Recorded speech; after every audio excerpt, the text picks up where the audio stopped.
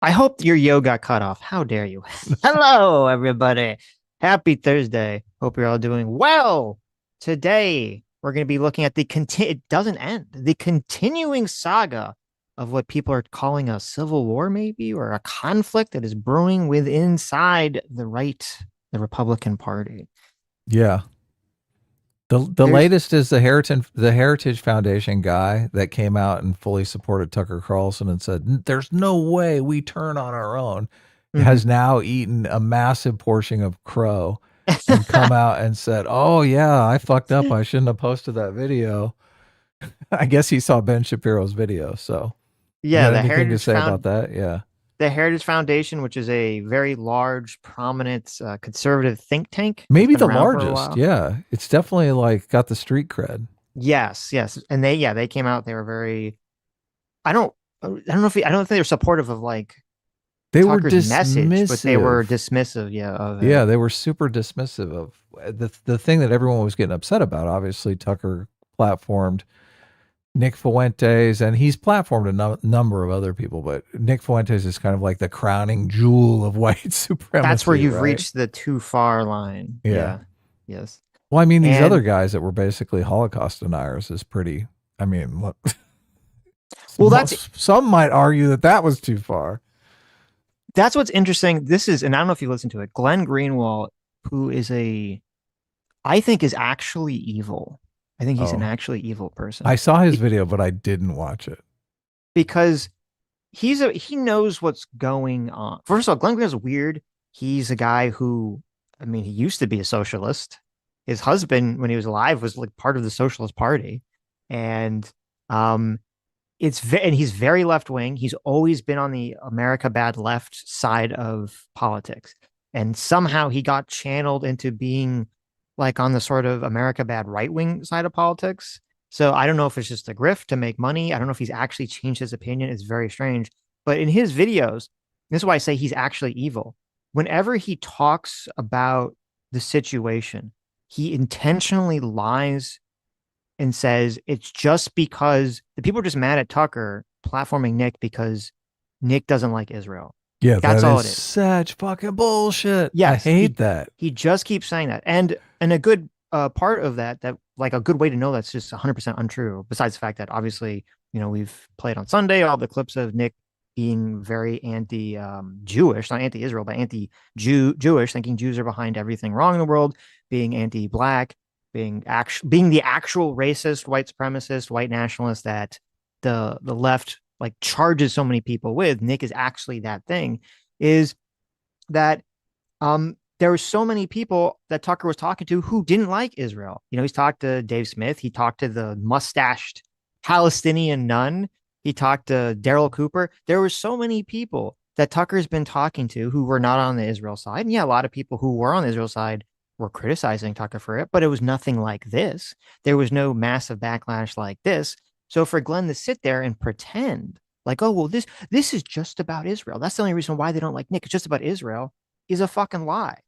It's a despicable lie, and Glenn Greenwald knows it. And I don't know why he's whoring himself out this way. Maybe it's just because I think it's just. I guess I'm thinking it's just for money. There's no that to me would be the most obvious thing. It's just money. I don't think he has some 10D chess thought process about this where he's like, oh, well, I'm on the America bad left, and I want the right to be consumed with neo-Nazism or white nationalism in order to let the socialists take charge or something. I don't think he has like some 10D chess play in mind. Like maybe he does, but I don't think it is. I think he just gets so much money from these people that he has no principles anymore.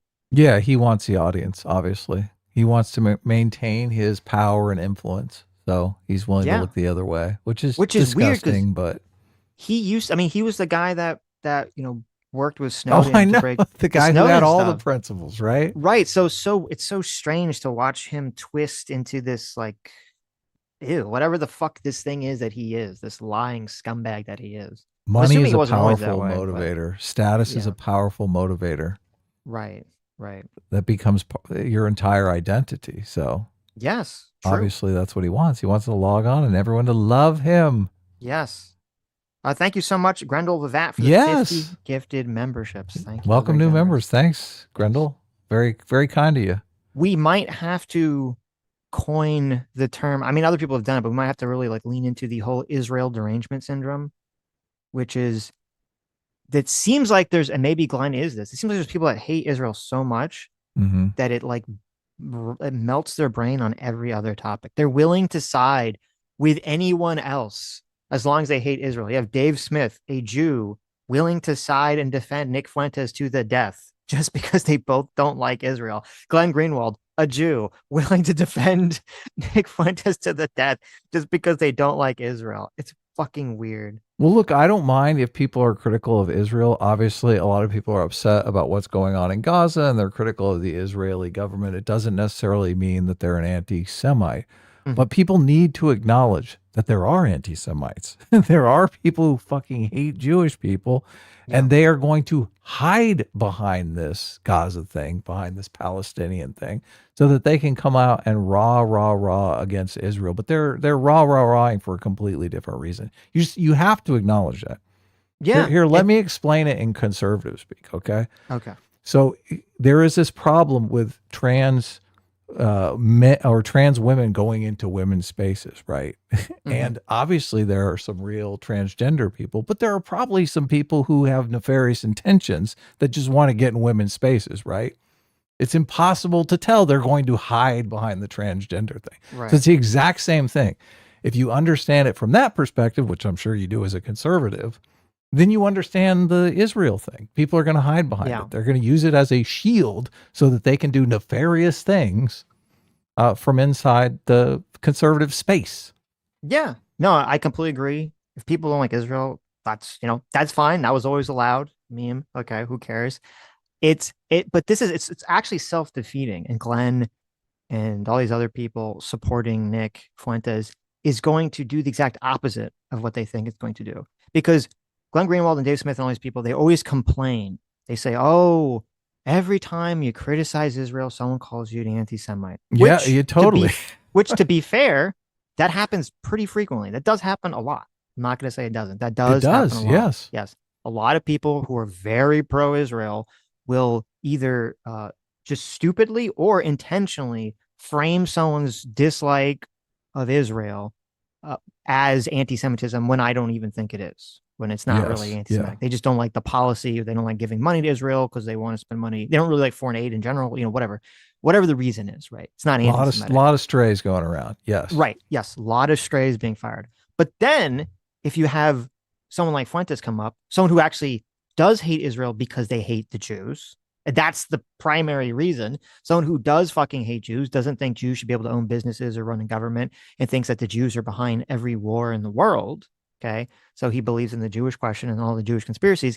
If that person does come forward and then you defend him the same way, and say, oh, they're just saying that because, he doesn't like Israel, then it completely destroys your credibility. Because then people say, well, maybe you actually don't like the Jews. Maybe you actually are anti Semitic. Maybe you have been running interference for anti Semites this whole time because you're doing it for Nick Fuentes.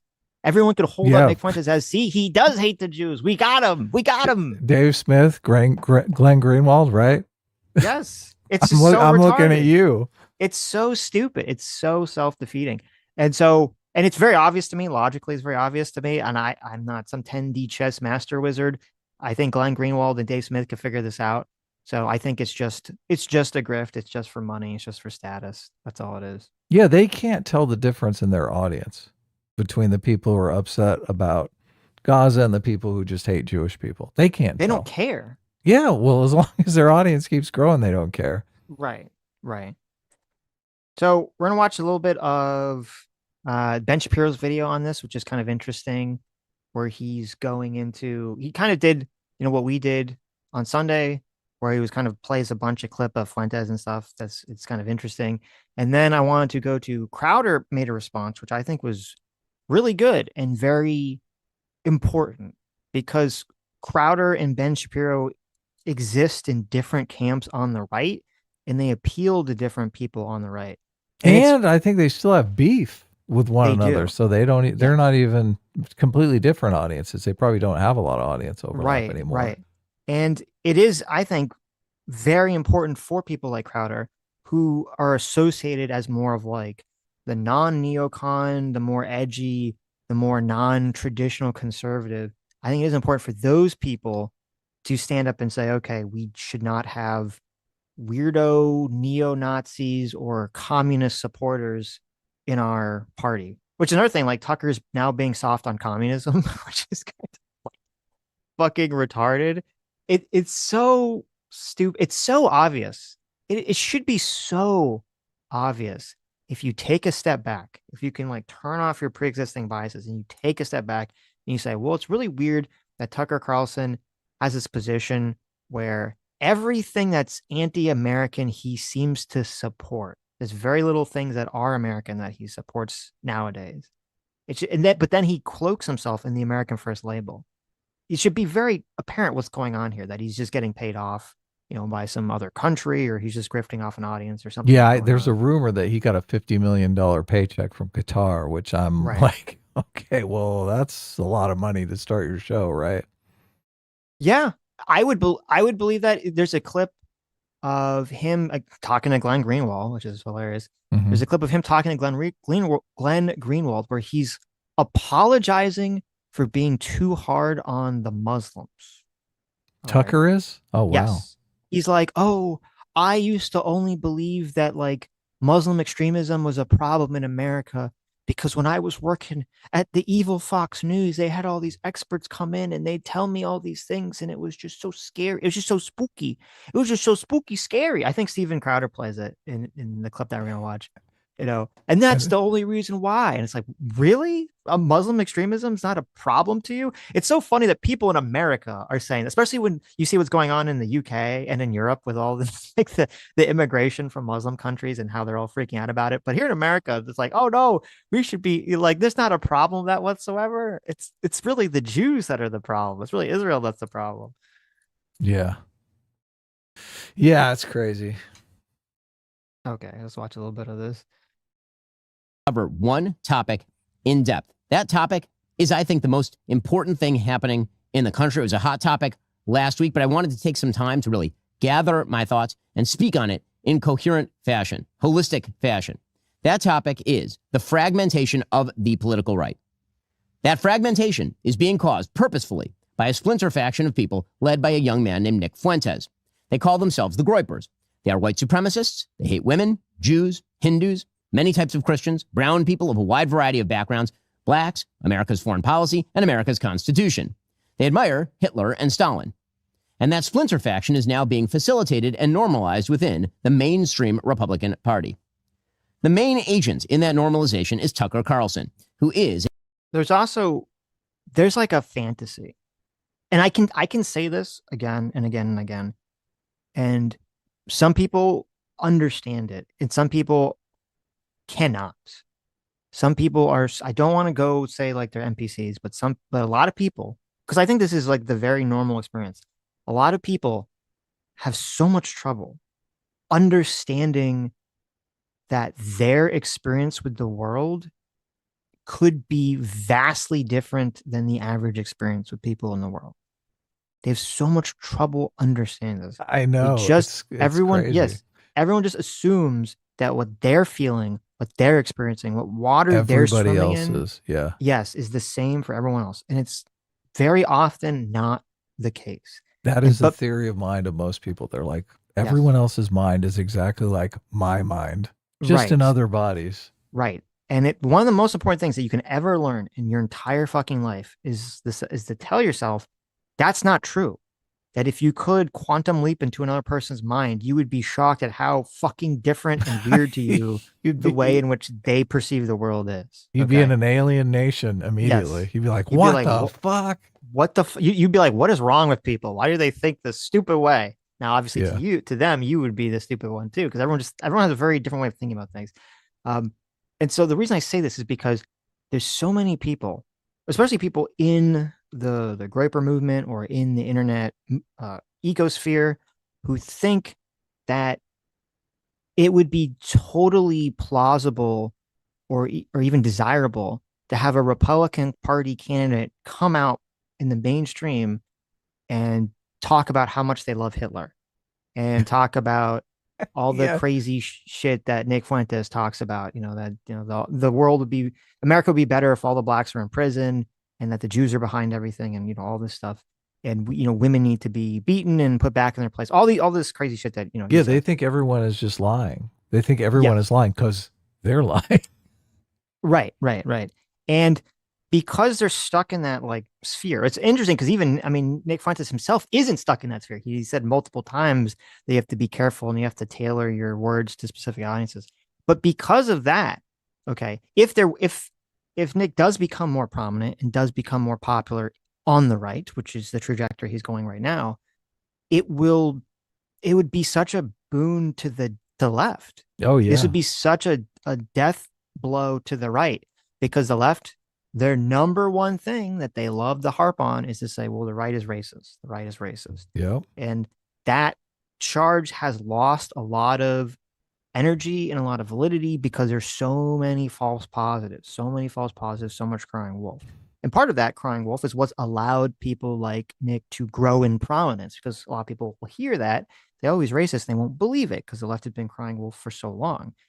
But then if the person comes out and they just say these things, there's no dog whistling. It's not really hidden. They just say the things the way that Nick says the things. Then suddenly people go, oh shit, they were right. And then they look around and they see all the people on the right that have been kind of platforming Nick and defending him and helping him rise up. And they go, well, maybe the left was always correct. Maybe all these people were fucking secret racists. No, they're going to say definitely. Think of what they did with Kyle Rittenhouse. Yeah. Now look at Nick Fuentes. Right. They turned Kyle Rittenhouse, a guy who wasn't even racist, into a fucking racist. Right. They're going to have a field day with Nick Fuentes. Of course.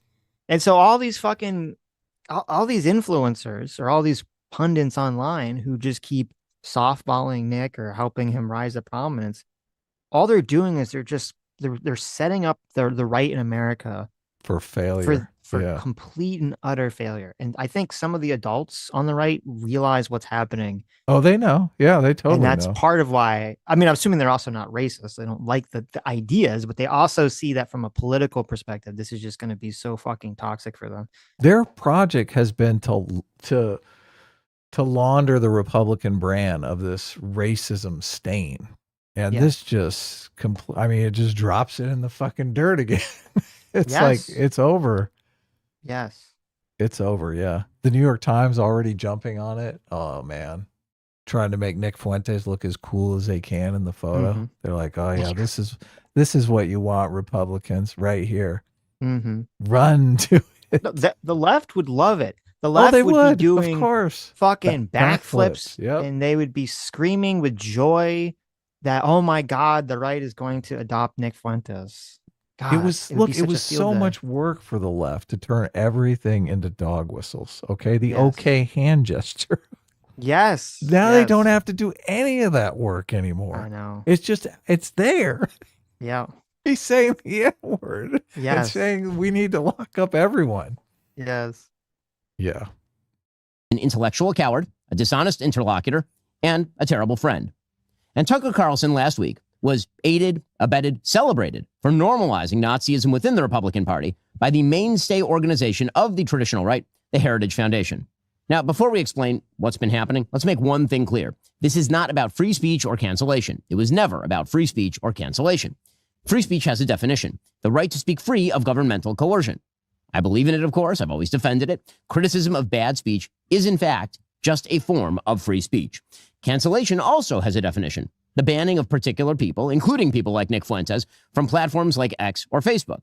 I believe that Nick Fuentes is odious and despicable, but I've never called for his cancellation. And in fact, I've called for his restoration to those services, despite the fact that I think he's odious and despicable.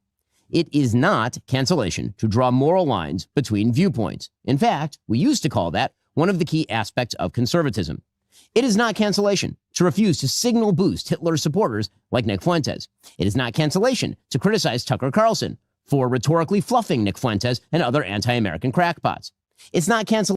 I just got to ask. I've been thinking about this since this came out. I think this is a great performance by Ben Shapiro, and I think he's doing the right thing in calling Tucker Carlson out.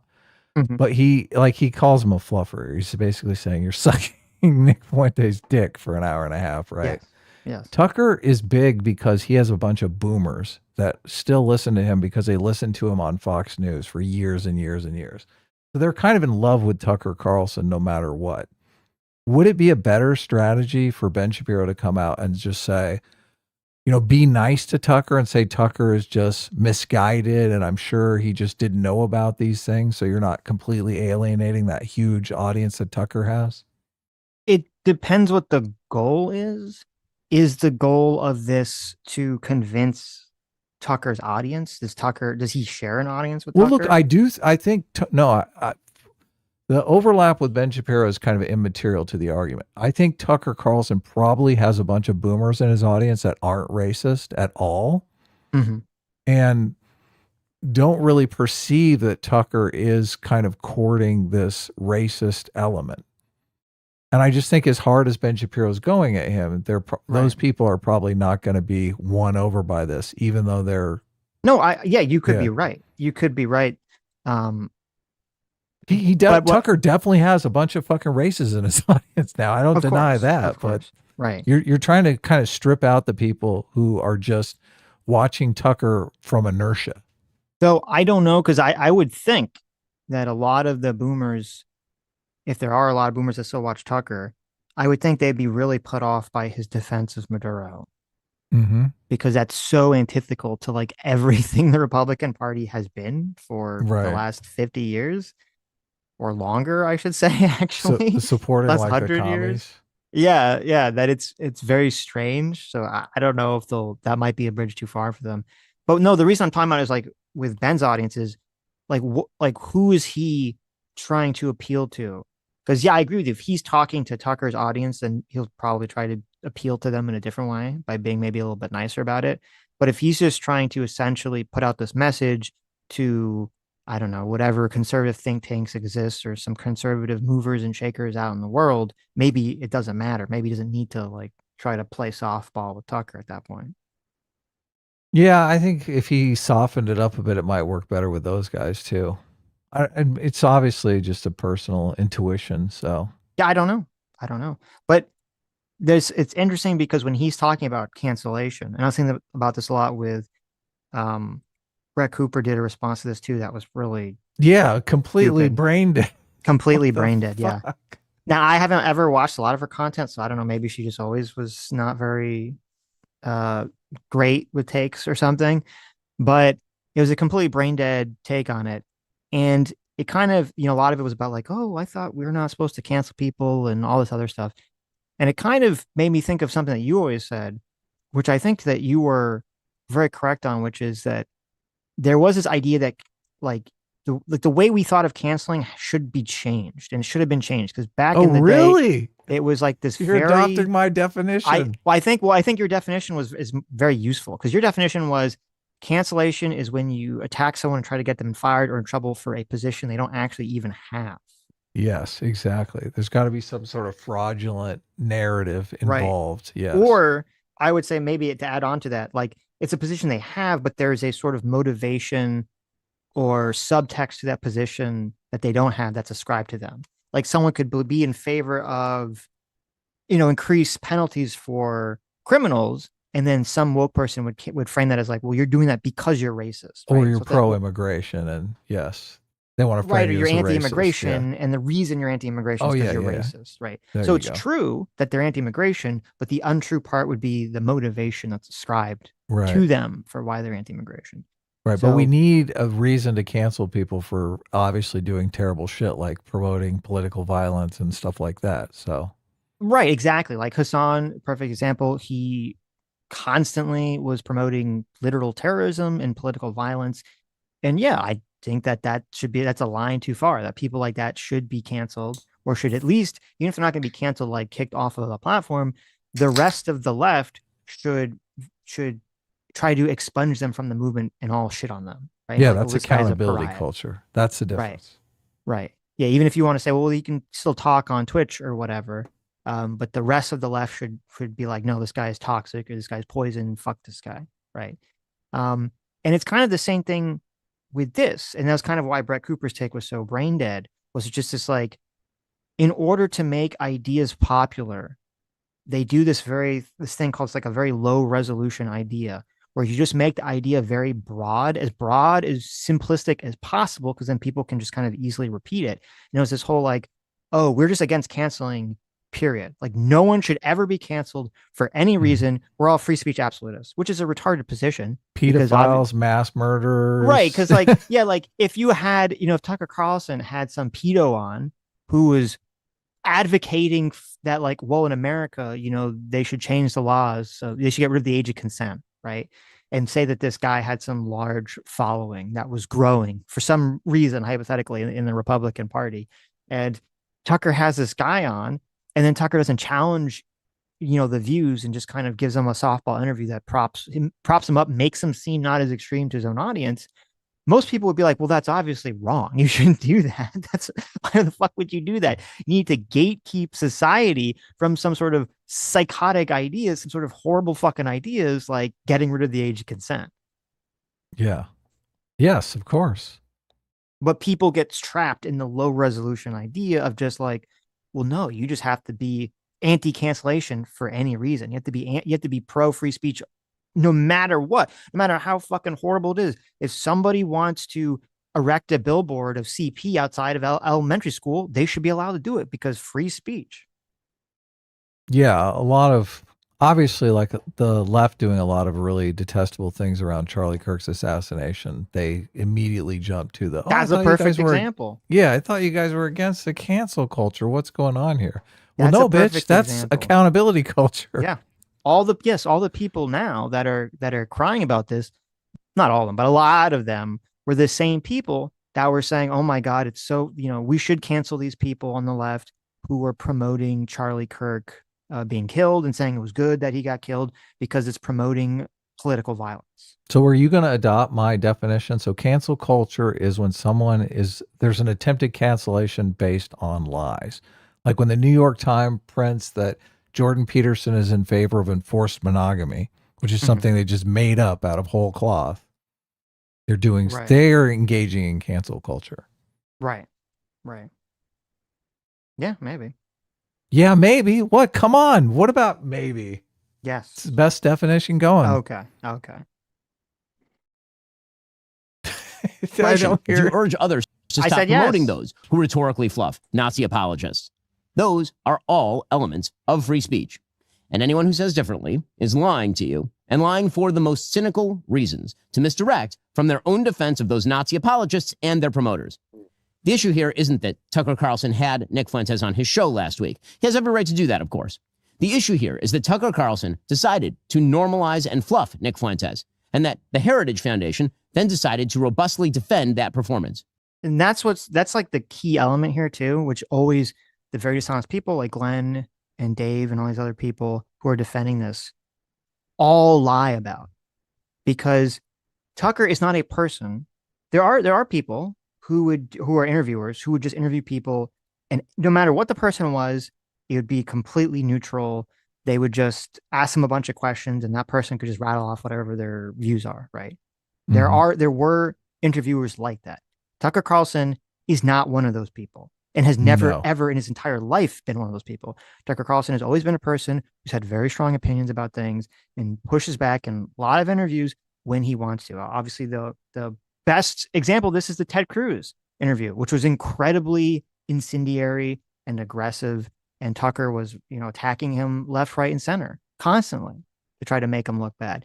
And so the problem isn't, he had Nick Fuentes on. The problem is that he has Nick Fuentes on in a way that makes him look completely reasonable to Tucker's audience and to maybe a lot of people in America, which is a lie. And Tucker either knows that he's lying. I think he does based on the questions he's asking. So I'm not even going to suggest that it's ignorance. Tucker knows that Nick Fuentes has these extreme views and doesn't push back or challenge them for whatever reason. Yeah, Tucker is introducing Nick Fuentes to millions of people for the first time, and they are getting a completely untrue picture of Nick Fuentes from this introduction. Yeah, that's nefarious, obviously. See, this is a problem, and this is where like sort of I don't think it's a real opinion. Someone in the chat says Tucker can do an interview however he wants. If you want to hardball Nick, go ahead. No one's saying that nobody can. I don't think that's actually your real opinion, because I can almost guarantee you that if we went back and we find you making some comment about how CNN gives Hassan this softball interview, okay, right?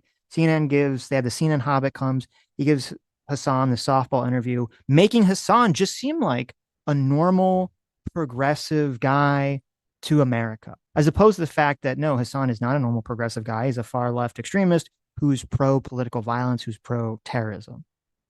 And I can almost guarantee you that you would say, wow, that was really bad. That was really bad that CNN did that. I don't believe for a second you would say, oh, how dare you?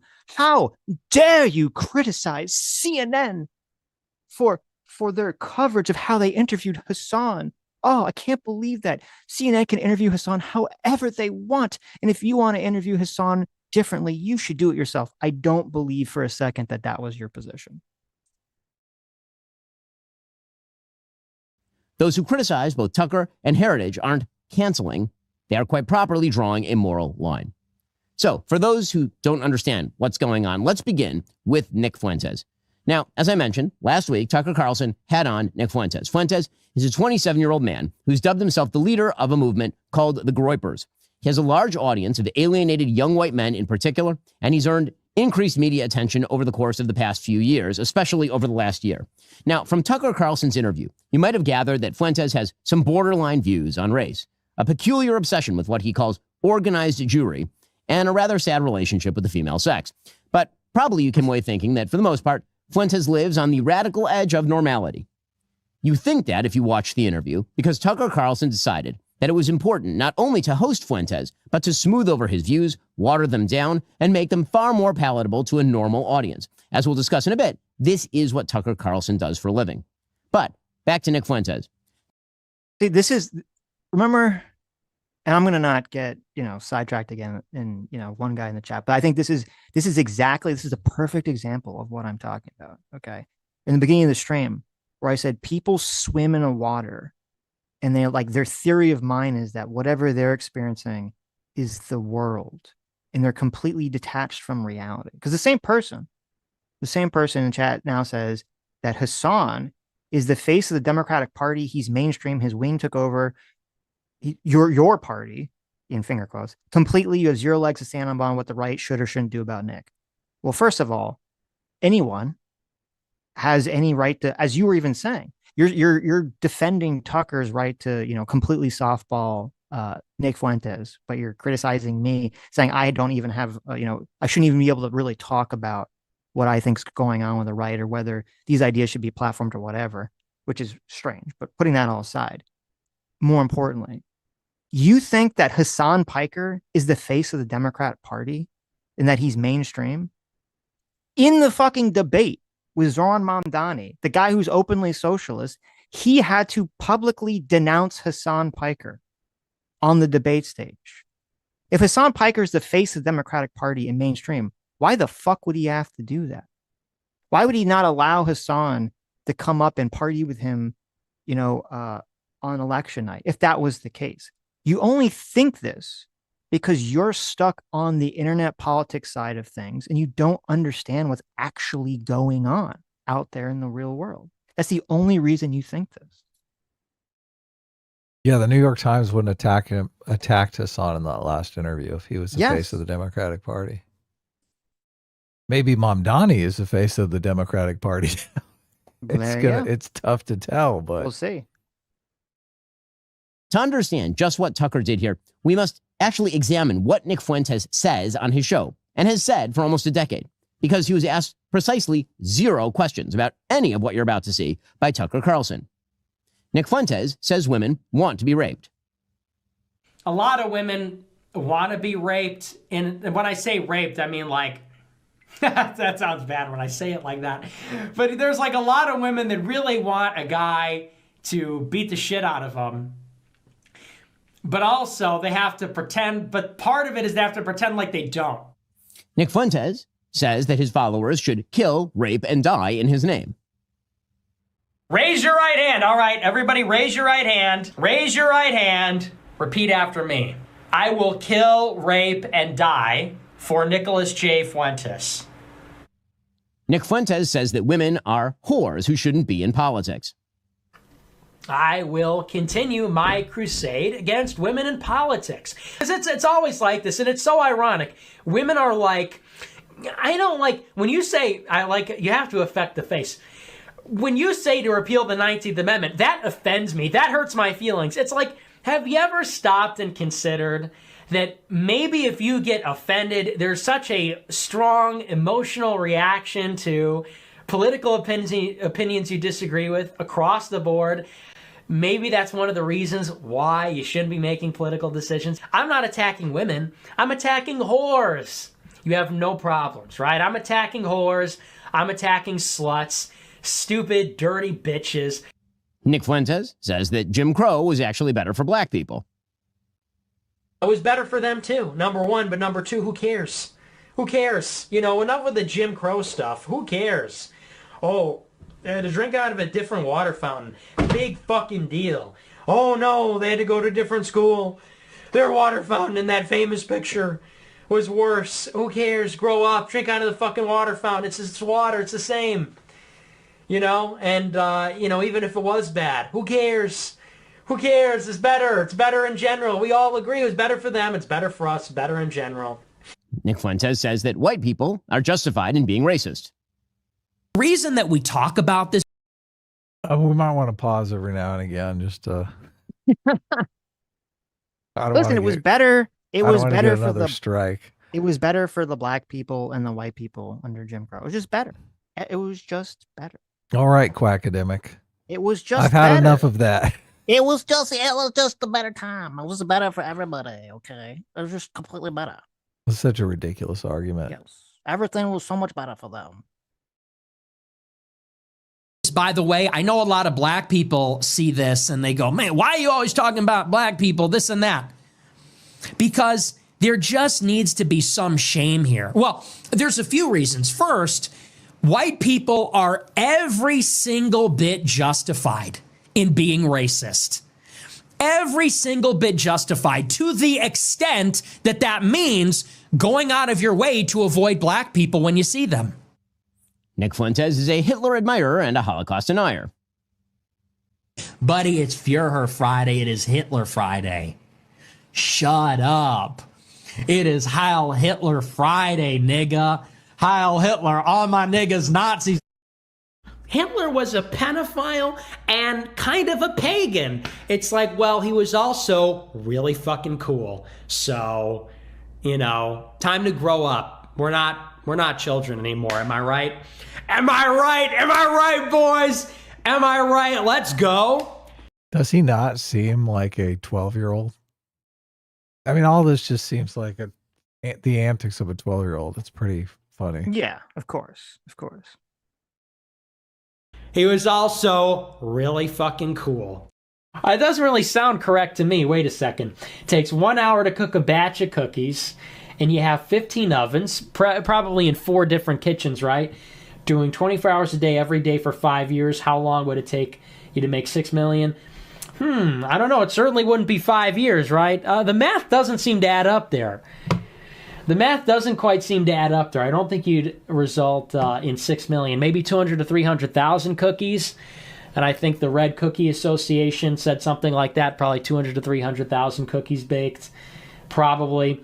And in addition, you know, in this hypothetical, I imagine that if you took aerial photographs over the kitchens, you would need to see certain smokestacks to release the smoke from baking the cookies, and the smokestacks would project certain shadows, but I guess they're not visible in the aerial photographs taken over the kitchens.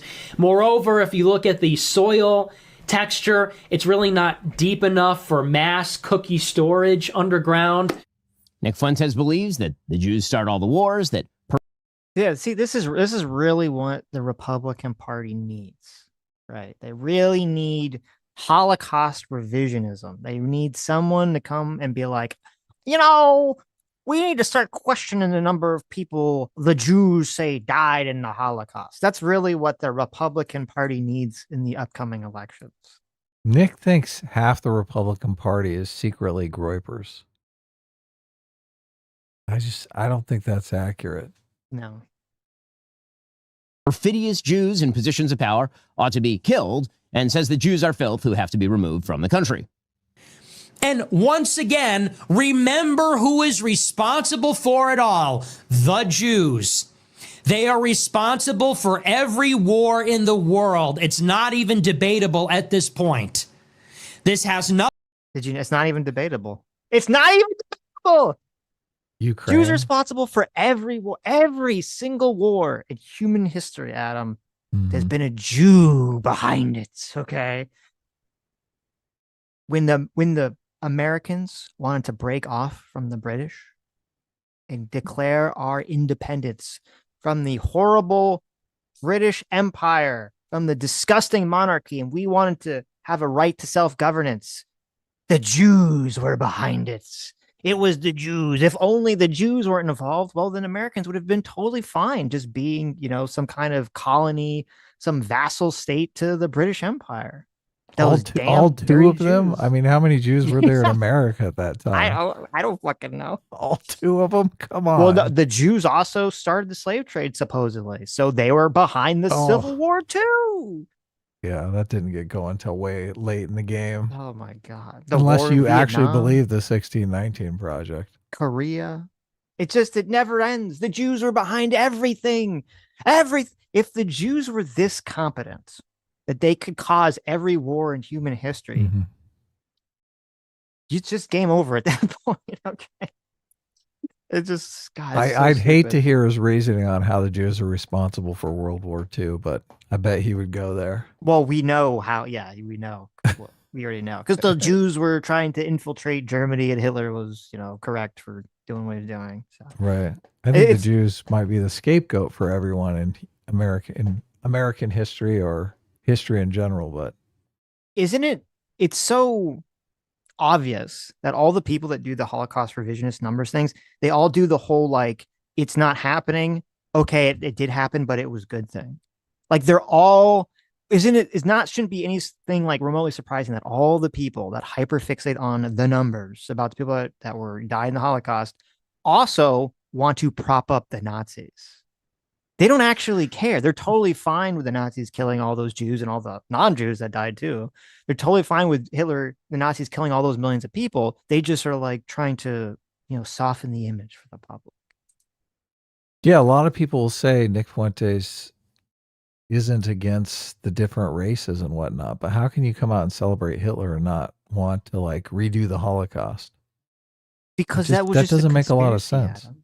Hitler was actually just a chill, nice guy. Okay. He didn't want to kill all those people. He was forced to kill all those people. He just wanted to invade all of Europe and they wouldn't let him. So he was forced to kill those people. Would you rather all those prisoners just starve to death? Okay. If Nick Fuentes had the power to do the Holocaust in America and get rid of all the American Jews, you don't think he would do it? He would 100%. You don't think Dave Smith would be on the train? In a second. Yeah. Yes. If Nick Fuentes has a button that says, don't kill all Jew, kill all Jew, he's slamming the kill all Jew button as fast as he can. He's not going to be like, well, I'm going to kill Dave Smith and Glenn Greenwald, and they were the Jews I liked. He's not going to give a fuck. He's just slamming. The question is, can he wait till Hitler Friday to do it, or is he going to do it immediately? The nanosecond that button pops on his desk, he's pressing it. There's no waiting. He can't wait. No, not at all. But, terrible. Okay, here I want to move on to the Steven crowd because it's really a lot of this. I'd say 90% of this. We is just covered him it all on flips. Sunday. Yeah. So we covered it all on Sunday, which is good. I did. I want to know: does Ben Shapiro know what a fluffer is? Because he just fluffer this, fluffer that, fluffer. Well, I would assume. He wouldn't say what would he think it would mean if he didn't know? I don't know. Yeah. Maybe he just thinks it's someone that gives softball interviews.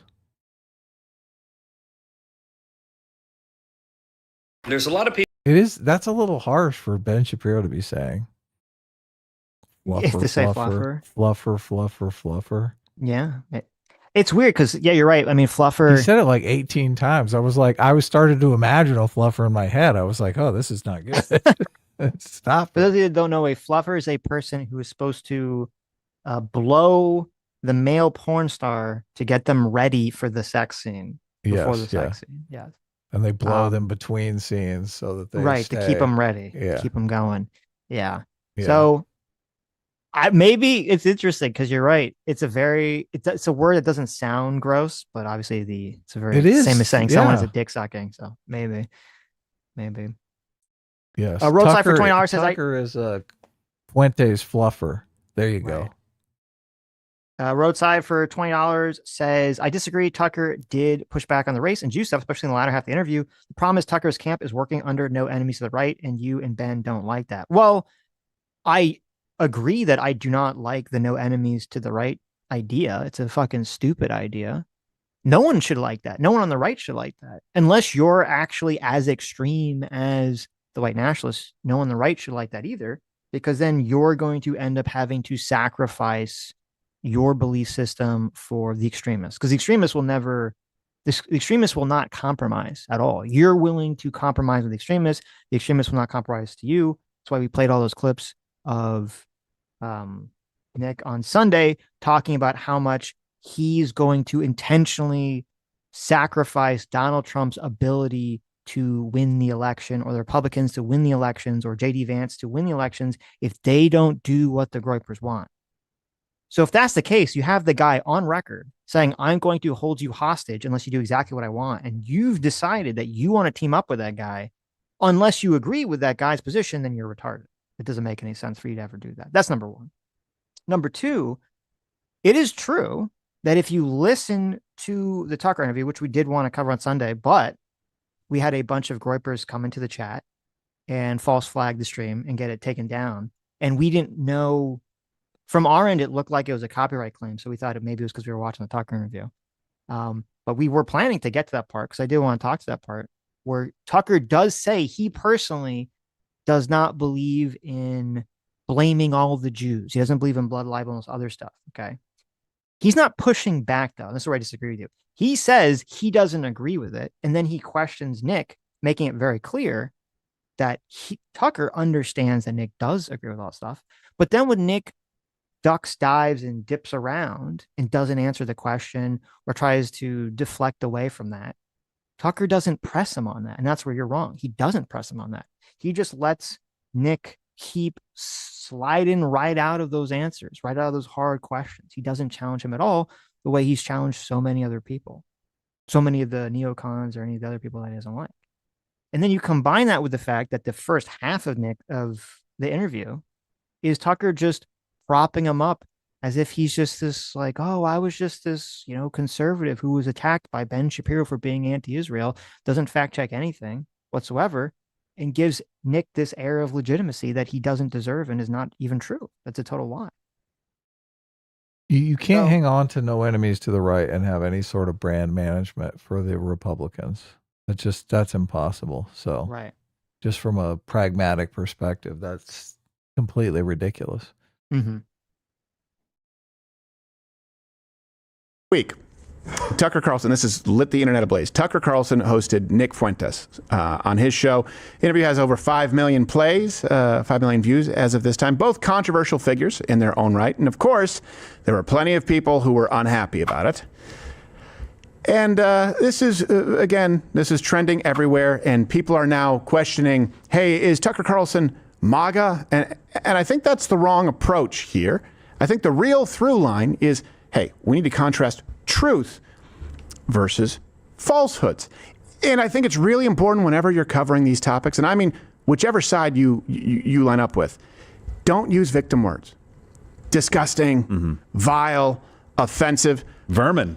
They said it. Address the issue. And I think that it's a valid conversation to have. There's certainly some legitimate criticisms to make, but the approach from those reacting on the right, I think, is also pretty destructive. It's time for Claim Truth. So the claim that you are seeing from some people right now on the right who are using the term woke right, which is in and of itself absolutely asinine and makes them look dumb. And I will say this because some people in the montage you're about to watch, some of them have been on this show. Some of them I like. Some of them I agree with on some issues personally, and I disagree with them on a whole lot. So I don't really have a home in this one, which kind of sucks, trying to call balls and strikes. But their argument is that the real problem right now is Tucker and his ilk are not MAGA. I see somebody with a sign. I'm just thinking the woke right thing is kind of fascinating because I agree with you in terms of that the woke right label was never sticky and it was too confusing to people. What it meant, and it never really took hold for that reason. But in a weird way, I think it actually would have benefited the right if they had adopted it to label the actual white nationalist, because optically, if they could say like, "Oh, we don't like these woke right people," and they like could expel them, I feel like that's better optics than if they're like, "Well, we need to expel the neo-Nazis." We need to expel the white nationalists and white supremacists from our party, because that word is so like already laden with sort of the negativity in American culture and American society. But for the normie, it would read as we need to get the progressive right people out of the party and synthesize it down to the Nazis. You're right. Yeah, that's the problem. That is the problem. So, I mean, you send the complete opposite message. Right. Yeah. Woke to normal people means progressive. It means Yes, super you're progressive. Yeah. Yes. Right. It means the guy that wants to come in and trans your kids. Right. Though there are now you're correct, but it'd be fun because there would be some people who be like, well, the Nazis were really on the left, so they try to like hit it from that angle, but I don't think that would fly with the average person. No. The average person's intuition, I should say. Yeah. No, it's good that they're saying, no, we need to call these Nazis out and throw them out. Yeah. I mean, they did it with Richard Spencer eons ago, and it was good. Yes. And it was good. And it was great. Good. Look, and they tried to do this. This is why they did the fine people thing with Trump, because they know it's effective. Right. They're just looking. I mean, it's so bizarre because just obviously Nick Fuentes is way a bigger gift than Richard Spencer ever was. Mm-hmm. And I mean, Tucker Carlson is just, I mean, he's an enemy to the Republican brand at this point. So right. I'm not MAGA. I don't think I'm qualified to comment on who's MAGA and who's not MAGA, but I do think it's fascinating that they're talking about this. Mm-hmm. Nick, Tim Pool made an insane video about this yesterday. He's dancing on the topic of Nick having mainstream views. Yeah, I saw Tim's take on this has been so he's like just full grift. It's crazy. Tim Pool has gone completely full grift because obviously he knows what Tim knows what Nick's all about.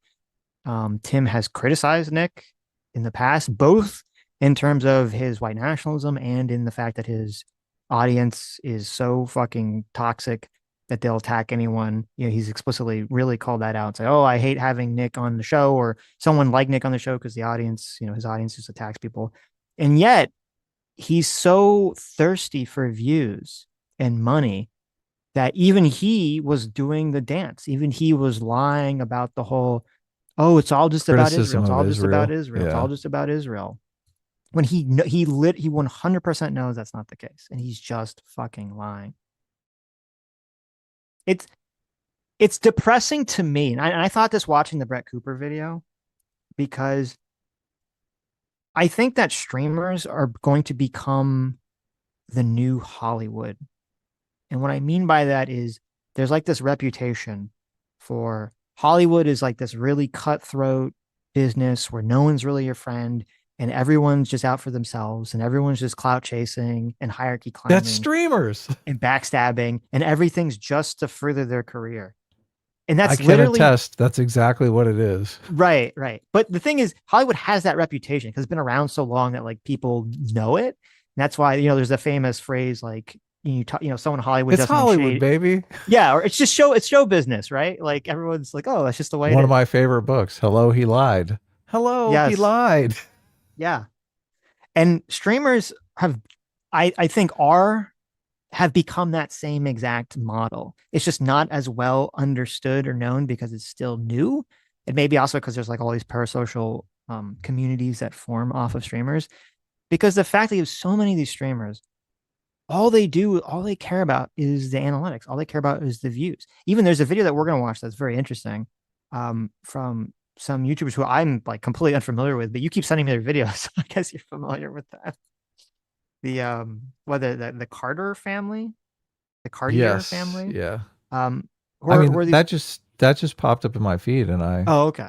yeah, But they have a huge audience. They have like millions a of giant audience. subscribers.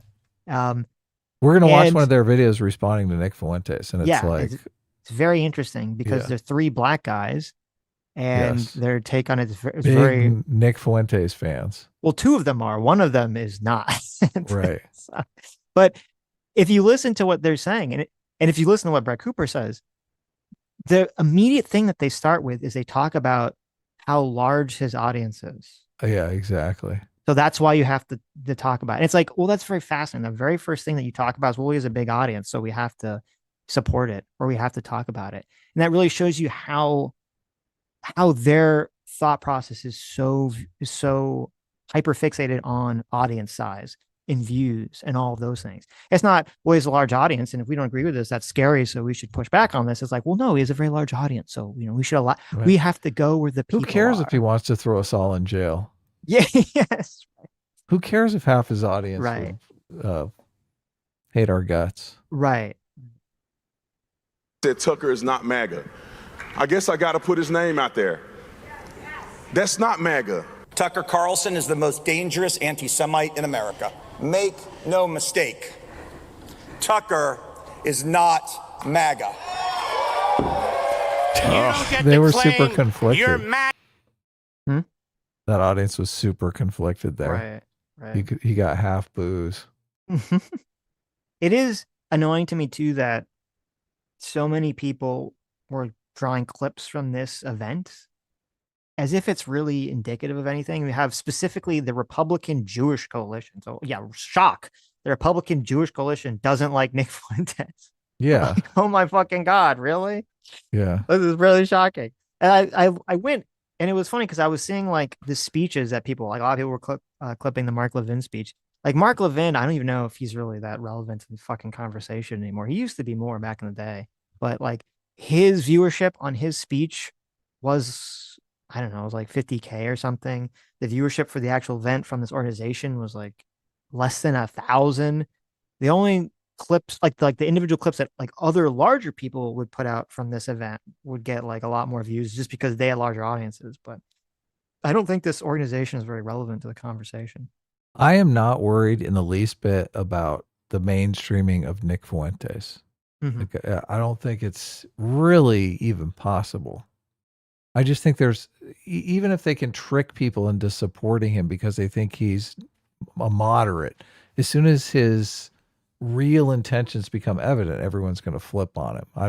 I don't think there's the kind of backing to support the mainstreaming of Nick Fuentes, even though I realize there are a lot of people who do think that, and they're running in these circles where everyone they know is a white supremacist because that's the circles they run in. So yeah, but yeah. So all this is just, I mean, this is kind of comedy for me, but it's really about protecting the Republican brand. Who, look, I'm not a Republican, so, but I think it's interesting that they're protecting their brand.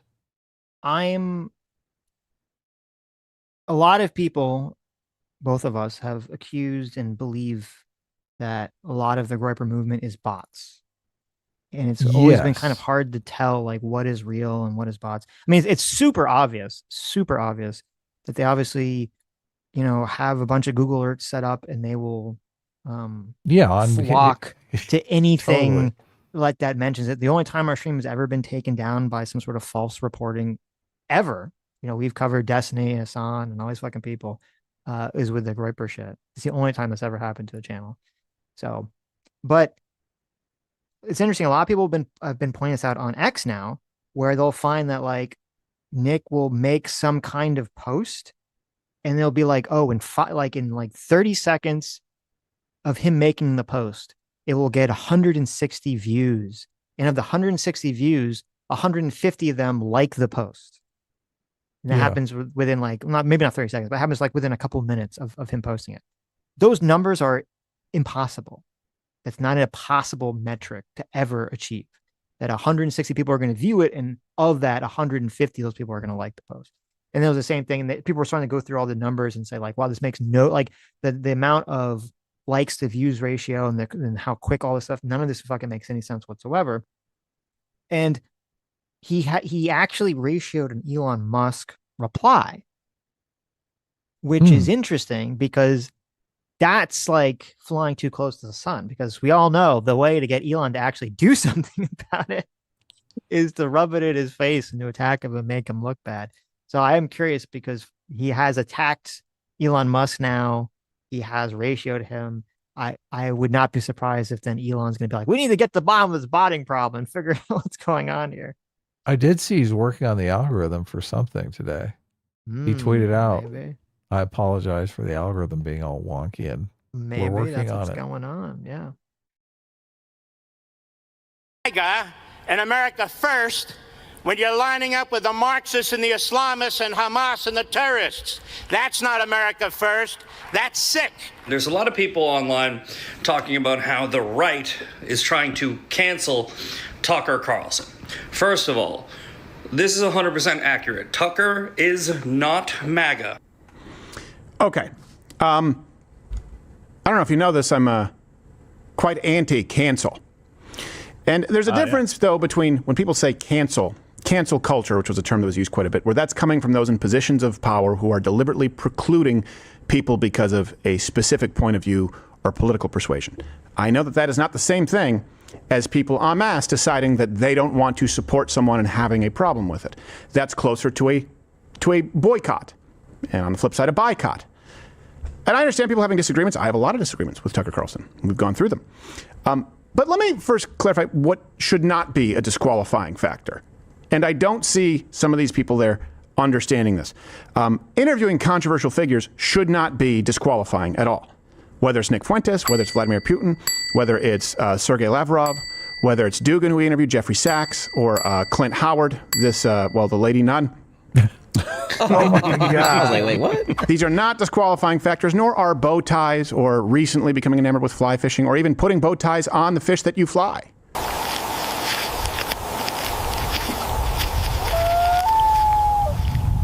I mean, it's off-putting. That's cute. That's Tucker Carlson was putting a bow tie on a fish. They showed a clip. It was an AI. I don't think that was real. No, it was real. You think that was real? I don't know. God, I hate it. I hate this AI stuff. It looks pretty good.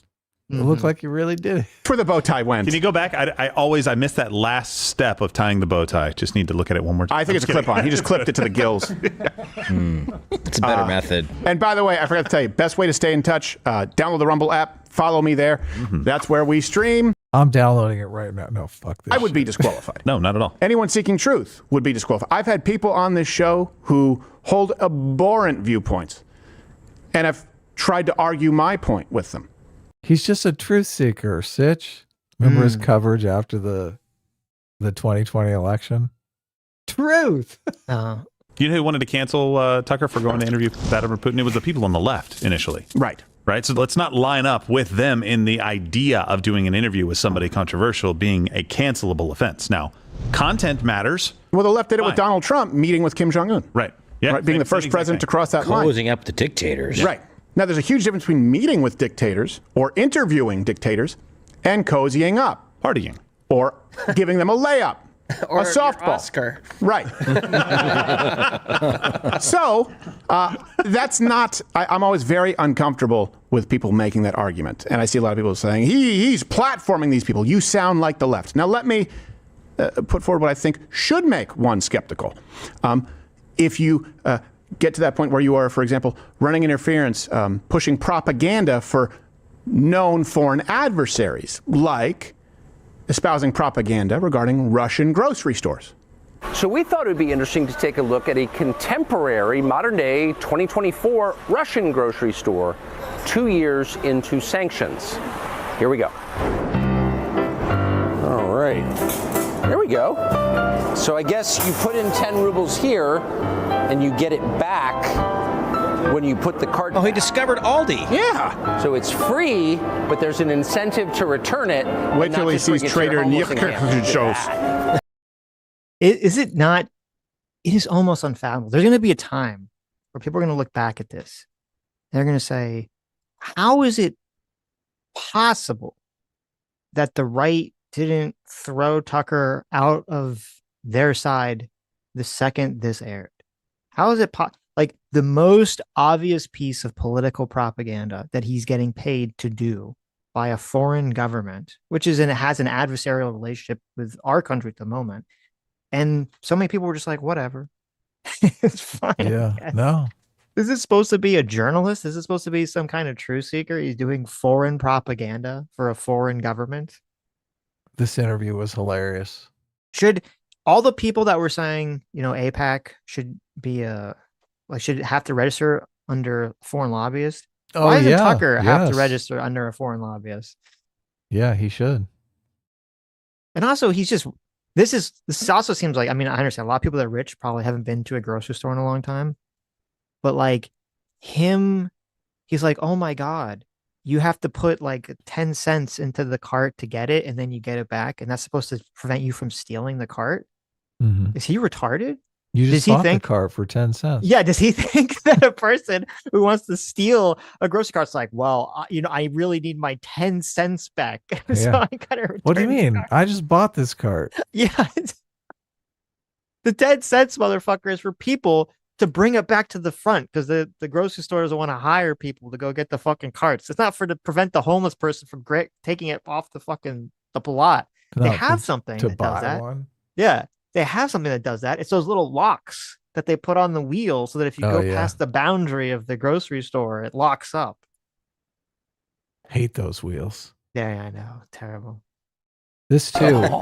So he bought the groceries and he's like, look how cheap these groceries are. And everyone pointed out, oh, that's a week's wages in Yes. Russia. So Yeah. Well, the yeah, Russian he's people are comparing spending it- a week's wages on groceries. Yeah, he's Yeah, I hear you. comparing it to American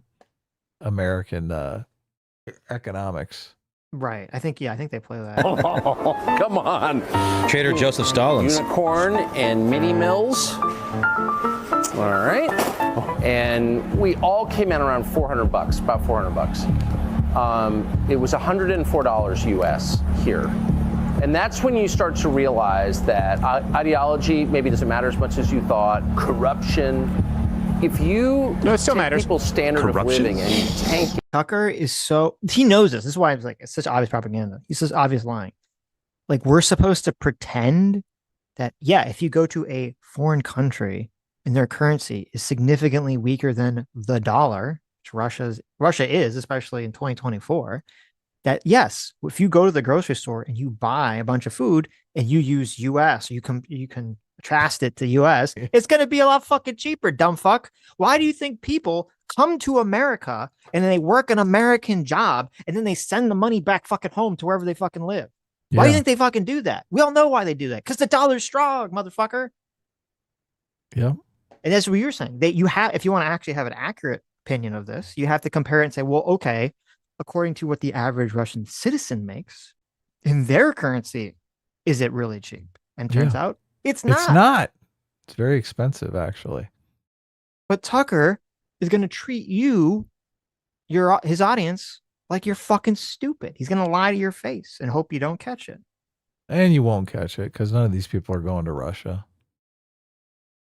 through filth and crime and inflation, and they literally can't buy the groceries they want. At that point, maybe it matters less what you say or whether you're a good person or a bad person. You're wrecking people's lives in their country, and that's what our leaders have done to us. Well, what about Russian leaders literally imprisoning people for holding the wrong political perspectives? Or the fact that 60% of all Russians spend at least half of their income on food because of how poor they are. But they get their 10 rubles back. Yeah. When they return their cart. And does Tucker's a smart guy? Yeah. You've never heard me question his intelligence. Can you imagine spending half of your income on food? Oh, that's so depressing. 60%. That's fucking insane. That is so depressing. 60% of your income. What do they spend on housing? God.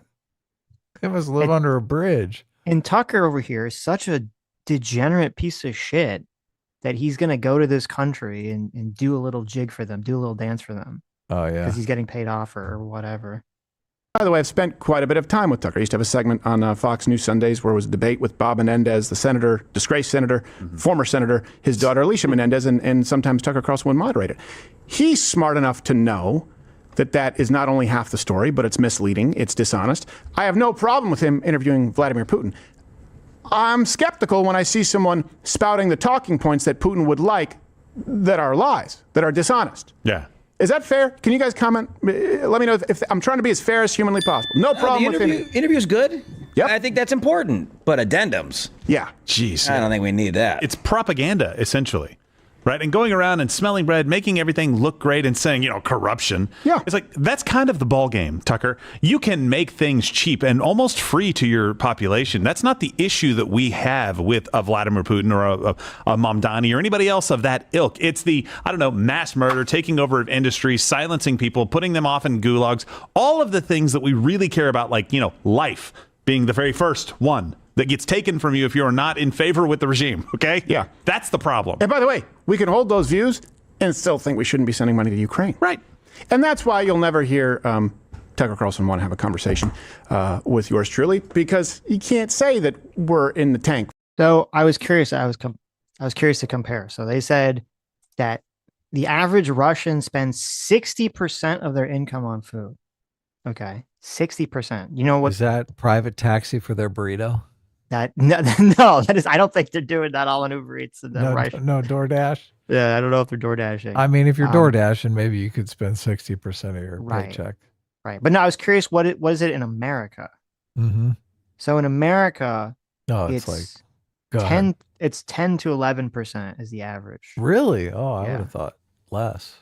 So it's still high, but 10 to 11% to 60%, substantial difference. Right.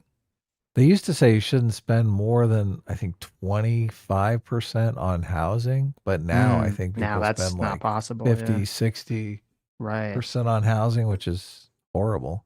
Mm-hmm. For Ukraine. You can't say that we believe that we should be sending an open-ended check to Israel, but that's how they often tar the names of people who oppose them. That's not the case here. And then people responding going, I can't believe that he platformed, insert whatever person here. They're playing right into the hands. And I just don't like seeing the right becoming fractured because of disagreements very similar to the left. You shouldn't platform this person. You shouldn't talk. If Hitler was alive today and I could get an interview, you bet your ass I would do it. Same thing with Stalin. Same thing with Mao. And I can't stand any of them. You wouldn't hear me saying, and by the way, Hitler has actually made Germany pretty good.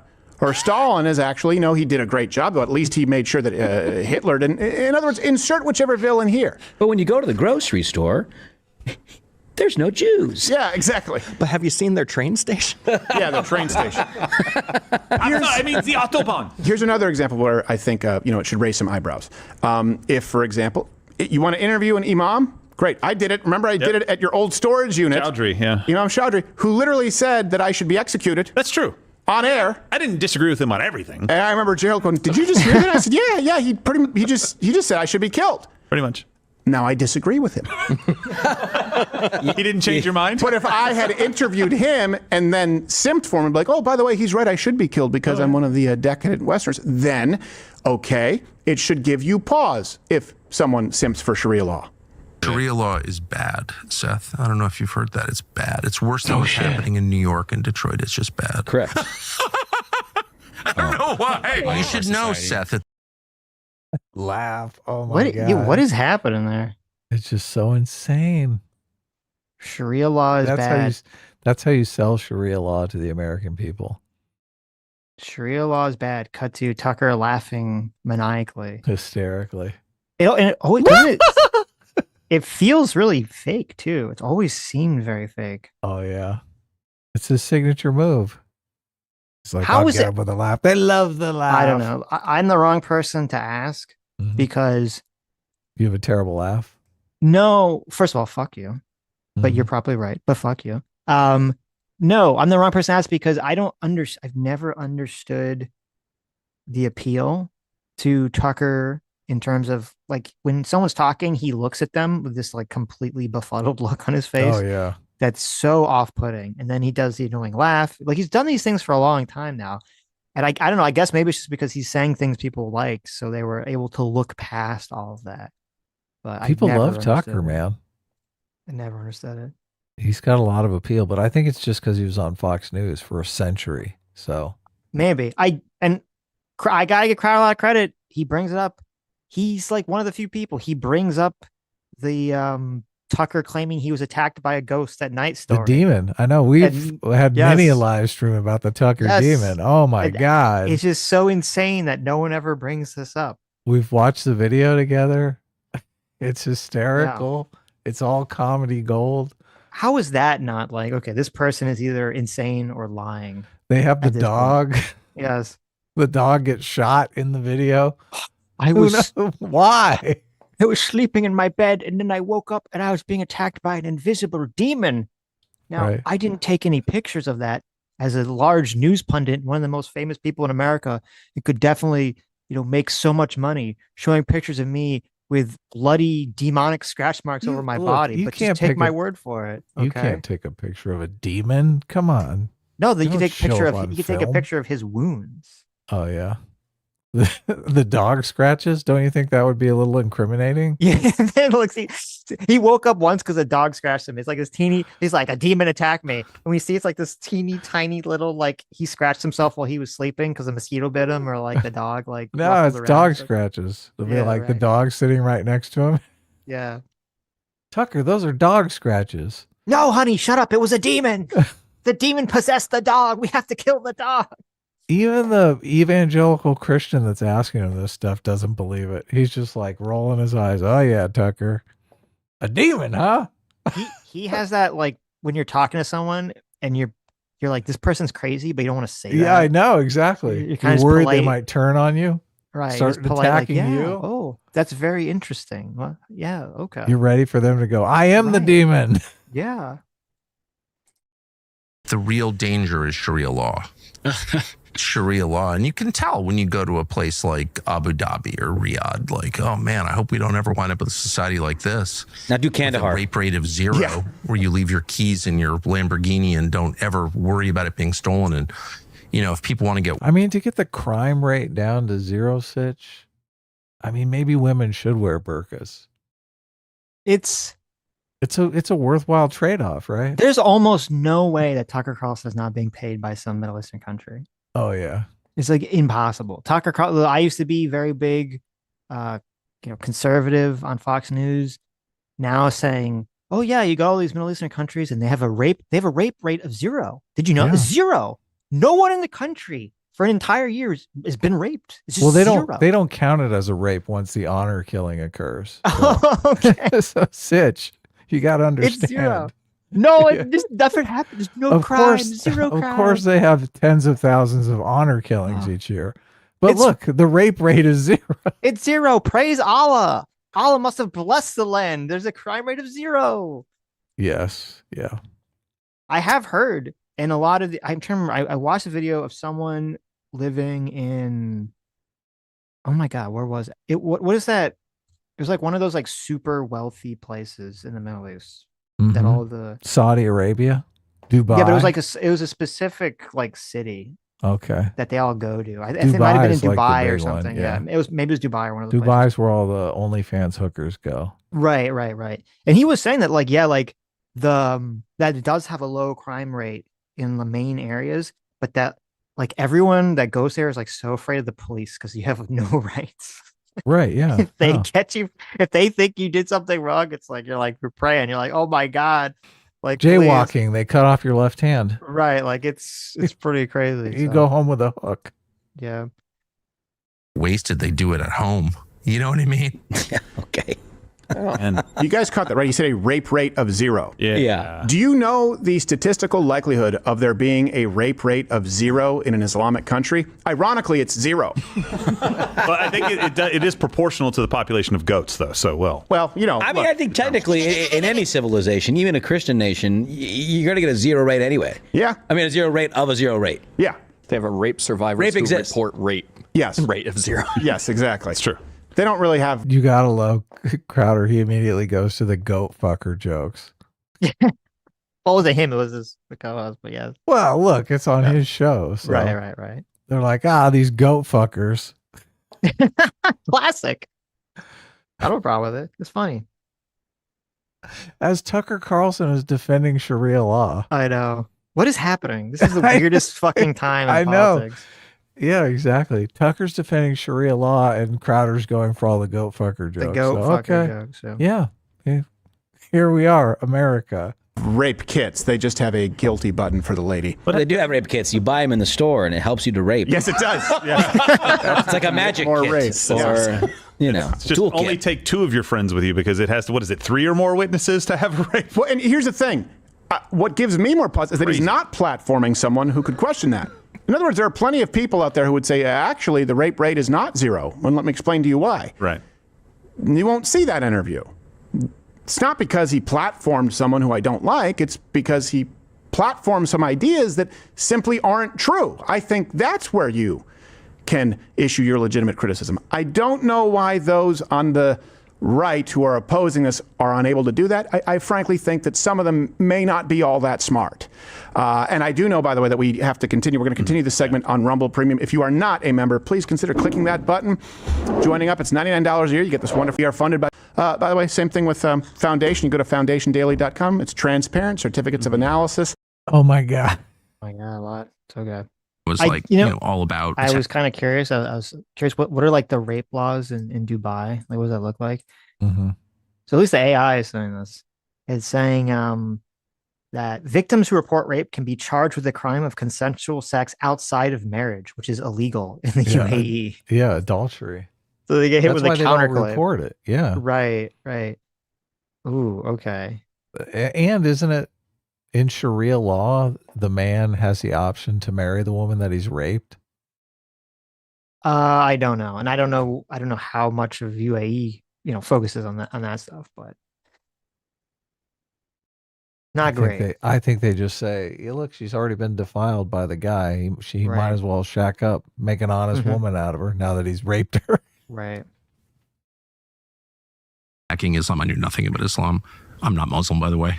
I don't work for Qatar. Contrary to what a lot of people think. Glenn Greenwald. Ugh. Fucking grifters. Despite the paychecks from Qatar. Not a secret shit. But I remember. He's laughing about the 50 million from Qatar. Of course. It's a joke.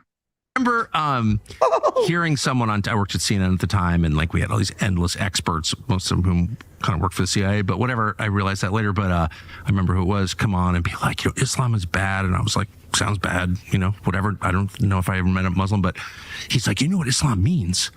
Submission.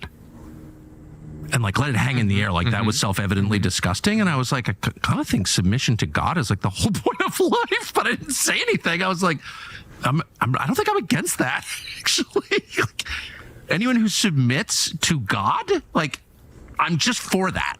Okay, couple of things. Submitting to which God? Right. That's a pivotal difference. Matters. This is where they completely lose me on the right. This is how I know I'm not a conservative. Especially dipping in, like I'm watching a bunch of videos of people on the right responding to this Tucker stuff. Mm-hmm.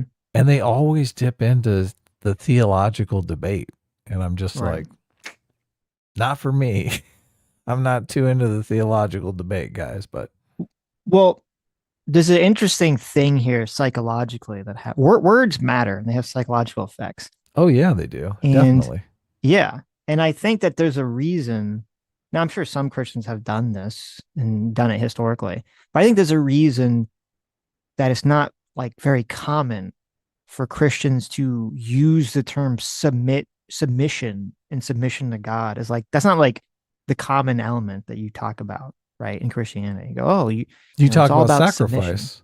Yeah. You have to sacrifice, Christians often talk about sacrifice. Sacrifice is a Christian word. Submission, that's a pagan word. Right. And I think the reason for that, and I mean, going back to whole Nietzsche stuff, is like, yeah, Christianity was, not a conqueror's religion, at least when it started. It was the lower class, the slaves' religion. And Islam was not that. Islam was the conqueror's religion. And I think that's sort of embedded into the philosophy. Oh, yeah, that's a great point. Yeah. Submission works both ways. If you're the one forcing people to submit, or you're forced to submit, but there is an element of force there where sacrifice seems like more doing it of your own volition. Yeah. Conceptually. Well, yes, exactly. Well, I mean, that is a big part in Judaism and in Christianity, is the free choice. I don't know if it exists in Islam. I assume it does to some extent. Was, God grants people free will to make the decision, right, to do something right or wrong, and that's part of where the sacrifice element comes in, as opposed to submission, because submission really kind of takes away your choice, doesn't it? It's like, no, you are a slave, you are a pawn to some sort of other higher entity. So I don't know. It's strange. I could see, and I definitely have heard some Christians say that, but it just doesn't seem to me to be the norm whenever I hear people talk about it. You must submit to Christianity. You must submit to Jesus. Yeah. Usually that's what they say to the demons when they're exorcising them from the possessed people. Submit to me. Yeah, right. Submit to the Lord. I often wonder if you can put out messaging that is completely conservative or completely progressive, and just use the words. Like if you put out a conservative message, but only use progressive words like problematic and all the progressive buzzwords. You can't. And sell the message. Nope. You don't think so? No, because so much, and this is what's very frustrating, that I never knew this until we started doing streams. Most people don't listen to the concept of what you're saying. They listen to the words and they generate a emotional, intuitive vibe based on that. And so that's why there'll be a lot of times. But that would make me think you could. Well, no, because if the concept is conservative, but the vibe is progressive. That's what I'm saying. Using all the progressive buzzwords. Maybe I misunderstood what you were saying. I thought you were saying, could you convince conservatives with a conservative message that was worded progressive? No, could you convince progressives with a conservative message that's worded progressively? Yes, I think so. You're sending them the vibe that 100%. DEI is bad, but you're you're not saying DEI is bad. You're saying DEI is problematic, right? You would definitely be more persuasive. 100%. But would they buy it? Could you turn them around? Yeah. And even, you may be able to. You probably could. Crowder was saying this in the beginning in terms of, using specific left coded language to trigger people on the right, essentially, when talking about this issue, and to avoid those pitfalls. I've been sort of conceptualizing this for a while and mulling it over, thinking if it's true or not. And now when I listen to videos, I wait for the word. I wait for the word that tells me their politics. And usually there's a word that gives it away. Like if someone says problematic, you're like, okay, well, this person's a progressive, right? If someone says brain rot, what are they? I could go either way. I've heard that a lot, though. I think it's conservative. Whenever I hear brain rot, I've heard that on both sides. Conservative. I'm not sure. Really? I don't hear a lot of progressives say brain rot, but okay. Maybe I'm not watching maybe that is a neutral term. Won't be neutral for long. Right. Sooner or later, somebody takes hold of it. You know that Muhammad, before he went to the cave and wrestled, he thought it was a demon. A jinn. A jinn. They called him. And he came back and his bitch was like, no, that was an angel. He was like, go back. Are you sure? It felt pretty evil. Like, no, it's an angel. Go back. See, it squeezed me until I almost died. Yeah, but I kicked his ass. Yeah, this is going to be good for you. Go back to that demon. I mean, angel. It's going to be good for you. So submitting to God, but what if you're submitting to a God who says, by the way, the God that all these other people of the book worship, namely Christian, it's actually the false God. Yeah. Jesus is not who he said he was, and you can blame the Jews. All right, I know I said I hate the theological debate, but technically the Islamic God is the same God that Jews and Christians worship. So, right, but you know this, right? Of course, but obviously the interpretation of like whatever it says in the scripture is going to diverge from what the Bible and the New Testament says. So you're going to have, even if it's supposed to be the same God, in finger quotes, it's going to create a bunch of different belief systems and different practices and all this other stuff. Christians and Jewish people agree that it's the same God. They disagree on that Jesus was the Son of God. And Muslims disagree on, I guess the Prophet Muhammad came from Abraham, but through not Sarah, but the other concubine, Abraham's other wife, whomever, the one that he sent away. His actual wife. But not it the all leads concubine. back to the same God. So Supposed to, right? But I'm just saying, like, even though it's supposed to be the same God, I don't think it's incorrect to conceptualize the Islamic God as different than the Christian God because the belief structures are very different. that's what. Oh, okay. Yeah, look, they're different, completely different ideologies, but I think it is the same God. Obviously, it's in the same narrative. Theoretically, yeah. Do you not? Do you think it's? Well, I mean, God? Christians, like, okay, because the thing about like Jews don't believe that Jesus was the Messiah, so they don't believe that the New Testament is like true or real, right? Yeah. Even though it's supposed to be the same God, they don't believe that. And then by the same token, Christians don't believe that Muhammad talked to God or whatever the fuck is going on there. They don't believe that either. So they don't believe that is real, that the Quran is real. No, yeah. They don't believe then Muhammad was a descendant of Abraham. Well, I don't think they even that's even getting too much into the weeds. So who cares about like that element? They're just saying, I don't think they even accept. Well, it's important because God made a covenant with Abraham that all of the prophets would come through his bloodline. No, I understand that, but that's why it's important. I don't think that the standard Christian belief is that Muhammad was a prophet. No, of course not. Yeah, no. right. But regardless of whose fucking bloodline he's from, like, no, Christians do not believe Muhammad was a prophet. Right. Yes. Of the same God, though. Yes. It's all the same God in this narrative. Now, maybe they could believe that it's God the Father. That's who we're talking about. Right. Maybe they could believe it was that there was a trick, that it was some sort of demonic entity tricking someone. I don't know. Well, I'm sure they would make that argument. Right. But then the Muslims all make the argument that no, it was from the other wife that was sent away. But then my understanding is I don't think the Muslims actually believe that Jesus was the Son of God. They believe he was just a prophet, not that he was the Messiah. True. Yeah. So. Yes.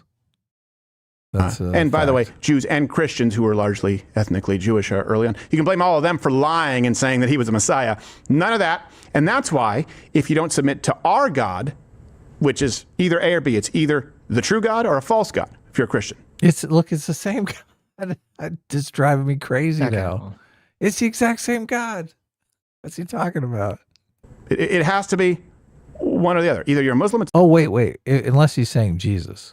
Because if Jesus is the God he's talking about, then it's not the same God. He's saying that they're whatever. I don't want to repeat myself. He's saying that that their Christian, in which case you interpretation have is to a different accept God. it's a false God. No, I get it. Okay. There's personality God 1 and personality God 2. Well, be like if you wrote in a book, if you said, "Hey, I talked to the Abrahamic God and I talked to Jesus," and then you wrote down some scripture that told everyone to, they got to juggle bowling pins all day. I think Christians say, well, that's a false, don't listen to that guy. That's false, right? That's fake. And it wouldn't make sense to be like, well, it's the same God. It's like, well, is it? Oh, yeah. So he's saying that it's some other entity that has stepped in and pretended to be God. Right. Or just the same God that is at the root religion. of all three religions. Right. So the way we submit to our God is by killing anyone else who does not submit to our God. Well, also, I don't believe that he didn't know anything about Islam because he was on air nationally for quite a bit of time before that. Now, I was raised on the South Shore of Montreal. I went to Centennial Regional High School. We had a lot of Muslims. We had classrooms that were. Wait, Crowder's Canadian? You didn't know that? Oh my God. Yeah, I know. I didn't know that.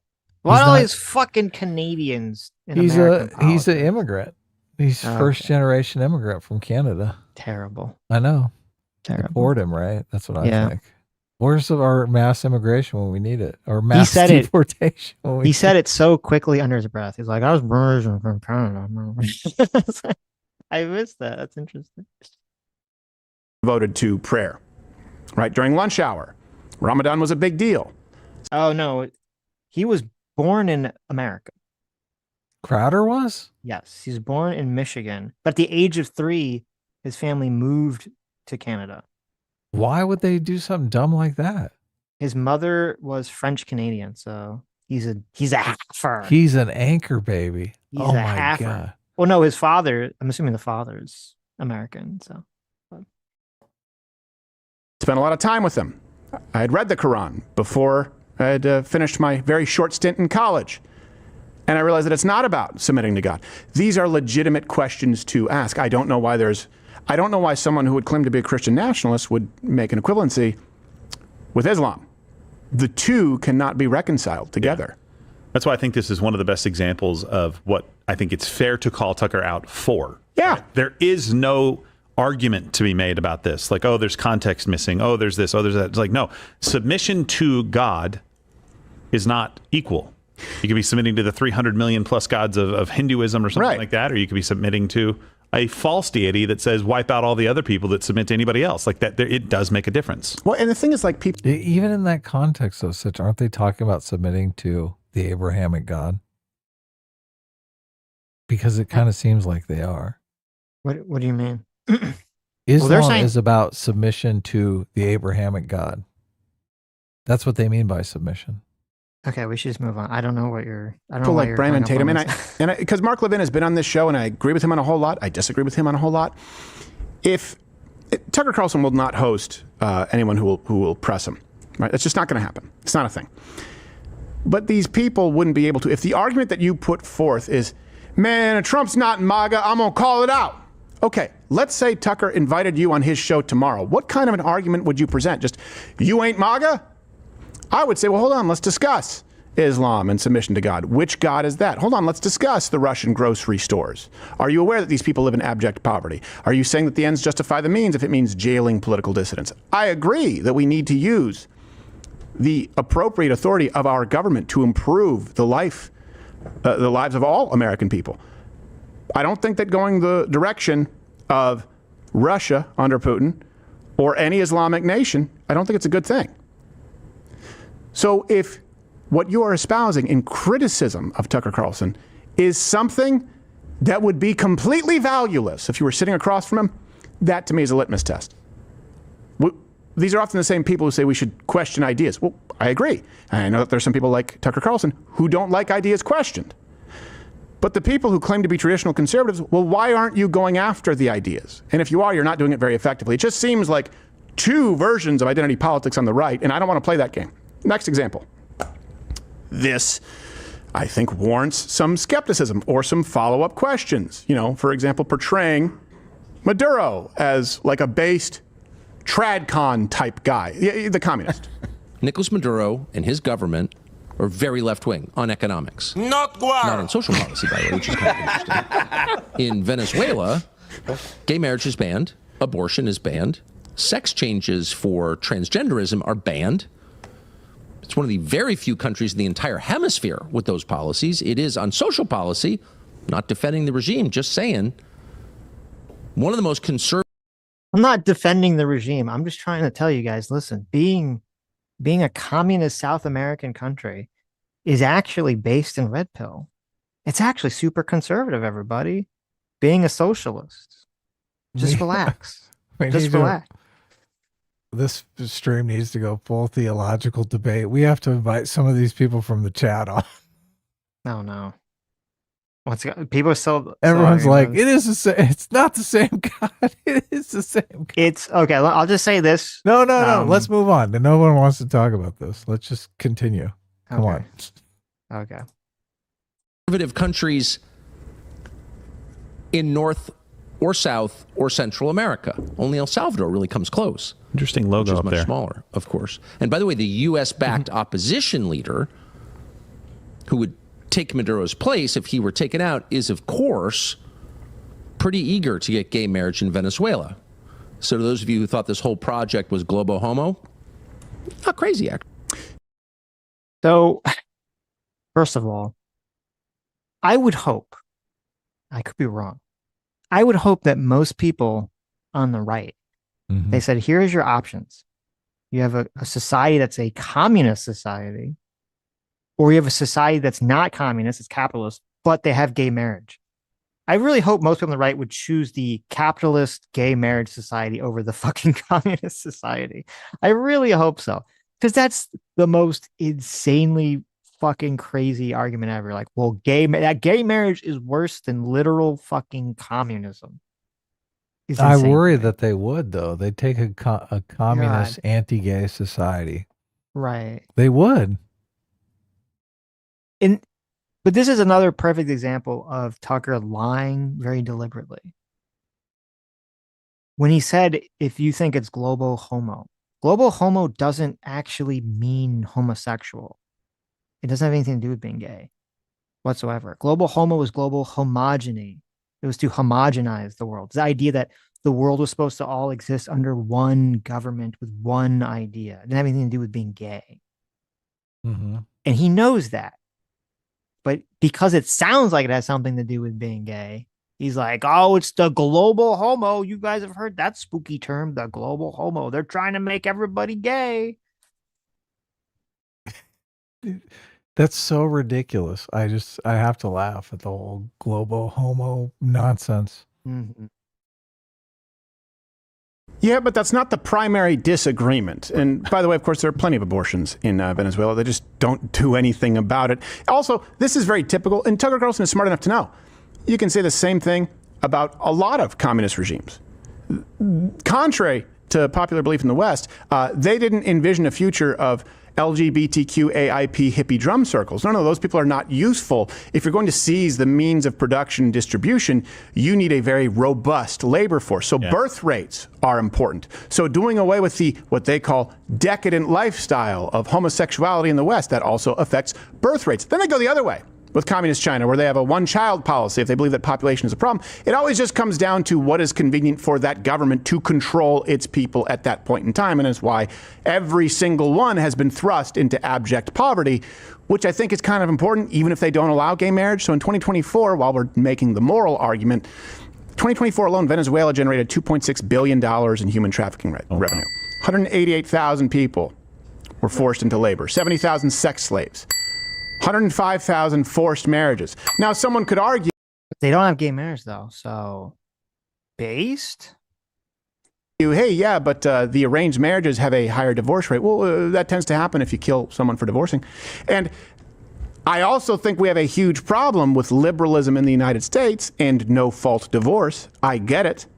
And people using abortion as a form of birth control. But isn't a central tenet to conservatism, to America first, people being able to make their own decisions regarding marriage, right? And that gets warped, that gets perverted into the choice to kill someone else through abortion. But we can't just abandon the central tenets to our belief. That doesn't mean that you're someone clutching pearls going, my principles. It's like, well, hold on a second. No, this isn't my principles, so I'm not going to vote for Donald Trump. I'm a never Trumper like those people do. This is my principles. I think communist fascists who kill a lot of their people are bad. Yes. And there's this argument from the far right now. And listen, I think this is why this becomes a problem, is because you don't give people an opportunity to make the point. Yes, there are things that these regimes get right, but they don't get it right in a way that's sustainable or actually good for everybody in the population. If you happen to be in the right class of people in that population and hold the right opinions and have the right duties that you've performed for them, then yeah, life can actually be very good. You have a lot of services that you get to take advantage of. Right. The minute that you're not, again, you get shipped off to gulags. Yeah. You get disappeared. You don't get divorced. You just get murdered, and nobody asks any questions. If you completely just sort of uncouple the person from the ideas and the actual results, you can do it with anybody. For example, I go, well, Stalin wasn't. That's what they always, whenever you hear these people that advocate for authoritarianism, that's what they always sell you. They always sell you like, well, you're going to be part of the magical upper class who agrees with the state on everything. And therefore, it's actually going to be good for you to support the authoritarian government. You're not going to be one of these people that's going to get shipped off the gulag, whether you actually even did the crime that you're accused of or not. Bad. Him and Trotsky were arch enemies. How about they're both pieces of shit? Yeah. Goatee or not. Goatee or stash. I don't care. They were both bad. Trotsky and Stalin hated each other. Different flavor of communism. And you can say the same thing about Stalin and Hitler. Well, at one point, they were kind of, you look at Russia and Germany, and they're like, oh, no, not anymore. It's basically a family spat. But if I go, hey, you hate Stalin, right? So you must like Hitler. No. Hey, you hate Trotsky, right? Well, yeah, you think he was evil. Sure. So you must support Stalin. No. You get that? And why would, and here's the one thing that I would have criticism with, is that Tucker Carlson has been consistently undermining the will of the American people, President Trump, and is driving a wedge in the conservative movement right now, where they're punching right, my right, your left, a whole lot more than left. And Donald Trump has been the most effective president of our lifetime. And by the way, I probably disagree with Donald Trump on more than any of the people in this argument, but I can still recognize that the perfect is the enemy of the good, and Donald Trump is the man who I voted for and the man who I support. You have to imagine what is the alternative. That to me is why it's so clear that either you have two sets of people: the people that ideologically agree with this far right bullshit, who do support white nationalism and white supremacy and neo-Nazism and all this other shit. But I think most of it is just people that are just grifters. They're just people that want money and want a larger share of the audience on the internet. Because the whole concept of no enemies to the right, how does that possibly make sense? If you say, well, I'm going to adopt a no enemies to the right stance in order to suck people to join up with people on the right who don't have that stance, that are constantly going to be attacking people on the right. As Crowder just said, if you have people like Tucker and Fuentes and all these other people who spend so much time attacking the right, how the fuck does it make any sort of sense to be like, well, no enemies to the right, I'm going to team up with those guys that are going to punch me in the face the entire time. I'm going to put my arm around the people that are going to keep punching me in the dick, and I'm going to keep smiling because, well, they're standing to my right. So therefore, I just have to take it in the nuts again and again and again. It makes sense because you don't want to shrink your audience. That's what I'm saying. Makes those people perfect sense. Are all grifters. They're literally fucking lying grifters who are just doing this for money. That's all. Right. Yeah. They're like, I don't want to call out any of my audience. Well, most of your audience is Nazis. Yeah. So? Yeah. So? Yeah. Well, don't they make us look bad? I thought you wanted to win elections. Mm-hmm. Mm-hmm. Well, I mean, elections are nice, but I want to make a lot of money. I want to make the money. Mm-hmm. And if no one is presenting a viable alternative, then they could really just be seen as adding nothing more than they're a net harm. And so the through line with Tucker is he's been consistently undermining Trump. Maybe that's why you say, hey, he's not MAGA. Because in June 2025, for example, he said that Trump was complicit in an act of war with Israel. Mm-hmm. He wrote, politicians purporting to be America first can't now credibly turn around and say that they had nothing to do with it, can they? It's worth pointing out that a strike on the Iranian nuclear sites will almost certainly result in thousands of American deaths at bases throughout the Middle East and cost the United States tens of billions of dollars. Wrong. Almost certainly, huh?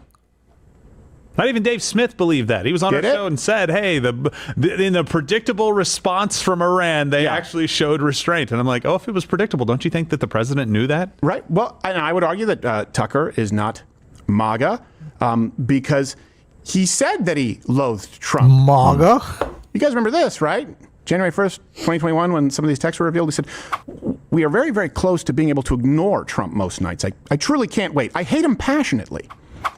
I'm so, it's so frustrating to me when, I guess it's what it takes. Because I've been pointing these fucking text messages out to people for a long time, saying, I don't know why you trust Tucker if you're on the right. Tucker doesn't like Trump. He doesn't like you. He's obviously lying. Here are these leaked text messages of him. They're like, no, Sitch, it's fine. Just ignore it. Ignore the reality of the situation. It's totally fine. So I'm glad that finally we have Crowder, who has a lot more credibility on the right than I do, is pointing this out to his audience. Like, why are we trusting this fucking guy? What is up with this? This guy's. You think Tucker's going to run for president? No one thought Trump would run for president. I wouldn't thought so, but maybe. Yeah, it's kind of interesting, isn't it? as a scary thought. You could go full grifter shill mode, but that seems pretty cut and dry. Yeah, January 4th, by the way, not January 1st. It's I'm sorry. Difference. You know. No. Oh yeah, you're right. 2020, 2021. That's I don't right. think I want to see 2021, not 21st. I haven't had one in a while. It's good. I don't think I want to see him do anything passionately. No. No, he probably laughs in the middle. He also said this about President Trump's first term. I think this one is important. He said in a text, we're all pretending we've got a lot to show for it because admitting what a disaster it's been is too rough to digest. But come on, there really isn't an upside to Trump. I disagree. I think he's flawed. I think there's a lot of upside to Trump. That's why he was voted in again. Didn't he come out and then support him in the election or endorse him? Something like that? Not sure. There's no upside to Trump. Well, then, if that's the case, then why would anyone support him again? I support him through all three of those election cycles, and I'm glad that he won. He also, January 7th, described Trump as a demonic force. He wrote, he's a demonic force, a destroyer. And he would know because he got scratched by a demon, which we just sort of glanced past. Like, we just... I want to. That's if I were to ever have a chance to sit down with Tucker Carlson, which I very much doubt would happen. And I'd be very respectful if ever he were to have someone who might push him a little bit. And this isn't even making fun of him. He said he experienced an actual demon assaulting him, leaving scratches on him. Like, why is that not something that more people want to talk about? Yeah, he got paranormal activity. Like that. Yeah. Yes, exactly. Really did. That's even more than paranormal activity. Why are we not focusing on that? Yeah, it wasn't just like shuffling the door or something. I mean, I know the series went on. It was like scratching him. He's like, oh, stop scratching. It tickles, and then until it doesn't. Like, is that what it's like? Does a demon? Is it like when my grandfather would tickle me and it was kind of fun until I was sure I was going to die? Is that what your experience was like with a demon? I really want to know. maybe we're being too hard on Tucker here. He said that Donald Trump is a demonic force. Okay. And then he said he got scratched by a demonic force. Maybe he was doing a tickle game with Donald Trump at night. And he got chapped. He got jealous. He got a little scratched. Okay. Donald Trump, he hadn't cut his nails. He hadn't filed his nails down. He was doing a little tickle game on Tucker. He scratched him up a little bit. Maybe that's what he meant the whole time. Maybe Trump cut him off from the tickle game, and that's why he got so angry. That's why he turned on Donald Trump. Okay. He used to love Donald Trump. Right. That's why most people hate somebody. They're like, I used to love you so much. All these people are jealous of one another. That's why they fucking hate each other. Right. I support him after the Mar-a-Lago visit. So okay, well there you go. And listen, look, the dates on this matter. So that was January 7th of 2021. We all know what happened on January 6th. It matters when he's saying this and reacting to stuff and saying this. And in that article, he said he's not going to destroy us. I've been thinking about this for 4 years about Donald Trump. So this is not just look. If this was right after January 6th, he could have just been thinking, "This is my end. I have to tell everyone I hate Trump because it's going to be me." I'm going to be the big presidential candidate in 2028. Yeah, but if this was like right after January 4th and this was some public statement or to somebody that he needed to say it to, I would agree with that. Mm-hmm. But these were messages to like his producer of his TV show, who was like his friend. Like he didn't need to virtue signal to his friend or his producer. To his producer? Yeah. Maybe. I think those were his real honest feelings at the time.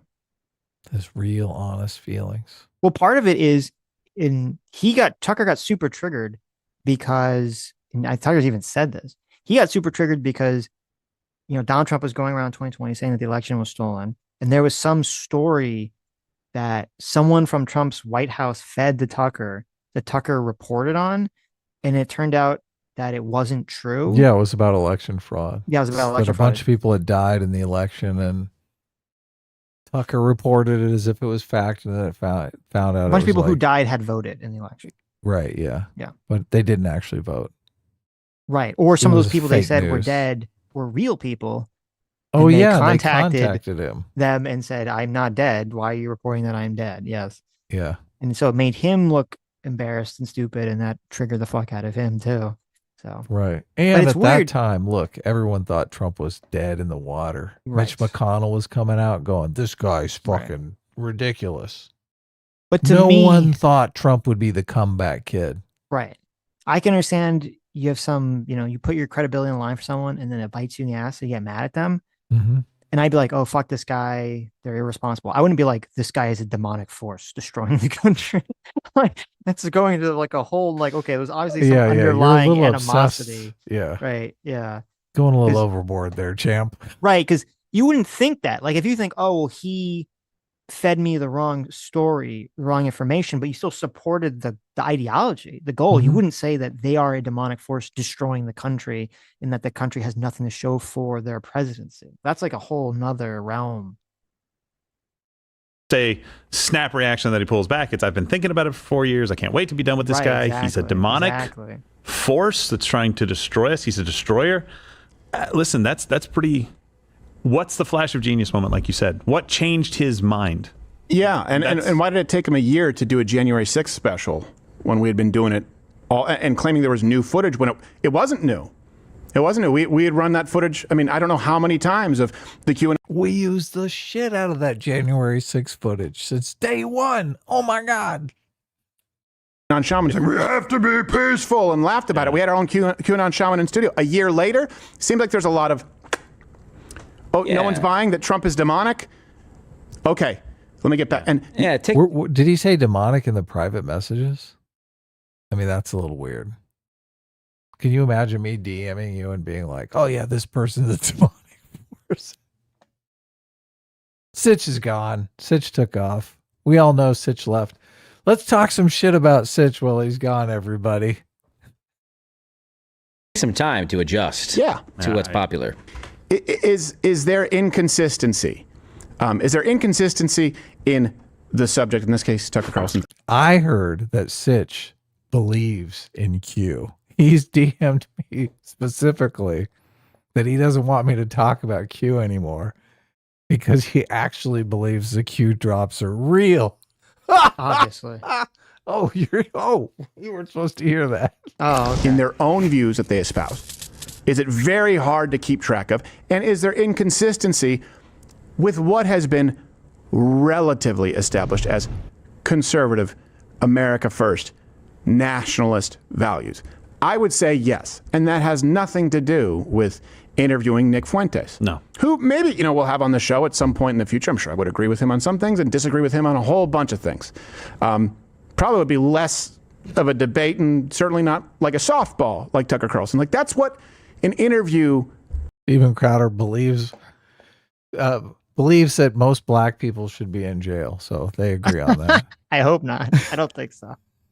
Serves. That's its purpose, is to get answers, usually from the person most qualified to give those answers. But if you just skim past them, that's where I think you're right to be skeptical. But please, if nothing else, those on the right or those on the, if people want to say neocon right, I don't even think a lot of these people, certainly Donald Trump is not a neocon. And that's the weird sort of paradigm that people find themselves in now. Supporting Donald Trump, they're accused of being a neocon. Stop, whoever it is right now. You're not doing.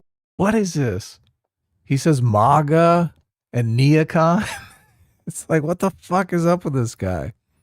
What do you Are mean? those Canadian pronunciations? Oh. I mean, most people say MAGA or neocon. Yes, I've heard people say MAGA. Neocon. He's a neocon. He's just a neocon. What just about a the neocon? neocons? He's just a neocon. Doing the right any favors by using victim words like offended, vile, disgusting, vermin, whatever it is. Go after the ideas, and you know what? Hey, if you do that, then people can see that the person in question is never bringing on anyone who would question his ideas, never bringing on anybody who would push back. But if you start, it would be very easy for Tucker to just say, well, I'm not going to have this person on. This person just said that they want to cancel me. He'd be right. I would say the same thing, by the way, of some of those people on the right who've wanted to cancel myself, even though we probably share a lot of the same viewpoints. The second you say that you're going to silence. Oh, I thought of it. Steven Crowder thinks women should shut up. Hey, well, he's had bad experiences, right? That's where they agree. Right. Why would you say there's probably some stuff we agree on when you're talking about Nick Fuentes? Because people could just assume it's the worst shit. I don't think. Yeah. You He- probably we- shouldn't, say Yeah. that. You probably shouldn't, say You that. probably shouldn't. Yeah. Right. Not good, Steven. Well, and also it's just kind of, and I would say this for true for anyone. It's ultra mega cucked to interview a person who has, on more than one occasion, explicitly denounced you and said that you suck shit and are a loser and a cuck. They've said you're a cuck. And there's a bunch of clips of Nick Fuentes, very viciously attacking Tucker. And it's like, okay, it doesn't mean you have to go in both barrels blazing, but I don't think you should, be that person's fluffer after they spent, years attacking you. It seems ultra mega cuck to do that. Right. Wonder if they paid him. Wouldn't be Ben Shapiro surprised. makes it sound like Tucker's just for sale. You can call him up and say, "Look, I need my reputation rehabilitated by you, Tucker. Get Well, the bow tie out. The Do problem is crazy laugh." The problem is if he is getting some big paycheck from Qatar or one of those fucking From places. Putin, Putin fucking paid Yeah, him. Jesus. sure, of course, or one of those places. Right. Probably had a gold bar under his seat on the airplane. Right. If that's the case, all those places that hate America, their goal is to destabilize American politics. Yeah. And so, they're fine with Tucker pushing anything that's going to accomplish that, whether it's supporting Maduro, whether it's being pro-Trump, being anti-Trump, being being in favor of white nationalism or being soft on white nationalism. As long as he's doing something that they view as destabilizing the country, he's going to take that position. And I think that's why a lot of Tucker's stances, if you were to track them all out, they won't seem necessarily ideologically consistent other than America bad. It could be Putin. Putin loves to say Americans are racist. Yeah. That we're a racist country. That's true. Putin knows all the woke shit. He knows how to play right into that stuff. Mm-hmm. Someone, you are now beyond our national borders in the sense that you're not a conservative anymore. Well, and there are plenty of reasons that we get frustrated with Tucker, but I want to dispel one if I can. Right? It's very ONE. Yeah, right.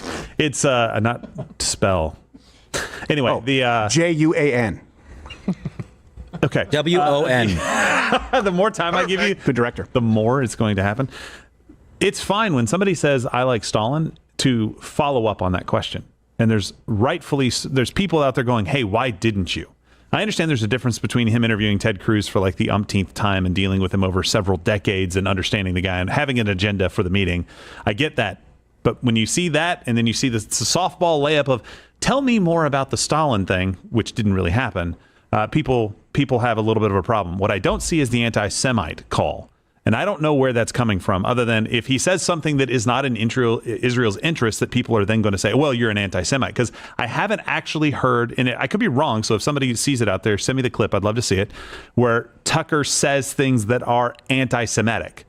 I may have problems with his views on certain topics, but that doesn't make him an anti-Semite. And that's what happens in this debate, this argument that the Mark Levins, unfortunately, right now do all of the time. Anybody that disagrees, the Officer Tatum's out there, anybody that disagrees, they just hate Israel, they're anti-Semitic. No, they just have problems with the current system.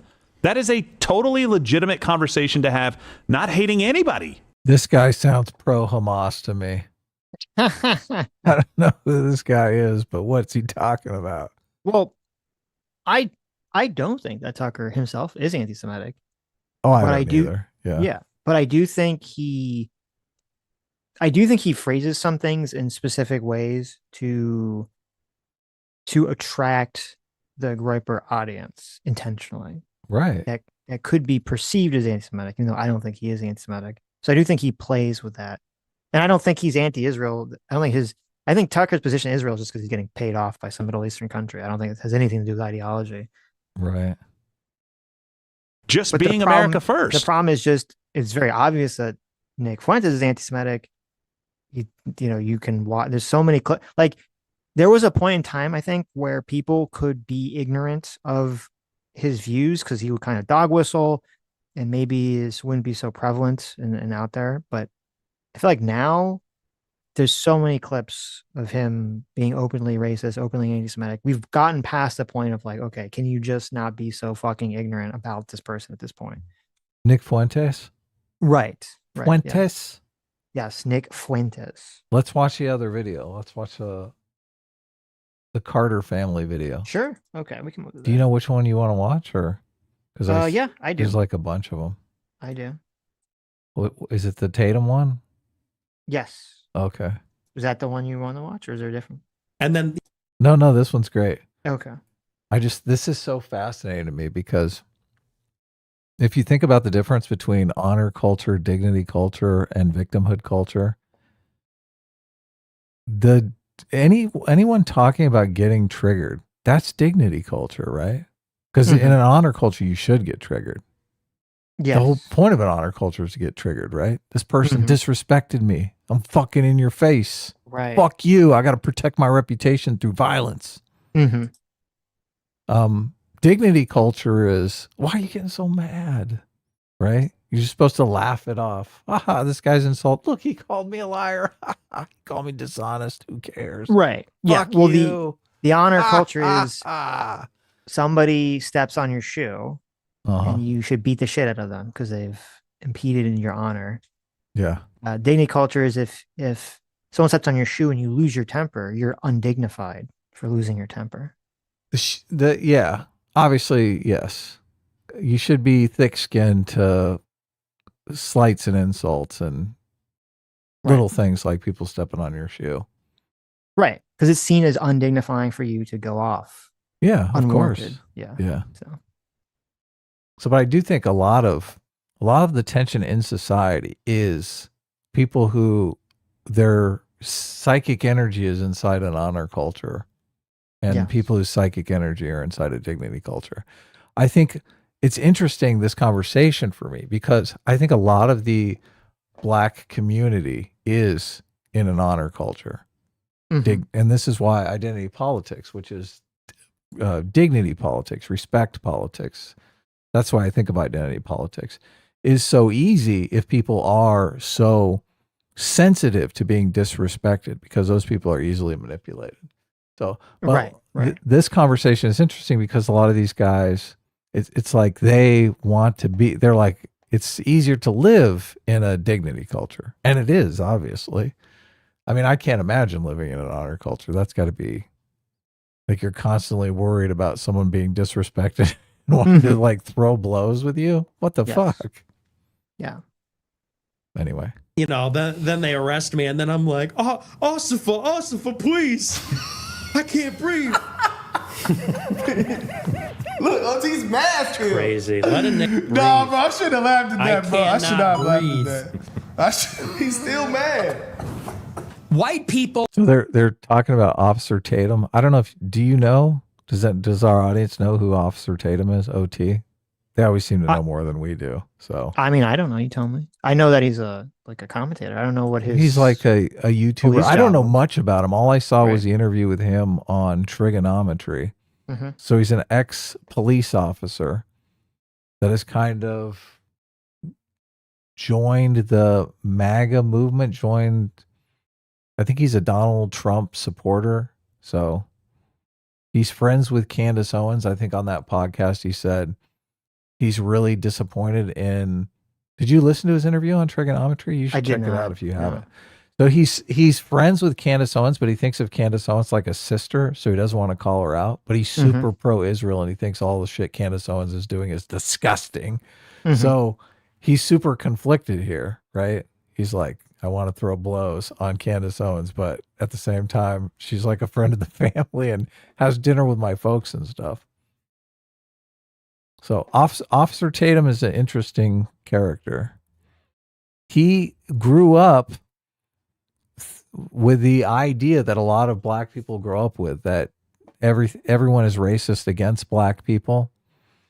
And I guess he had an opportunity to be in the NFL, but it kind of fell apart. So he ended up becoming a police officer. And as soon as he became a police officer, he realized his indoctrination as a child was completely false, that society really isn't racist against Black people. It's just their own perception. Yeah. Right. Interesting. So that's why he became more conservative. So, which I'm always saying, look, that's what Democrats do quite a bit. They promote this victimhood narrative that I think really does more harm than good. It does great it leads him to great electoral success, which is the problem. Are every single bit justified in being racist. Every single bit justified, to the extent that that means going out of your way to avoid black people when you see them. Every bit justified. And you want to know why? Because we see what happens. And nobody is under any obligation due to liberal ideology to put themselves in harm's way. If you're a white person and you're going to work or going to the ball game or going to the city at night, you don't want to enter into the terror dome where you're suddenly in a sudden death match. You're like in the gulag in Call of Duty fighting for your life all of a sudden because you got on the wrong train car.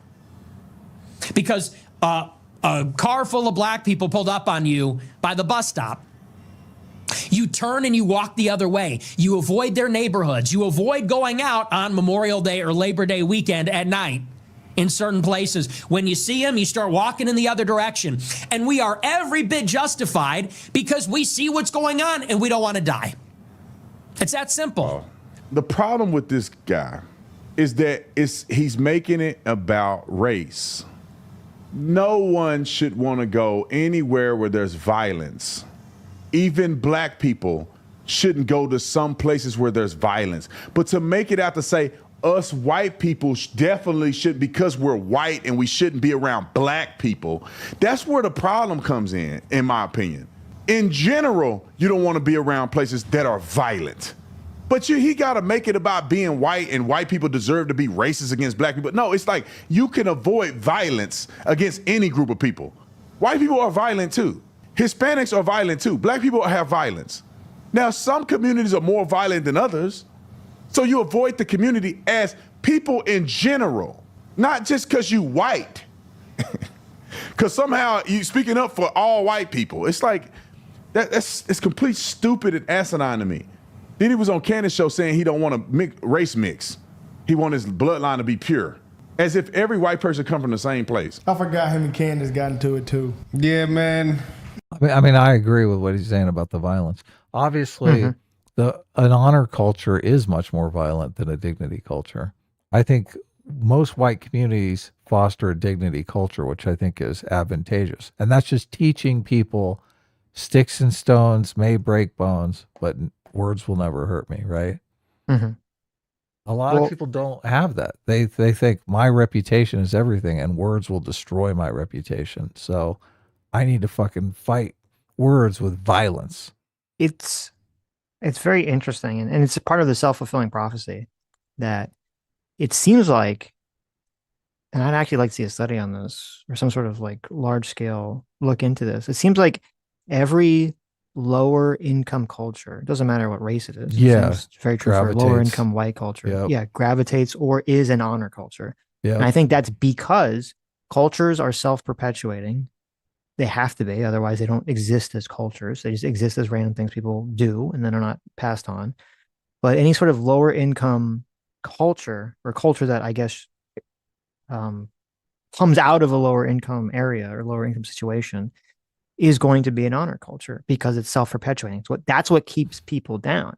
Because if you go anywhere else that's like a more middle income or upper income, it's going to be a dignity culture because going to violence is going to be, in most situations, is going to be seen as the undignified thing to do, the antisocial, non-productive thing. Yeah, to you're do. going to lower your status. Yeah, you're going to lose your status by turning to violence in a flippant way, where in a lot of honor culture situations, you gain status. Yeah, from turning to violence. Yeah.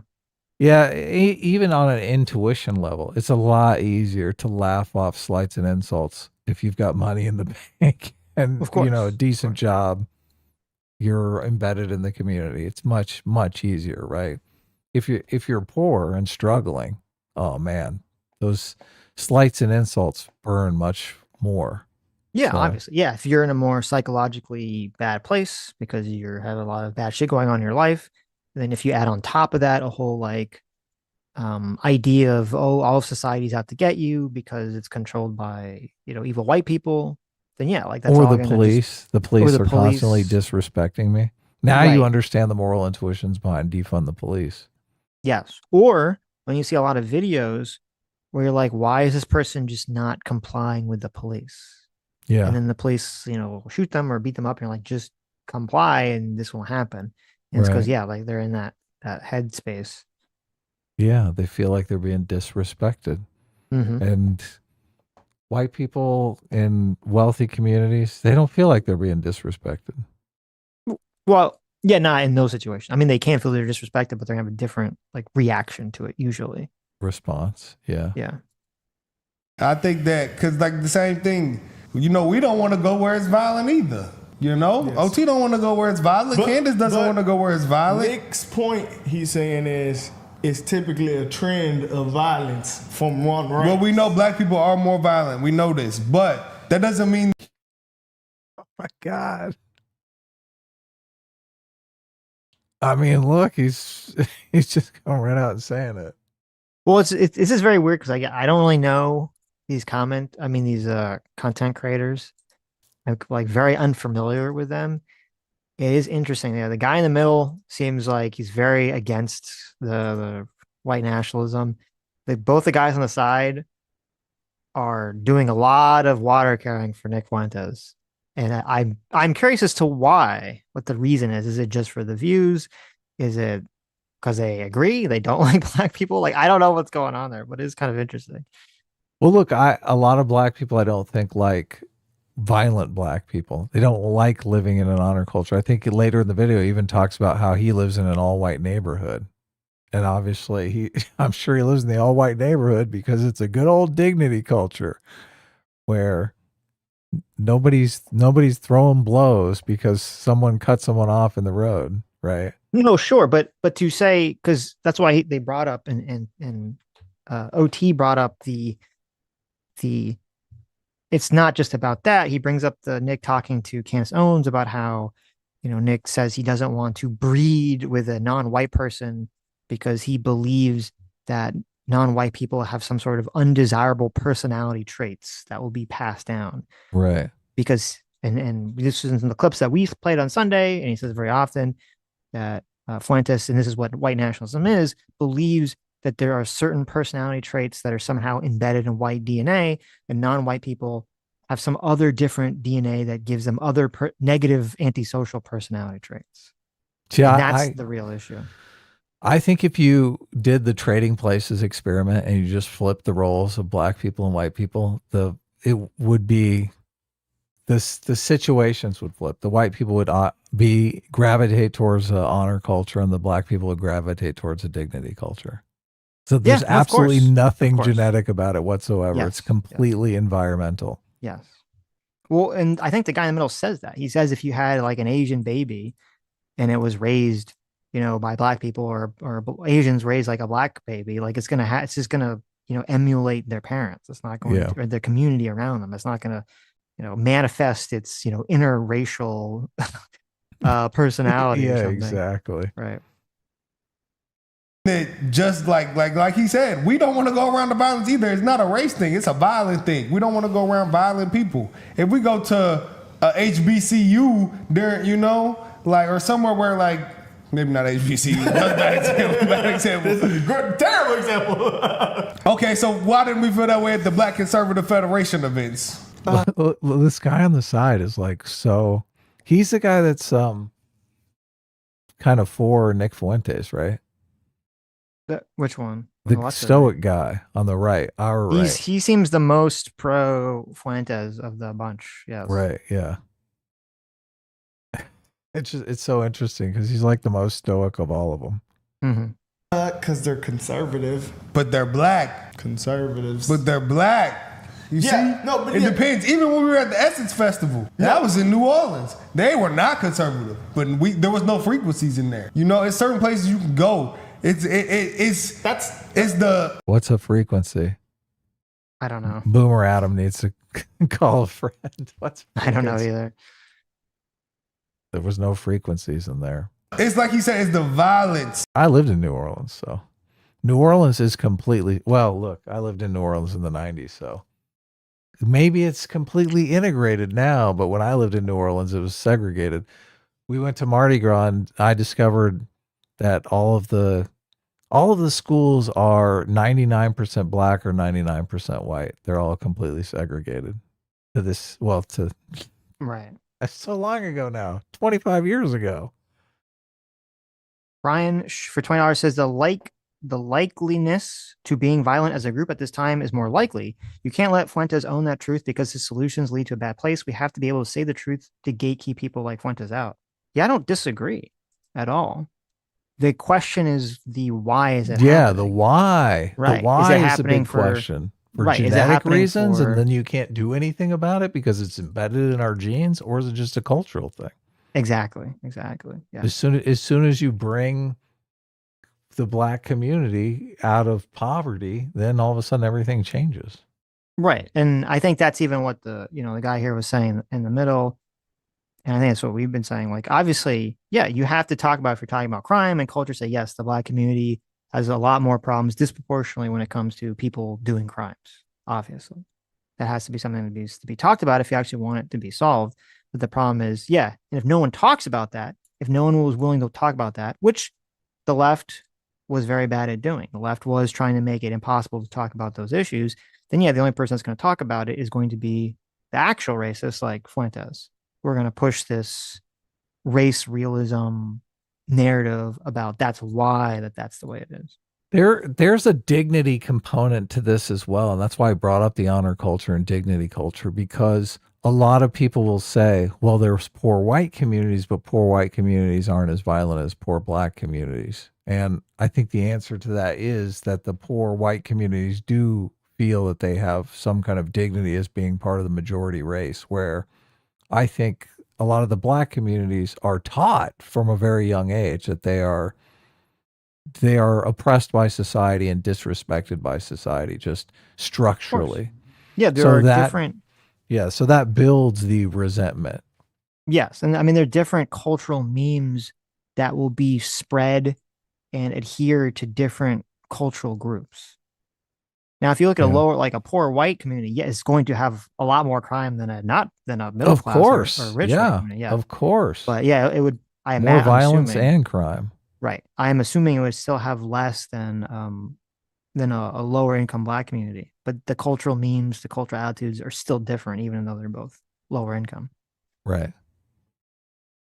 When you know there could be violence, and yes, I will not just sit on here and say, yes, we know black people are the most violent, statistically speaking. But can I just say, both of them got a point? That's just what I do think Nick... I like the America First stuff Nick stands for. I don't agree with everything he says. I mean, the reason they're into it is because they've been going at each other over his undying support of Israel, his non-support of Israel. This is the part that just drives me crazy, because this guy... I remember him now saying again and again he really likes the America First stuff. He likes the America First stuff. But he believes in America as a white ethno state, an America that you yourself are not a part of. You are not an American. Yeah. His stance is go back to Africa. That's not a comfortable stance for most African Americans. We'll keep watching. Nick's so big though, like he says a lot of crazy things that a lot of people do probably side with, but kind of also a good point that OT made. Charlie Kirk would never talk like that. No, Charlie Kirk and Nick were not friends. No, they're two different people. Remember in Detroit? Yeah, we saw Nick pull up. That's when I figured out who he was. They kicked him out of the event. Actually, that's why he was outside in the street. That's when I figured out who he was. You know, I don't know. I'm an America First guy. You know, I'm pro-America, so I understand why Nick came at Officer Tatum. But now I've been seeing more people side with Nick. Duh, anybody, bro. Like the younger generation is not as pro-Israel as Brandon Tatum. No, like his engagement is like nobody I have seen in the conservative movement besides maybe Candace. She's a person that like Charlie. Her numbers. He's gone now. Yeah, Charlie it's all about engagement. Yeah, that's what I'm saying. Like, to me, when someone immediately gravitates towards that, it is like, okay, why is that the focus? It shouldn't really, like, unless you're saying well, this is the direction the country's going, and I have thoughts about that, or this is the direction the movement's going, and I have thoughts about that, which then would be relevant information. But so many people bring it up as like, this is popular, therefore it's true. That's the way they're talking about it's it. definitely the vibe that is given off in a lot of these conversations. We have to find out what is true because the most people believe it. Right, right. Which, I mean, that's not really a good way to seek truth. Mm-hmm. He was for sure. And now who you think's filling his place right now is probably Nick. The thing is, the crazy thing about Charlie. Yeah. I can't fucking believe it. There's no reality where Nick is going to become and fill the place of Charlie Kirk. So, but that's I don't know. I don't think these guys are political. I think they're kind of apolitical, which is what makes it even more interesting. So it's very interesting because I was looking through a lot of their content. They're not like political in the traditional sense, but they do respond and react to a lot of political stories. They do respond to, it seems like mostly like, I don't know what you want to call it, like anti-left or right bait stories. And I'm kind of like looking through their videos.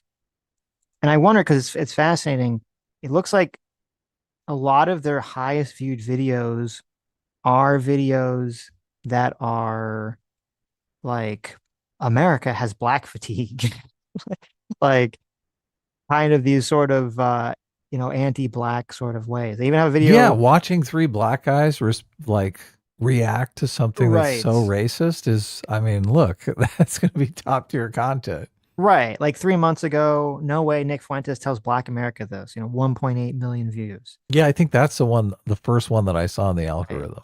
Right. And then they've got like Instagram thug, only 129,000 views. China, COVID, only 100 views. But then it's like Black pastor has black fatigue, unleashed on the community, 1 million views.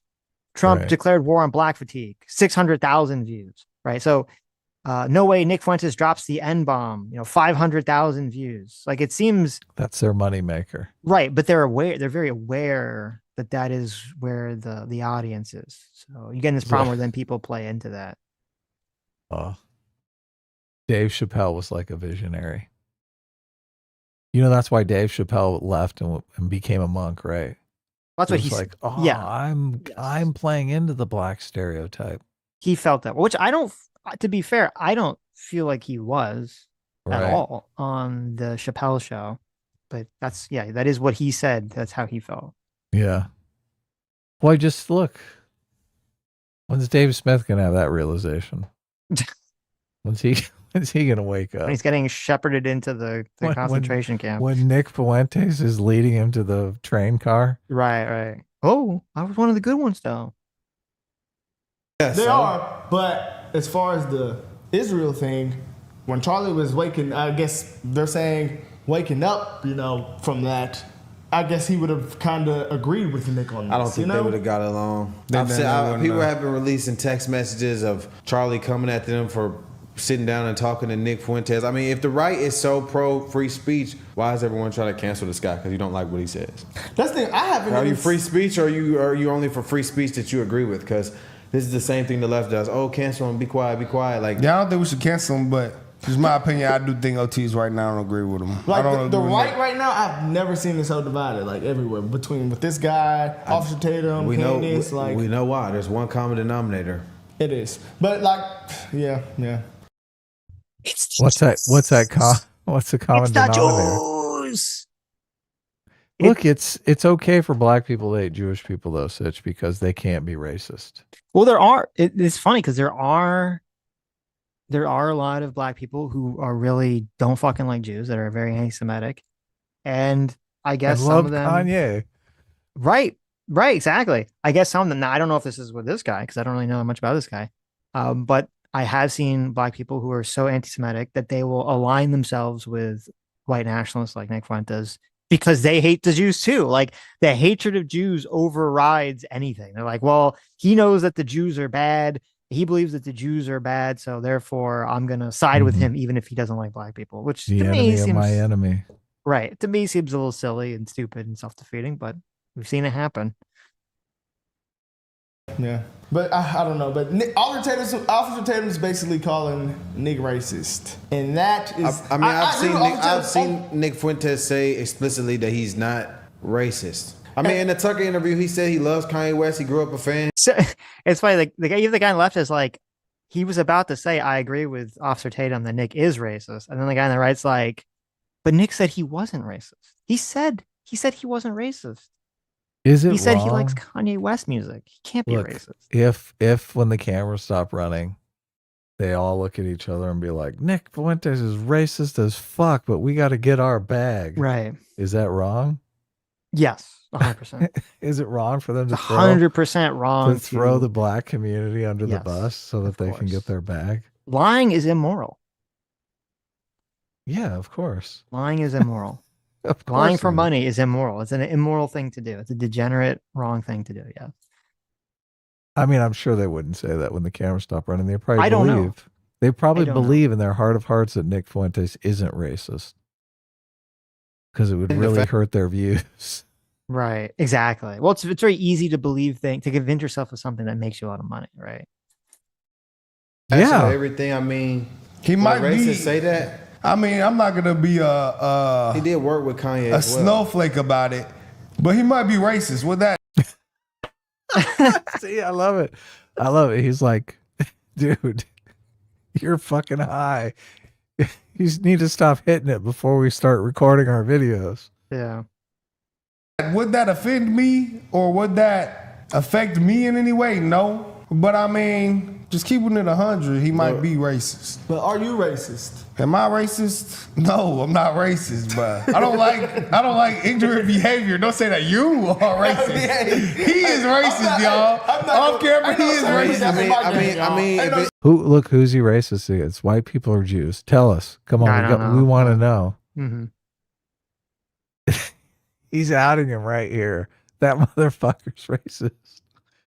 If it's prejudice, like you're prejudging someone based on characteristics. I'm not racist. I don't like ninja behavior. I don't like violent behavior. But like the things that I say on here and the way I feel is because I want better for black people. I like black people. I want black people as a whole to do better. That's why I say the things I say. It's like, you know, you got that coach who's a mean coach, but he telling the truth. That's kind of how I feel about my situation. I'm definitely not racist at all. I love black people. I want black people to do better. We do. It's just like, but I'm gonna call it out. When ninjas are violent and ninjas are doing bad behavior, I think that we should, as other black people, call it out so the people know, you know, obviously all black people are not like that. If this isn't See, that's good. Mm-hmm. That's the message that I agree with right there. Totally. Yeah. entertainment and people are enjoying the stuff that Nick is saying, how can he be racist for just calling out what people think is funny? But he even said in the clip, he said he says the racism is justified. So you can say that he pretty much just admitted it. I mean, he does say a lot of outlandish stuff. I can understand why one People would agree be with offended. Lie by what he detector says. test. Do you think he's racist? Nick Fuentes? Yes. In his heart, when he's off camera, do you think he is racist? I mean, I've seen him calm down when he's not being all excited. He said he's willing to give anybody a chance and everyone's a good person. He doesn't dislike people based on their skin color. I've heard him say that. So you say Never, What the fuck? never doubt the human capacity to make an endless litany of excuses for any behavior. The clip they're responding to is Nick saying it's justified for white people to be racist. That's what he said. He's not using code words. He's not using dog whistles. He's saying it is justified for white people to be racist. Right. And then there's like, well, maybe he's just joking. Maybe he's being hyperbolic. Maybe he's just saying things to get. It's like, what the fuck? Like, what is happening here? It is just never in your heart of hearts. Never forget that humans will justify anything if they really want to. And I don't know why this guy wants to. I have no fucking clue his motivation. I'm guessing money because that's like the most obvious one, but people will justify anything if they want to. Yeah, they have the capacity and will to justify anything at the ready. This is why, to me, at a young age, I felt that it was very important. Like the concept of saying, okay, we have a code or you have a principle that you have to adhere to, I've always felt is so important. Oh, It's yeah. to prevent yourself from going down that pathway of just justifying endlessly the dumbest fucking shit ever because it's helping you in some sort of immoral way at the moment. Yeah. You kind of have to exercise that muscle to be able to do the right thing when it's painful. Right. A lot of religion practices that ethos. So when you get into that situation and you want to run the other way, you actually do the right thing. I mean, I think maybe he has some racist opinions. So yes or no, man? Do you think he's He has racist opinions, but he's not a racist. Oh God, this is good. This is crazy though. We need to trigger different words. Okay. Guess who for 10 says, would you get these 3 black dudes on stream to chat about Nick? I would 1,000% watch. That would be very enlightening. I would fucking die to get these guys on stream. talk to these guys. I think they're almost 2 million views though. Yes. They're 2 million subs. So we're small Right. potatoes to them.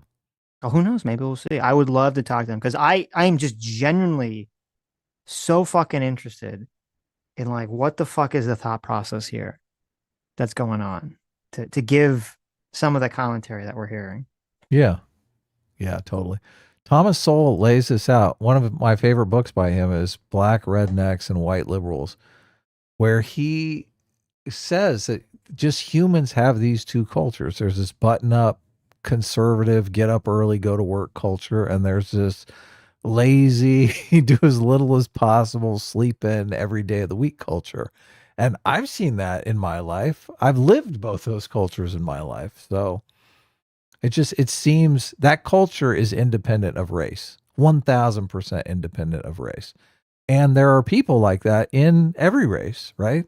Mm-hmm. And obviously people who want to sleep in and do nothing and do the bare minimum, they're going to be attracted to one another. You've worked at places where all of these people are attracted to one another, right?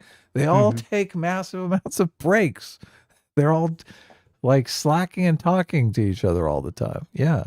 So it just makes sense that those cultures would form political alliances. And there you have it. I mean, prejudice based on race is the definition of racism. Do I think I'm just as prejudiced as Nick Fuentes? Yes.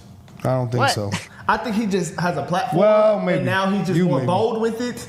And I think that's truly what it is. But for me to just call him a racist, I don't know about that. I don't racist now. Because he does not give the same vibes as the other conservative people. I wouldn't put. What is that? Wait, what fucking vibe? What is the vibe that like an actual racist gives that Nick Fuentes doesn't give? When you listen to all, I can't believe that these guys haven't listened to these clips. I refuse to believe it. He does. His delivery is somewhat sarcastic all the time. So I do think it allows people to have some sort of flaws. You know, it allows them to trick themselves and say, Right, he's kidding. He's just being sarcastic. I see. It's funny. He's making jokes. Yeah. Because he says he has a slight tongue-in-cheek tone of voice whenever he's talking about anything. Yes. I see. Yeah. Okay. Maybe that's like the mental hypnosis that tricks people. Put him in the same category. I'd say he's his own lane. I think that's why he's so popular, because he's not like the rest of them. Did you see the girl like Charlie was definitely not racist. He doesn't parrot the same Fuentes points. Might be racist. He's Mexican and white. I'm not saying I'm like upset by it or He's I'm Mexican, offended by it. I'm just saying he might be. And See, I like this guy's attitude because he's like, yes, there are racist people in the world. We shouldn't get offended by them. We shouldn't get triggered by them. That is dignity culture all the way, right there. Shouldn't be losing your mind over racists in the world. Now, if those racists are gaining absolute political power, you should definitely push back on. And are going to ship you off to Liberia. I mean, then you might want to get a little upset about it. You might want to pull out the gates and start to try to gatekeep this shit. This is a little soon, though. This is time to employ dignity culture and go, this is just some Yahoo on the internet, and fuck this guy. he can be that if he want to be. I don't care. What is that going to do to me? I don't dislike Nick Fuentes. No, that didn't even make me dislike him. You know, I just think that maybe I do think that he is racist. Just being honest. That is my honest opinion. I'm an America. Gun to my head, that's what I would think. I'm an America firster type of guy, man. Because he just said he don't. What the fuck does that have to do with anything? I don't know. Oh God. So is Nick. Nick is an America first, a white America first. Yeah. Want to go around black people. Hold So on, do you though. think he would want to come around us? But us three? he sat down with Hog Twins. He sat down with Candace. I mean, just because you know. Yeah. But they're less ninja like. Would he come around us? I don't see why not.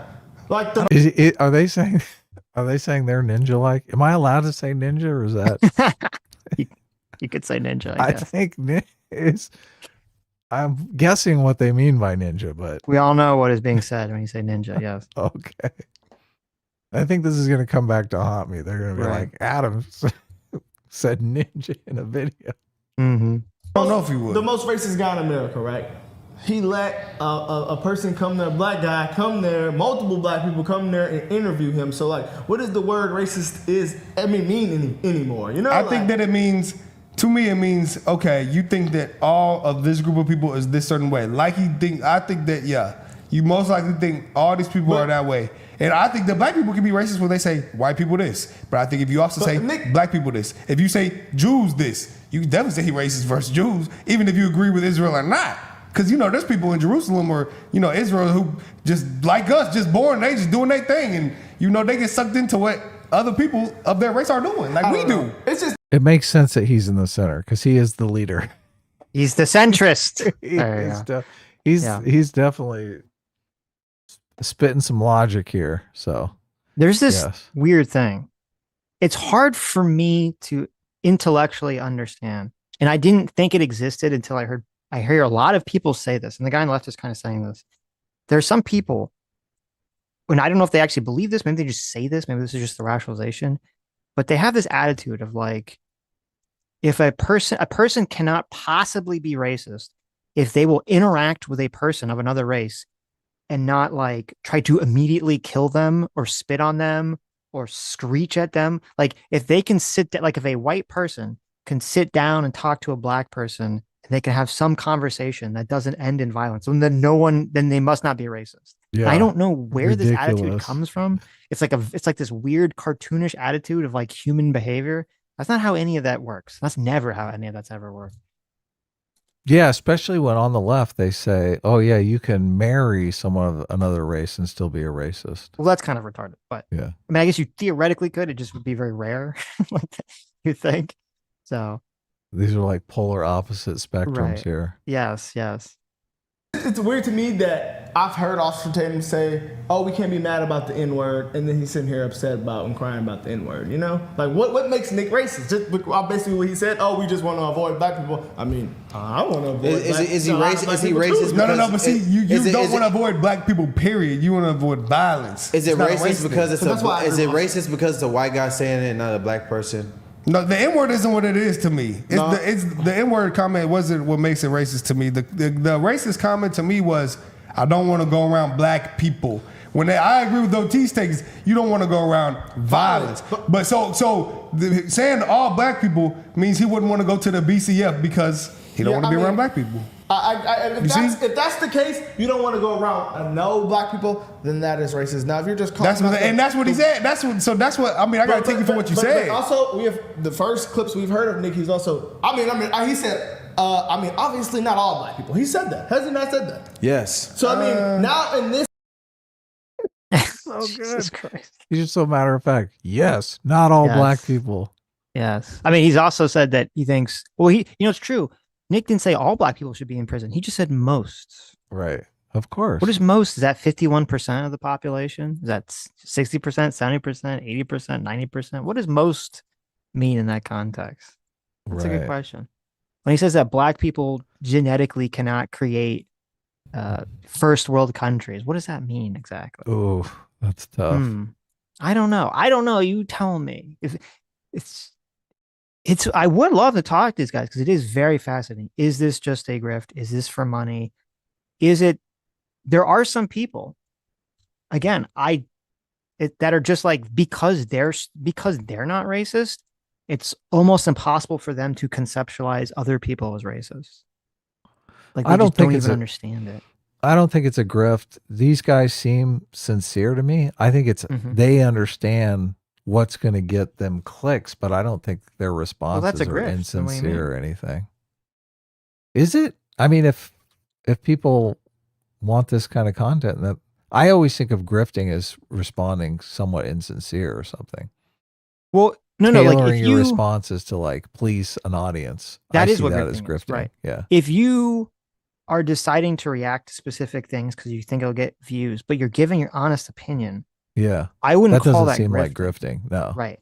But if your opinion is being shaped by the views, then that is grifting, either intentionally or you're just unconsciously. Systemic grifting. We finally encountered it.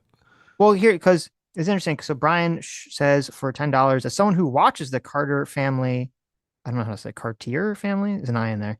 I can tell you they are not grifting. They are a good thermometer of the average public who is hearing about Fuentes for the first time. Here's why, again, I don't watch them, so maybe I'm speaking from a place of ignorance here, but when you go through their catalog of videos going months back, you see a pattern. The pattern is that when they react to Nick Fuentes or they react to videos that would be attacking the Black community, their views spike considerably. And which makes perfect sense because it's, people want to see them respond to something that's insulting to them. Of course. But then if that's the case and you see the trajectory, like, okay, well, they're getting a lot of views when they respond to a specific type of video. And then you see, well, then they start to respond to those types of videos. It's hard to imagine, well, that's not influencing the behavior. Maybe it's not. Maybe they're able to remain free will individuals that can separate themselves from that success. But I'm skeptical, at least from the people on the left and right here. I'm skeptical of that's the case, considering the opinions that are being given out here, the amount of water carrying that's going on and sweeping that's going on for Fuentes here. Well, I think the guy in the center is doing a good job of counterbalancing that. A great job of counterbalancing that. He is. This clip, he's just going a little hard. He's like, oh, okay, I can't tell you that. That's racist. I think he's just doing this shit as a joke, bro. It's just like Charleston White or anybody else. I'm telling you, like when I see him, it's just a joke. It's just a joke. When I see him, like, yes, he says wild stuff like this. Yes, I will admit it's very like, whoa, But he can't make everybody I've seen him. How is this? But this is why I say, what is happening here? Is this the unconscious grift? You have, oh, well, he's just joking. Oh, I've seen him say wow, but it's just hyperbolic. He said things that like trigger me, make me go wow. You have to, what level do we say, okay, you are choosing to be duped at some level? You're just choosing to be duped because it's helping you. Yeah. I mean, we respond to a lot of anti-white videos, obviously, because they're attacking us. And right. I mean, our response is generally, fuck you. Right? Yes. Exactly. Yeah. And I think Officer Tatum is responding with the same energy that we respond to anti-white videos with. He's responding to Nick Fuentes with a big fuck you. Well, this is what, it's interesting because this is like the guys on left and right here. It's kind of like when we talk to some white lefty and we bring up some like super racist shit against white people and they make every fucking excuse in the world. No, I was thinking the exact same thing. They make infinite excuses. And it's like, why are you being so fucking cucked? Because like, these fucking the team I know mentality is going on. These That's people why. are fucking, but those, I don't know, maybe with these guys, I guess I don't know them enough. With the people on the left, I'm assuming it's just like the team mentality. It is. They're like full on Democrats. They want to just support the Democrats, support the left. Right. Yeah. I don't think that's going on here. So. Right. Anti-woke. I am anti-woke. He's but I call it how I see it. He's coming on here trolling. Now, if you put me...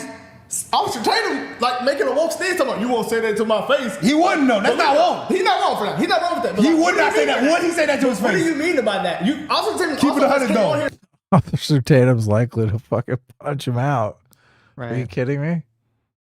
That guy doesn't seem to mess around. They're saying, hey, if people are getting mad and want to fight behind the N-word, that's crazy. No. Basically, you coming out here saying now. But he was also making fun of him. He was making fun of him aside from that. What does that mean, though? When you say you want to say that to my face, what does that mean? Is that not? But no, it doesn't. Not violent. What it means is he wouldn't though. He wouldn't though. He wouldn't. You know he wouldn't. Yeah, he probably. So if he wouldn't, then he wouldn't. Yeah. That's what. That's the fact. But why say? Do you think he would? Do you think he would say that to OT's face? He wouldn't. We know he wouldn't. Just keeping it real. That's not a woke thing to say. He would not say that to his face. That don't mean OT would get violent.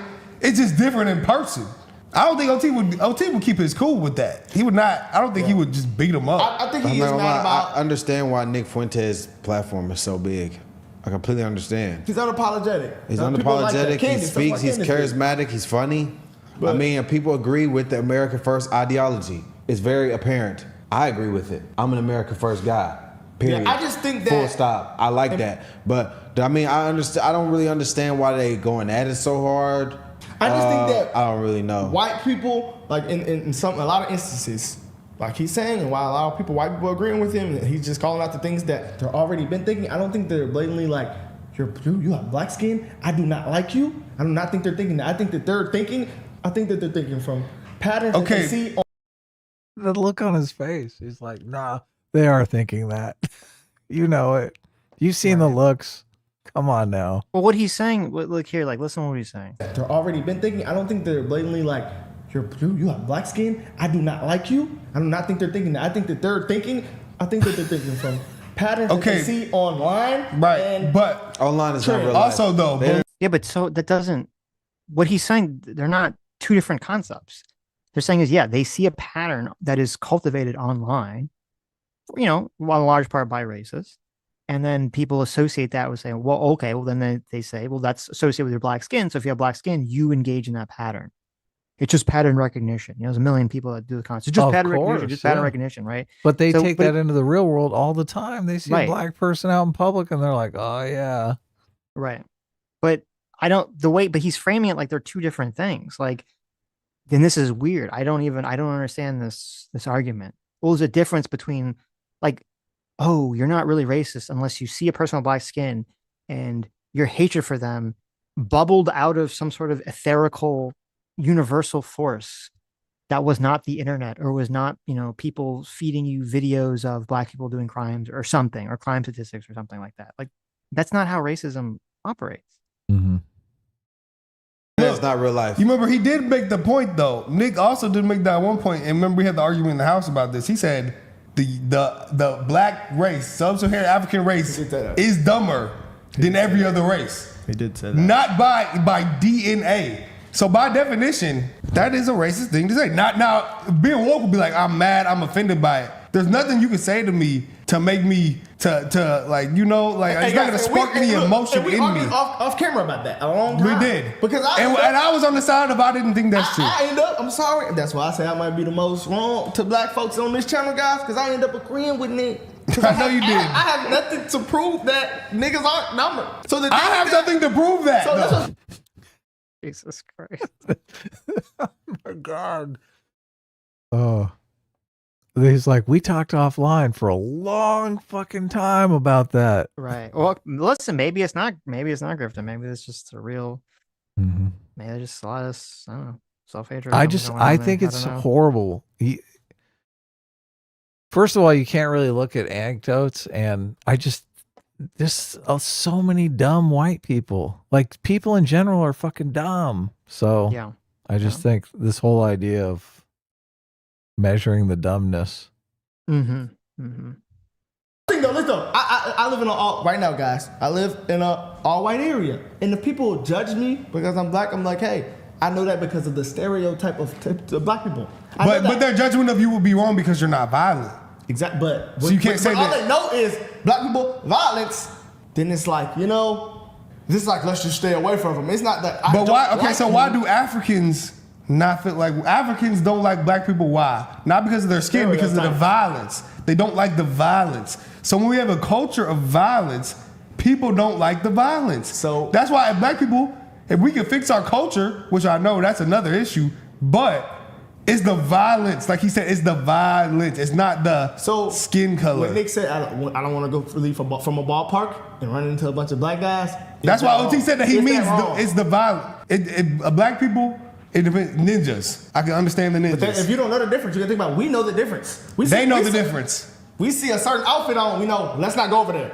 Yeah, but it's like, yeah, them some gangbangers over there. Let's just steer clear of that. Right. We're nice suburban boys. Let's move away from those young. They might not know that. Yeah, but it is also deeper than that because it's like if it's a Mexican hood, in California or something, I wouldn't want to go there either. And they feel the same way. But this history in the United States has been black and white. So I mean, they're not going. But hey, guys, let's listen to this last clip. I think OT's mad about pretty much everything. He's mad about the Charlie. They've been going back and forth for a while. I see it. We don't have to watch all of this. We can move on to super chats if you've seen enough, or do you want to keep going? Just a little bit. Okay. On X all the time. The attacks on Candace. He mad at the Candace attacks. I mean, it's definitely an ongoing thing. I mean, I don't know. I like them both. Yeah, I mean, I do too. Because I understand. I like OT's point. Like, I do get it. It is the violence. Like, but I mean, it's hard for me. Nick has not said anything. Because Nick has not said anything where I'm like. I mean, if these guys like Nick Fuentes, what's wrong with me liking Nick Fuentes? There you go. Sitch, I mean, obviously. Yeah. These guys basically give anyone permission to like Nick Fuentes. Mm-hmm. Oh, he's just completely wrong. I mean, he says it in a very harsh way. I disagree with the saying that because of your skin color, your DNA, your brain is less smart. That doesn't make sense to me. That can't be right, bro. And I can, because it's a culture thing to me. I can agree. I think if you take a black baby and you put them in a A+ student Asian family, that black baby is going to make A's. I think that. True. It's a culture thing. It's hard to disagree with that. Well, no, they could not be smart, but it's not linked to skin color, obviously. Intelligence isn't linked to skin color. You turn and you walk the other way. You avoid their neighborhoods. You avoid going out on Memorial Day or Labor Day weekend at night in certain places. When you see them, you start walking in the other direction. And we are every bit justified because we see what's going on and we don't want to die. It's that simple. Of course, this clip is an extended version of it. Maybe we'll put these extended versions somewhere else. I don't want to give him too much airtime, but the problem with this guy is that he's making it about race. It is about race. I'm sorry. That's why I don't know, man. Like, did y'all see that guy? I think it was a congressman in D.C. that got killed by the 3 gang guys. We know that violence is a policy. It's a culture thing. You didn't see that? It's a culture thing, Recently just happened. 3 dreadheads killed a random guy that worked in Washington. He's so frustrated. He's like, oh my God, you're destroying the black community. Just shut up. I know. It's sad. What are you going to do? What? Yeah, but you didn't see that? That's why I said, that's why I said it was randomly just walking. They killed him. For no reason. I mean, I do. You see black content creators that are like this, that are like just, the black, it's all black people. They're the problem. Right. Yeah. Right. Yeah. I mean, there are people that do have this sort of attitude where they develop a real sense of racial or ethnic hatred towards their own in-group. Right. Because they've had bad experiences or whatever. Like, it's definitely like a thing. There's a reason now. I'm not saying I don't know these guys enough to levy that down, but there's a reason the whole like Uncle Ruckus character in Boondocks exists for a reason. Right. Because that person exists out there in the world. The Black Rower sent $25. Welcome back, brother. Even though you're not frickin' brother. Black Rover. Good to be back, my brother. Come on, we're brothers. But hey, good to hear from you, good to hear from oh wait, I said we weren't going to say the N-word. Well, that's not, it's just not like I said that other thing. So we're cool, but I appreciate. See, they can't help it. It is funny because it's like a child saying it. It's funny when children curse. It just is.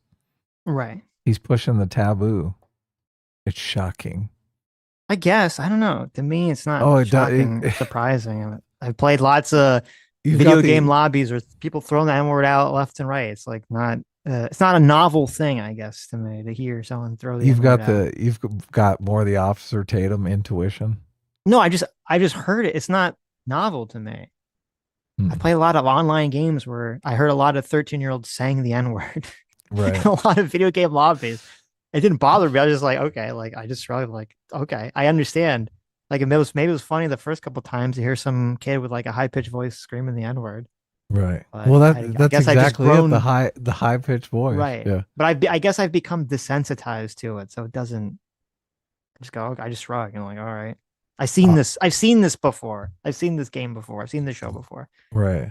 So, and also I know, like usually with the people online that were in some Call of Duty lobby, some Overwatch lobby or whatever, saying the N-word, I'm not assuming that those people are racist. I'm assuming that they're just some 13-year-old, edgy 13-year-old, right? Right. So where with Nick, you're it's assuming completely he's different. Yeah, so. he is obviously racist. Well, it's not assuming he is. He just the clip I was said him saying, yeah, he's racist. He is obviously. I said he's obviously racist. So I'm saying, look, he's obviously racist. I do think part of the grift here is that he's sending the signal that this is just sarcastic and I'm not really a racist. I mean, that's sort of the presentation of what he's doing. So I do think that it doesn't work if he comes out and is serious about it. Like if he's like, no, I'm serious. It is he's interesting. Throwing the N-word around and talking about like, really, no, this is fucking very serious. It is interesting with like the tone of voice. You can just say anything and you just say, as long as you say in a correct tone of voice, you keep leaving the door open. You're giving enough for someone totally. if they want. The best liars are the people that understand that people want to be lied to. They want to be believe. tricked. Yeah, exactly. They want to believe. So you just have to give them enough little rope. And it's fascinating because, I mean, Nick becomes more and more out of the closet, more and more. Well, not. He's still in some closets. Out of the racial closet, more and more shows his power level, more and more less a mess slip.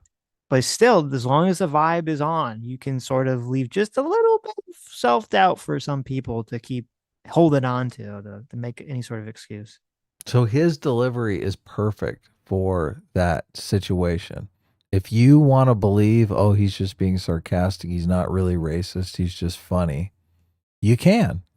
And if you want to believe, oh, he's totally serious, he is a big fat racist, you can believe that.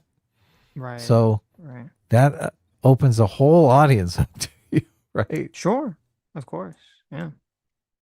Yeah, we don't have to watch anymore. Okay, we can just go to Super Chats. Right. Brian, for $20, thank you so much, says they're picking what gives them views, but I watched the Genesis. Okay, so they are doing that. But I watched the Genesis, and what brought them down this road was reacting to Thomas Sowell. And at that point, they were wanting to be able to point out and push for Black Americans to do better. But that's where it's like, and maybe this is just some sort of weird cross signaling that's so bizarre. Because Thomas Sowell's not racist. Thomas Sowell, like the guy in the middle, wants to, he wants Black people to do well. And it does not seem to be the case whatsoever with the, the guys on the left and right who don't seem to really want that at all. But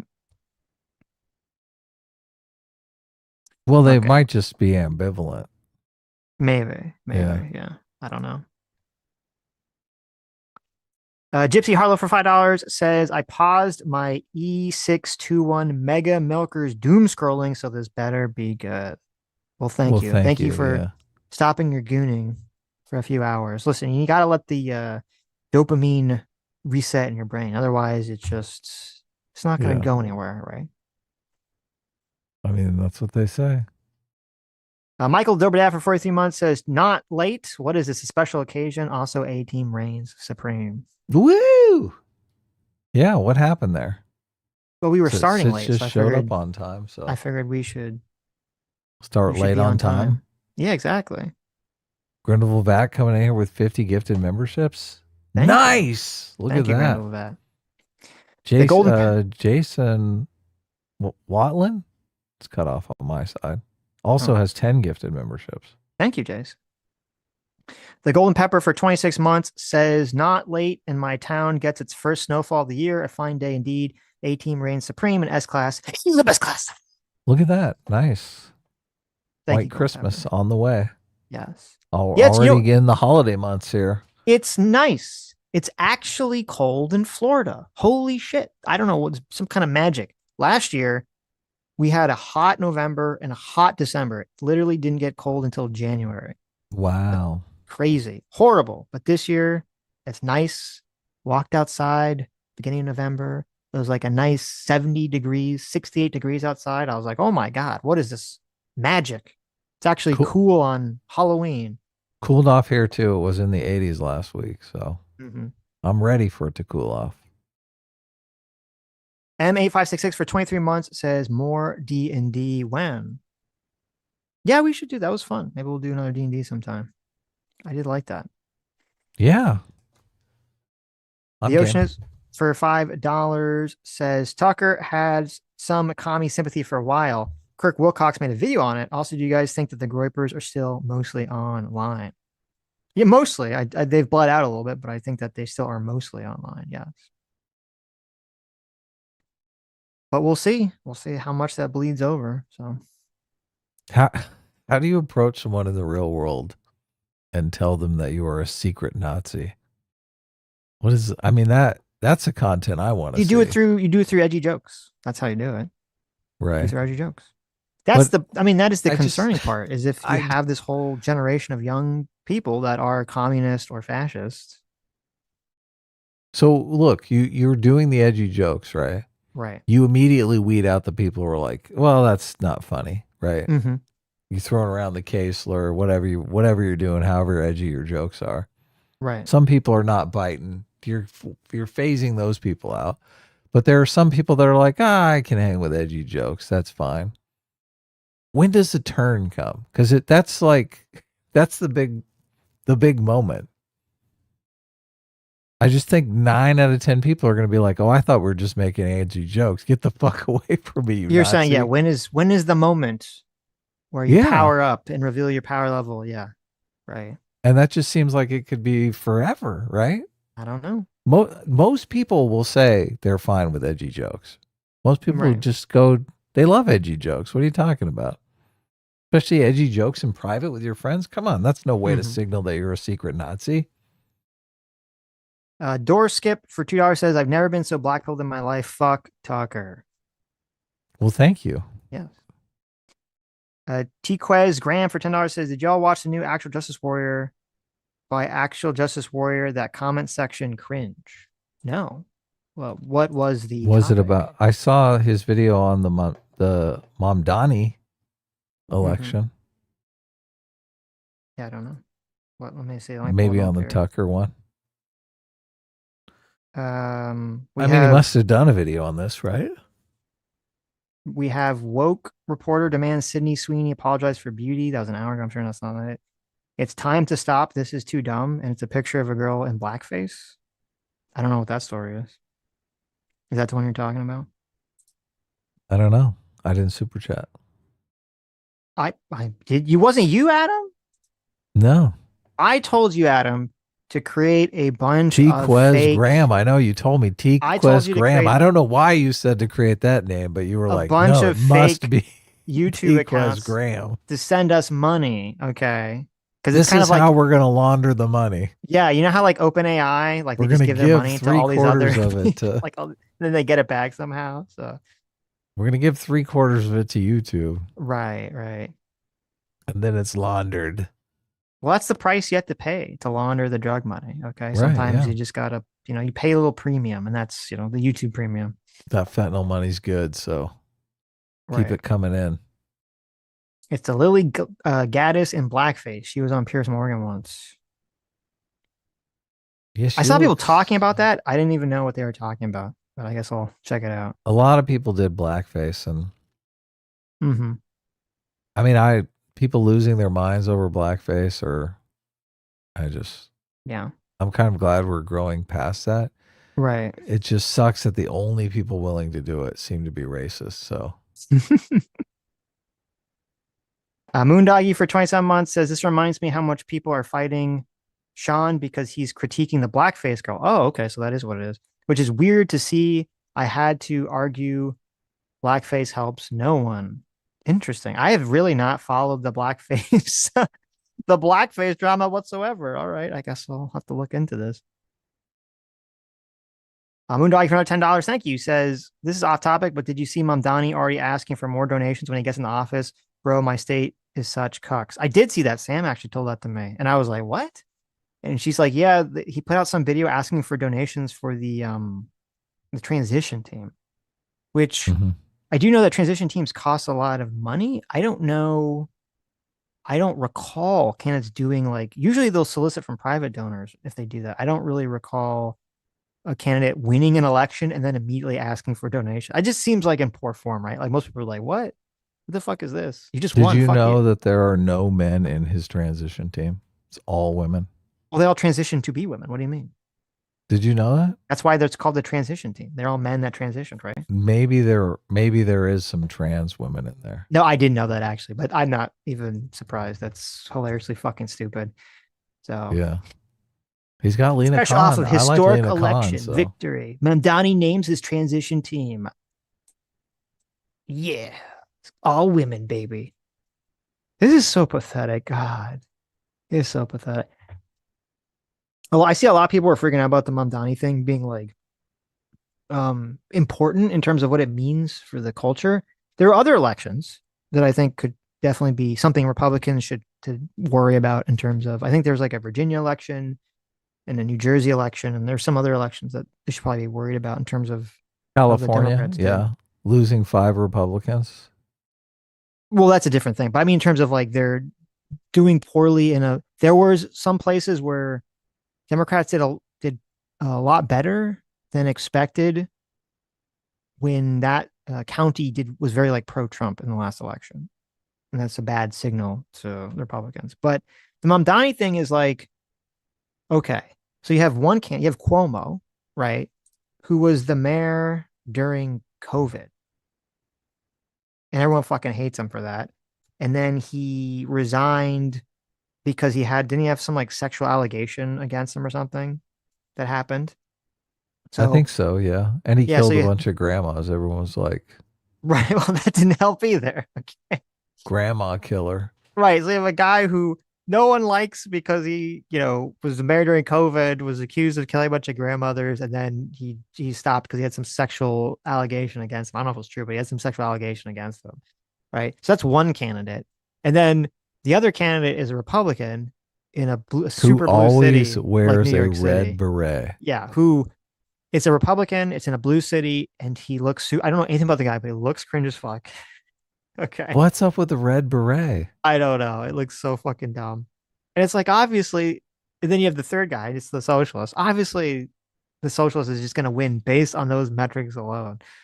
Oh yeah, he's handsome. He's got a good smile. Right. He's a good speaker. Right.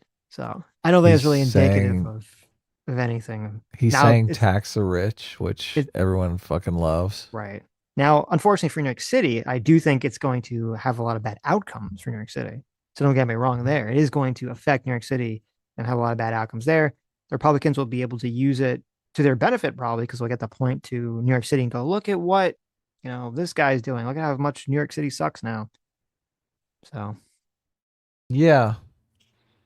I mean, we should start covering the midterm elections because they'll be interesting. It does seem, especially with this gerrymandering fight that's going on. I looked it up and Republicans have far more state legislatures, so they can keep playing this game. They control 25 state legislatures. Democrats only control 17 state legislatures. I didn't look into which legislatures have more seats in Congress because that's obviously relevant. I mean, if Democrats control only 17 legislatures, but they're of the most populous states, then they can compete with this gerrymandering game. But I'm curious the fallout for the electorate because they're basically just marginalizing the electorate. Whoever's the minority party in the state is just getting fucking railroaded so badly because you're losing all of your all of your representation. You can be in a predominantly Republican area, and they'll draw a line like clear across your state all the way to the biggest city, so that they can grab some Democrats and put them in your district. And now, guess what? You get a Democrat. That's so wrong. Nomad for $5 says, "All right, guys, I'm lowering my speaker's volume in my delivery truck while we're going through the Nick clips." Well, you know what? That's probably smart. That's probably smart. Can you imagine? That's fair. Yeah. Doing your delivery and being like, I got to stay out of these neighborhoods. Yeah, you're doing your delivery and it's like, white people should be racist against the blacks. That's getting clipped for sure. There you go. Sketch for $5 says, "God bless Ben's team and the editor of the sift through all the gay catboy lover Nick garbage to get to these receipts." Yeah, they just watched our video, our Sunday stream, and stole from us. What are you talking about? Sitch did all the work. That's true. I got an email from Ben Shapiro's team. They said, "Can we use some of your clips?" No, they I didn't sent it to ask. them. Yeah. They just No, stole it. That's a real thing. That really just happened. like the land in Gaza. Right. Sketch for $5 says, "Woke right is the bait version to see who gets angry and exposes themselves as being it. The real term should be conspiratorial right." Conspiratorial right is pretty good. I don't think that's sticky. It's not like it could be true in terms of what it's identifying. I don't think that's a persuasive term. Alt-right is already kind of caught on, right? Maybe we'll bring back the alt-right. Yeah, who knows? Dwight Baldwin for $5 says, "Shapiro should debate Tucker Carlson and Dave Smith. That's the only way this gets worked out." That would be nice. There's no fucking way. There is no reality in my mind, or I'm gonna say there's no reality that I could perceive of where Tucker Carlson is going to be in a debate and he's not going to just obfuscate and dodge like a fucking, like a champ. He's never going to actually be straightforward in some sort of debate setting about that topic. He's going to do the Dave Smith pivot. He's going to do the Glenn Greenwald pivot where say, "How dare you, be against free speech? How dare you say I can't interview someone? How dare you tell me what to do?" Blah, blah, blah, blah, blah, blah. He's not actually going to address the real issue. None of these fucking people ever address the real issue. If you're ever in a conversation, doesn't debate. Tucker would never debate anyway. If you're ever in a conversation or debate or anything, yeah, and I don't know how often he does it, but if you're ever in those situations and you have a point and you keep trying to get to this point, and it's very clear what the point is to everyone, and they will refuse to address it, that person is lying. Hell yeah. Jason Mulgreen says, "Tucker has refused Ben's invitation to debate for 3 years now." Yeah, because he doesn't want to get destroyed. Right. Tucker wants to cash the guitar checks and just interview people. Well, he could ask Ben Shapiro what the population of Iran is. So, yeah, a tricky he's Nixon. Ask him how many babies he's killed in Gaza? Right. That's what he's going to ask him. Tricky Nixon, thanks so much for joining the Free Will Seekers. Nux HB6 for 3 months says, "The parasocial aspect makes the streamer community very complicated. At least in Hollywood, everyone knows everyone is just using each other." Well, the parasocial aspect is, that exists in Hollywood celebrities. You see the way that people fawn over these celebrities, Swifties and all this other shit. But yeah, I would say that feeling is obviously stronger with streamers and stuff because the streamers usually directly interact with a lot of the fans on some level that Taylor Swift and all these other people never do with their fans. Bopec for $10 says, "Would it be useful to frame borders on ideology as same as country borders since most conservatives are anti-illegal immigration? Nick Fuentes leads a foreign ideology that doesn't have friendly intentions to normie conservatives." It could be. It definitely could be. Yeah. I keep thinking about you every time I hear one of these Republicans talk about the rot coming from within the Republican Party.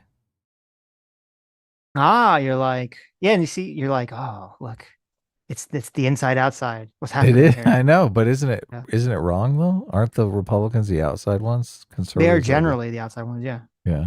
Right. Nothing's 100%. They're like, it's so disturbing when it's coming from within. Of course. That's why it's extra disturbing because they're so unused to seeing it come from within. So it's extra disturbing. Yeah. Actually, you know what? There was a clip I want to watch a little bit of. I forgot. If you have time, I don't know if you have time. Yeah, I got time. It's Bring like it up. 3 minutes of this. So this oh, is yeah. Okay. Who's this guy?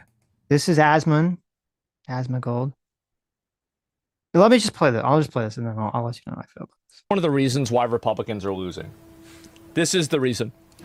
This is a huge reason, and until people like this is the Republican version of the trans issue. It is an issue that people overwhelmingly do not support, overwhelmingly do not want to be controlled by, do not want to have conversations dictated in service of or in favor of. They just don't want to be involved. I think a lot of Republicans have a resentment for Israel because of they think that Israel, plays a big role in influencing politics here in America. I think that there's a tremendous amount of resentment there. But whenever you compare the resentment with the actual fact that most Americans probably think Israel is fine, but they just don't want to be controlled by them. That's all. And that's the issue, right? Nobody has a problem. Not nobody. There are some people that do have a problem with Israel. But I think that the majority of people just simply don't want them calling the shots, right? There's no thinking it. Yes, exactly. So you have and this is a thing to me, right? I see this and So let me just pause for 1 second just so I can. So his argument is that most people don't have a problem with Israel. They just don't want Israel calling the shots, dictating American policy, right? That's what he's saying, which I would agree. I don't think most people are bigoted against Israel or Israelis. And I would hope that the overwhelming majority of Americans do not want Israel or any foreign country controlling the policy of America. Okay. So I agree with the concept of that, right? I think we all agree on the concept of that. Yeah. But then let's look at the quote evidence for this or the idea about this. Yeah, look, that's the problem right there. Right. Yeah. What is the evidence that Israel is controlling America? You have and this is a thing to me, right? I see this and I think to myself, why the fuck would I vote for this retard? Why would I vote for this guy? And this is, by the way, this is my governor right here, Greg Abbott. Why would I vote for this fucking retard whenever you have 2 Israeli flags, 3 Israeli flags, 3 things I stand with Israel, and only 1 American flag? I'm sorry, guys, but that's just not for me. That's not for me. I'm an American. I'm a Texan. These should be Texas flags. That should stay the same. And this should say I stand with, I don't know, ICE, the police, firefighters, first responders, something like that. Anything except for Israel, right? What the fuck is this event? Oh, shit. How this is it, Adam? They're acting like this is his fucking office. Where Adam, you show up to talk to him and he's like, oh yes, we have all I love Israel. My Israel flags are everywhere. How is it, Adam, that you asked the actual important question after only watching this for 1 minute and 52 seconds? How is that possible? Look, I'm not a retard. Are you a super genius? Well, I think you're a super genius. I don't know that I would go that far. I think you have 300 IQ. Okay. I don't think you need 300 IQ to be able to put this together. Why is Greg Abbott in a wheelchair? Well, he is in a wheelchair. Really? You know no. I had no idea. Right. First of all, get a fucking governor that can walk, okay? Look, I got lots of problems with Gavin Newsom, but look, Jesus. he can walk up the stairs. Okay. Right. So I'm glad you asked that. Because I was listening to this. I want to like Asmongold. I really do. I really want to like him. He says a lot of things I This I is like dishonest as fuck, though. I know. That we're getting there. He says a lot of things I agree with, a lot of things I like. But he's all the time, he just fucking steps on these landmines that are so fucking stupid. And I'm sitting here, I'm like, is this intentional? Or is this just like stupidity? Well, what's going on here? Look, I think it's very simple. Obviously, his audience skews young. YouTube skews young. Right. Young people are worried that they're going to be drafted into a war and fight. They don't want. That's why they're anti-war. They're like, I don't want to fight for any of this shit, right? Right. But they are denying the fact that there is a huge number of people in this country, a lot of Republicans, a lot of Christian Republicans who do fucking support Israel and want money to go to Israel on the reg. Right. So before we even talk about the fact claim, that's how he's democracy works, bitches. Right. Before we even talk about the fact claim he's making, which is important, but let's put that to the side for a second. Okay. So I'm listening to this clip, and I had the exact same first thought that you had, which is, where is this picture from? And when is this picture from? Right. Because I agree. If you open Greg Abbott's office and he's got 3 Israeli flags. Yeah, you're like, what the fuck? 4 I stand with Israel signs, that's a little strange. And 6 Israeli lobbyists sitting on his couch. Okay, I don't think this guy has my best interests at heart, right? I think he's a lobbyist for a foreign country at this point, right? That would make sense. But I looked at this picture, and I'm like, okay, now it's kind of a small picture, but I did blow it up. I found the picture, the actual picture, and I kind of blow it up. If you look hard, you can see that the 3 men, or at least 2 of them you could see in the picture, are wearing yarmulkes. Mm-hmm. All right, so that should send a tip off to you. Well, they're wearing yarmulkes, so it probably means they're in a Jewish synagogue or a Jewish temple. Right. So that would be my guess. Yeah. Right. So I go, and it took me literally one Google search. I go back to the beginning of the video here. So this is one, and I see the tweet that he's pulling this from, and which he's liked. Which he's liked. Yeah. Thank you, Asman, for that. And we'll talk about the guy who posted this in a second. And I go and I do a Google search, and I find the original of this picture.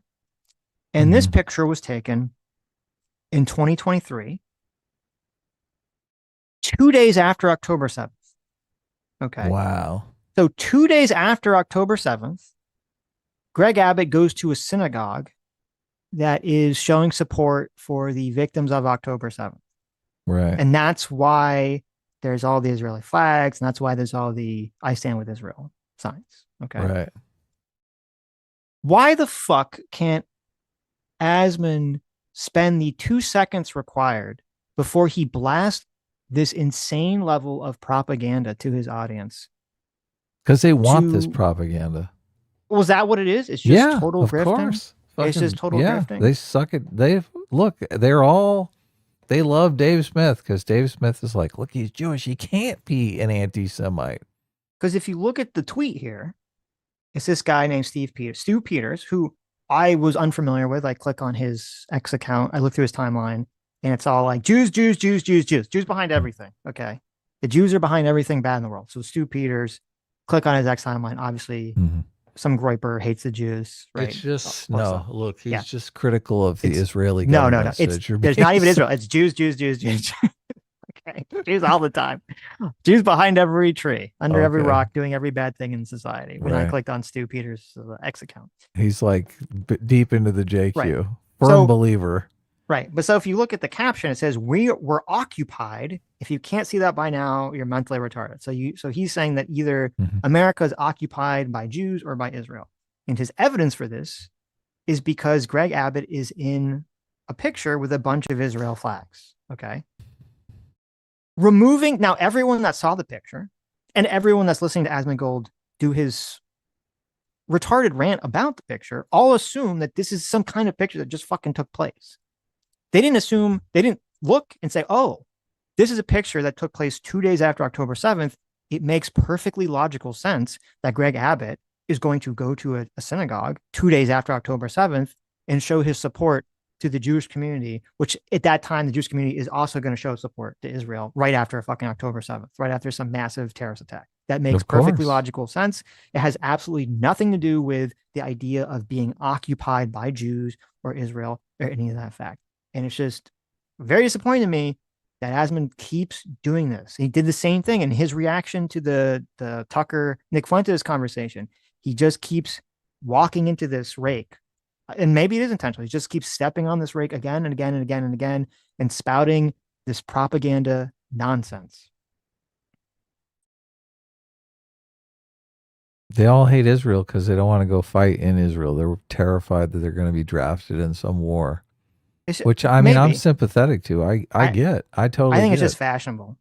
Again, I don't even give a fuck about Israel. I said there was some story where Israel was like accused of like hacking into some American reporters like accounts and everything because they didn't like this reporter's what they were saying. And I said at the time, I said America should cut off all aid to Israel till they get to the bottom of that and find out whether that's true or not. If that is true, then we should cut off all aid to Israel forever until the people that were involved in that are brought to justice. Okay.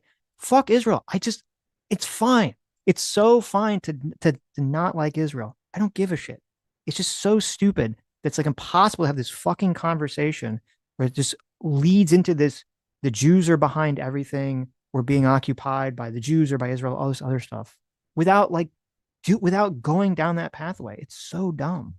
It bothers me that they pretend that there's nobody in America that supports Israel because you're fucking lying. There's a vast number of people in America support Israel because they're Christian, evangelical Christians. And if you're not taking that into account, you're just ignoring fucking reality. So and these people have massive support. Well, especially, I'm sure Texas is probably massively evangelical. Right. Holy fucking shit. Texas is the epicenter of the evangelical movement. Well, they all fucking love Israel. I guarantee you. Yeah. That's exactly. They want to spend money to Gaza because they want a fucking vacation there. Okay? And get your fucking shit together. And yeah, because he says, and this is the people swimming in their environment become brainwashed into thinking their environment is indicative of the broader population. Yeah. And Asman is completely guilty of that because he just said Israel is the trans issue to the Republican Party and that it's an issue that people are supporting. Yeah. Yeah. That people are supporting in the party that's hampering them and harming them. Okay. Yeah. You're crazy. Right. Which I was thinking like, okay, is that true? Because, I did a video on this years ago. A lot of young people don't realize this. A lot of older people do realize this. The Republican Party has been very pro-Israel for a very long time. And a lot of it has to do with, as you were saying, because the evangelical Christians fucking love them some Israel. They do. They want to visit. They want to fucking be there. They're like, oh my God, this is where Jesus walked. Right. Holy shit. The one time I went to Israel as a tourist and I went to you go to all the little, there's all the little tour sites you go to. And I went with my temple. We were the only Jewish group there every time. Because it's the Christians. It's the fucking it was people all from the Christian Texas. Groups. There was all these huge church groups everywhere. There were at all the tour sites. Okay. There are no fucking Jew groups anywhere. We were the only one. It was Christians everywhere. It was funny. I was like, oh, this is very interesting. Okay. So, which I guess makes sense. There's way more Christians than are Jews anyway. So it makes sense. But so it's, and part of the reason that the evangelicals really like Israel is because, they believe that the Jews have to control Israel for the end times to come and all the shit to come where Jesus comes back to earth and all this other stuff. Right. So they have some religious reason to believe that. And maybe people just don't know this that are not evangelical. Maybe they're just completely unaware of this fact. And they're probably also unaware. Oh, I saw it firsthand. That's how I know. I'm like, right. Okay. They all fucking love. Right. And also most people probably don't know that if you look at a breakdown of how religious groups vote by party, number one, at the top of the ticket for these people overwhelmingly vote disproportionately for Republicans are the evangelical Christians. Fuck yeah. Evangelical Christians. Bush won because of the evangelical Christians. Massive voting block for Republican parties. Okay. But still putting that aside. So I said, okay, is this is what Asman's saying? Is it even true that this is some sort of trans issue? That's an albatross around the Republican Party's neck, that it's unpopular, blah, blah, blah, blah, blah. Right. So I tried to look into this. I found a Pew poll that was last month in October. Okay. Pew poll, October, 2025, very recent. Pew usually does, really good polling. So, and they were asking people their opinion of both the Israeli government and the Israeli people. Okay. So when they asked Republicans, how do you feel about the Israeli government? 55% of Republicans view the Israeli government as positive. Okay. So despite the war, okay, despite the genocide and all those things, 55% of Republicans still, the majority, are still in favor of the Israeli government. Mm-hmm. Okay. Then if you said, well, how many view the Israeli population, like the Israeli people, 67% of Republicans view the Israeli people favorably. Okay. Nice. So you still have the majority of Republicans still are pro-Israel. Right. So this idea is untrue. It's only true to Asman because he's on the internet.com. And on the internet.com, Israel is not very popular. Yeah, because the Groypers have a bunch of bots that go around and like tweets. Sure. Right. And then the left, it's everything's going on with Gaza and everything.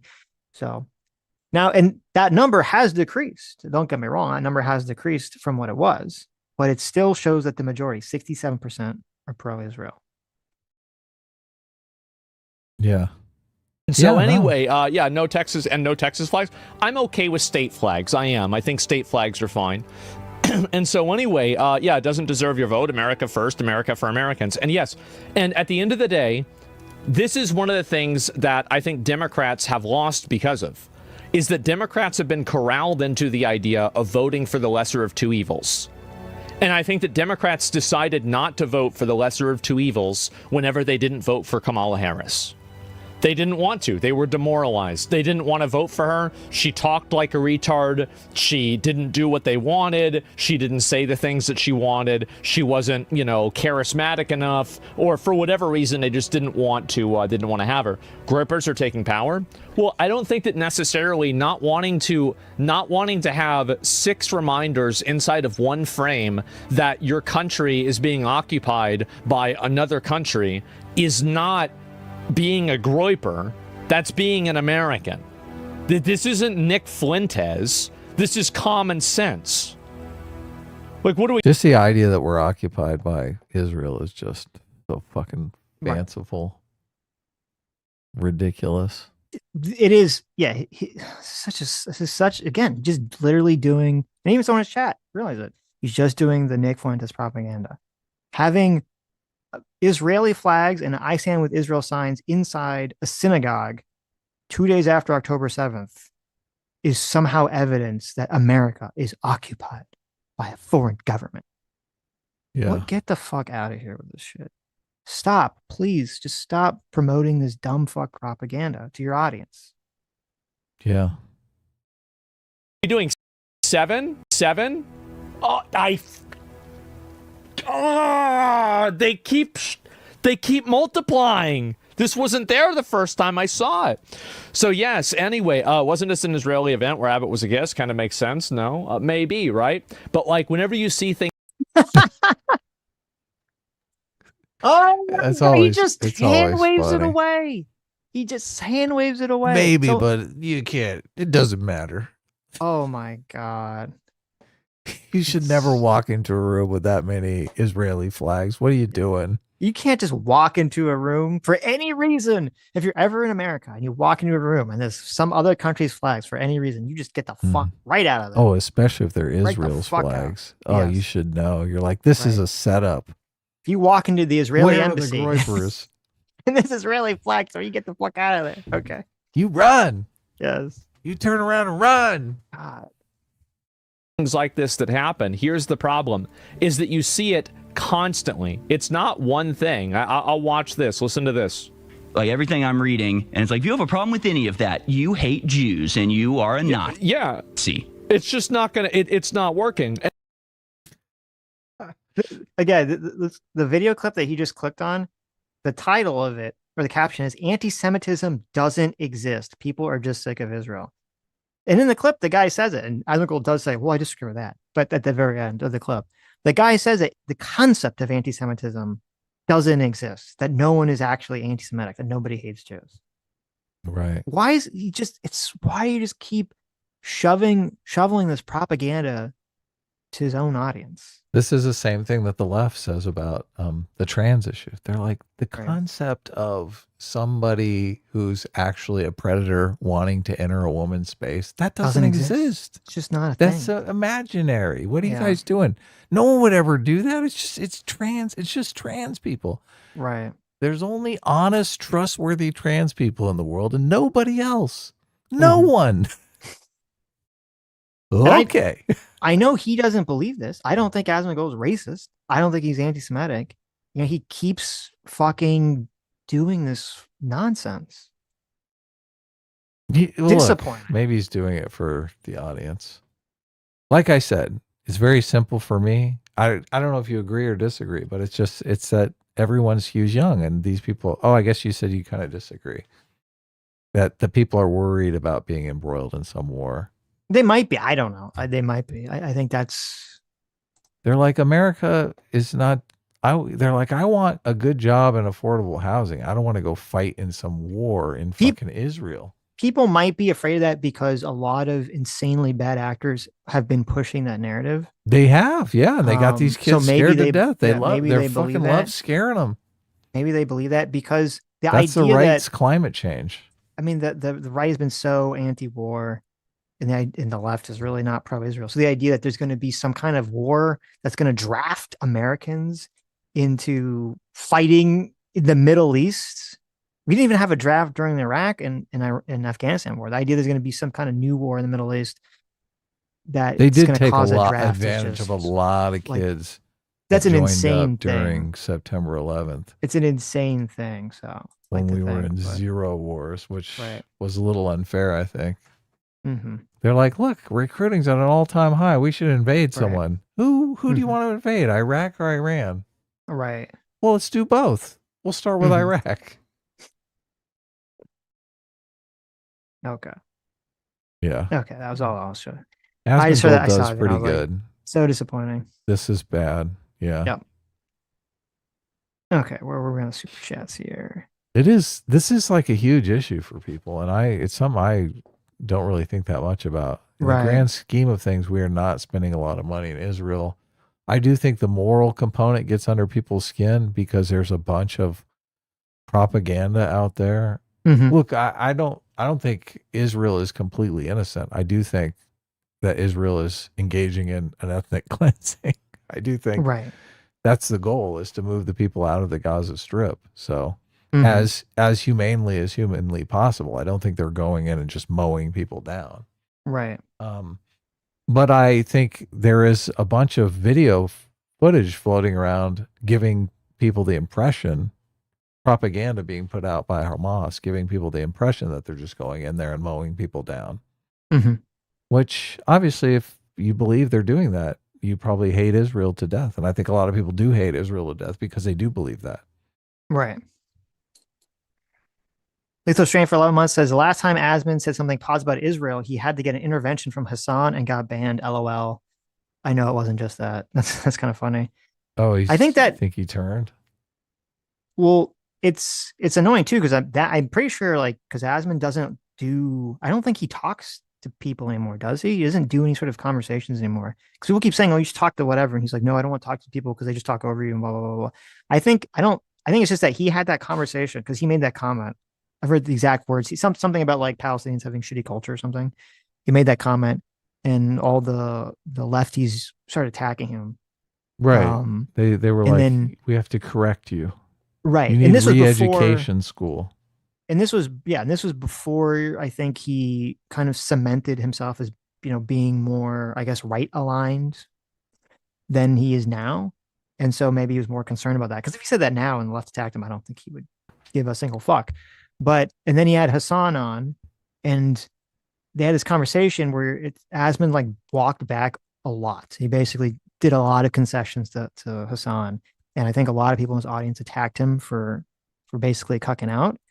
And it seems like because of that, he just doesn't talk to people anymore about this stuff because he doesn't want to be in that situation anymore, which is sad. But I mean, he's got a lot to lose, so yeah, it's true. Monker002 for $10 says the real problem is that people have a legitimate concerns about Israel, but any negative info they can find is put out by obvious anti-Semites. It's like 6 degrees of separation is down to just one. That is the problem. There are completely a lot of legitimate concerns about Israel, and so much of it gets, tangled together with the anti-Semitic shit. And that's part of why, that's why it's so fucking foolish and stupid for the Glenn Greenwalds and Dave Smiths of the world to keep defending Nick Fuentes, because they want to run so hard the narrative that, the people that are attacking Israel are not doing it for anti-Semitic reasons. So they're going to throw their hat in with the guy who is attacking Israel for anti-Semitic reasons, very obviously. They're going to completely do a self-sabotage. Yeah, it's the thing that makes me think Dave Smith is a literal idiot. Just a fucking idiot. Like the fact that he can't recognize that Nick Fuentes completely destroys his narrative. Right.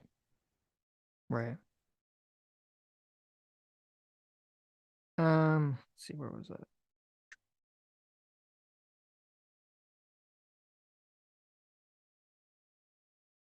What are we on? Leica01 for 8 months says, if you're not seeing it, a great dark comedy about Hollywood is Swimming with Sharks. Going to watch it again. Imagine Spacey and Whaley as streamers. That is a great movie. Yeah. Have you seen that movie? No. Independent film classic. No. It's good. You should check it out. Okay. We should cover it. The Oceanist for $5 says, Michael Moore did propaganda for Cuba. Tucker is doing his bit in Russia is the same concept. Both are cringe and carry water for authoritarians. That is true. Yeah. That's a good point. Yeah. We should deport them both.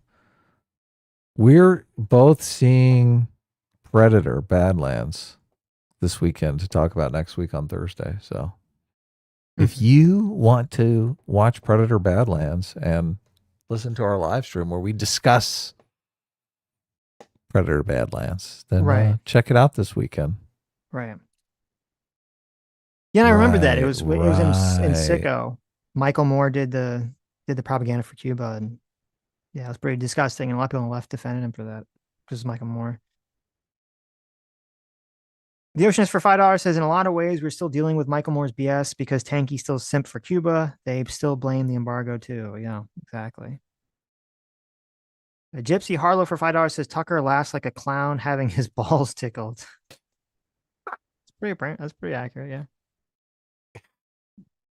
Oh my God. Right. Joey Hollywood Films for 6 months says, I'm currently listening to your conversation with Dialogue Always. The way he argues, I think he processes time like the wormhole aliens from Star Trek Deep Space Nine.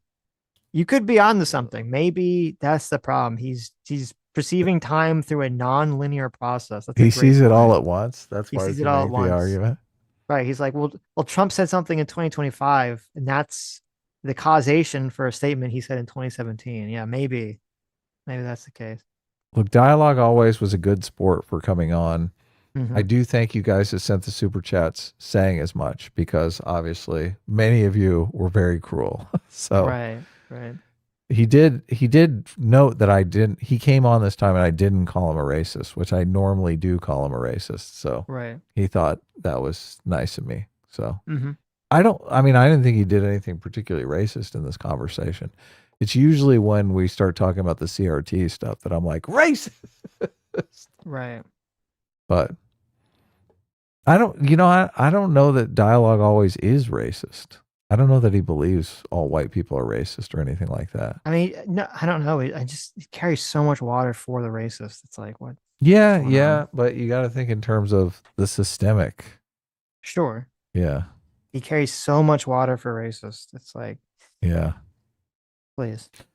It's a huge part of our culture. Unfortunately, it's completely acceptable. We've got a whole generation who doesn't even believe black people can be racist. Right. Or any minority can be racist. Jonathan Rosler for 38 months, thanks so much, says, wait, has Crowder become much more reasonable since 2020, or is Tucker so far gone that Crowder ends up looking normal? That's a great question. I don't know the answer to it, but that's a great question. Big Daddy Squeezy for $5 says, have you heard the story of the prophet going to the desert to be mounted by 5 men all night? Is that why the progressive like Islam so much? Terrible. Wow. I didn't know about that. J-Macker. Thanks so much to Circuit Fire. J-Mac for the $5 says, Adam, you misunderstood the Christian concept of God. The Trinity is fundamental to Christianity. We talked about that in the chat for a bit. Okay. I think after that came up. Right. So I do understand the Trinity, and I accept that the Trinity is essential to the Christian You went God. to church as a lad, didn't you? I think oh yeah, of course. Okay. I settled on that it being the same God as Islam. It's 1/3 the same God, because obviously Christians have the Trinity, and it's only the God the Father. Well, it's like if you tell like a Protestant or Catholic, your God is the same God as the God of the Mormons. They're not going to like that. Okay. Because the Mormons say that, but they don't say that. Right. They think it's very different. They're like, that is not our God. So How no, dare don't you say that. we pray to the same God? Right. We don't. Yeah, they don't believe that the same thing the Mormons do. So even if the Mormons say it's the same God, they're not going to say it's the same God. When I'm talking about God, I'm thinking God, supernatural being that created the universe. Yes. And we all know, well, maybe the heathens don't know this, but there's only one God, okay? Okay. One God, the one creator of the universe and everything that we know. Right. So if we're talking about that God, all the religions are different expressions of that same God, right? They're different interpretations of a concept. Yeah, but it's the same God. Well, it'd only be the same God if universe, right? If you're saying that there is an actual God that is only one God that exists, and that all the religions are inspired by that God, but then they all interpreted through some sort of human faculties and thus have different interpretations, then you could make that argument. But I don't feel like that's the argument I am making. Okay. But I thought you don't believe in God, so you don't actually believe that's true. Well, I believe in the concept of God. Okay. Anyways, listen as well specifically for $2 says Adam friended theology channel when today. There you go. And for another $2, he says that laugh is just the demon possession noises. That would make sense. That would make sense. Oh, that is the demon. Right. That's a demon speaking when he laughs like that. Right. Right. Sitch doesn't like that because it's evidence that the demon was real. Right.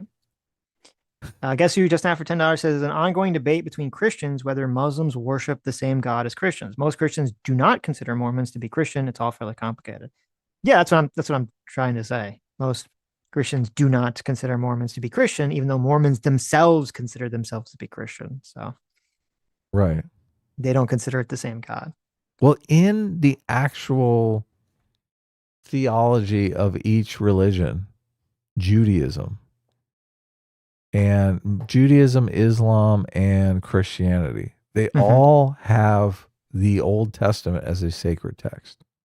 Yeah. They all have the story of Abraham and the covenant with Abraham, that all the prophets will come through your bloodline as part of their founding story. Right? I guess the Christians don't really focus on that element, do they? No, I mean, Jesus was directly from and God. This is where the Trinity comes in. Was Mary supposed to be from Abraham's bloodline or something? Because I actually don't know. I feel like that's not something people talk about. They don't. Yeah, that's an interesting question. I just know Muhammad is supposed to be through Abraham's bloodline. Right, right. Moses is obviously through Abraham's bloodline. Yeah, Jesus would have to be through Abraham's bloodline. Although the Christians never talk about that. What was Mary's lineage? It's common knowledge that the genealogies contained in Matthew and Luke differ. Most conservative Bible commentators explain the difference by holding that Jesus' genealogy in Matthew is traced through Joseph's line to show Jesus' royal right to the Davidic throne. Correspondingly, the genealogy in Luke traces Jesus' ancestry through Mary's line. That means Mary's lineage is recorded in the Gospel of Luke. Okay. Well, wait, how could it? But Joseph is not biologically Jesus' father, right? So it wouldn't. wouldn't you want it to be through Mary? That Mary was a lineage of Abraham? If Joseph But was you're a lineage, right. He's like not. who would care? Yeah.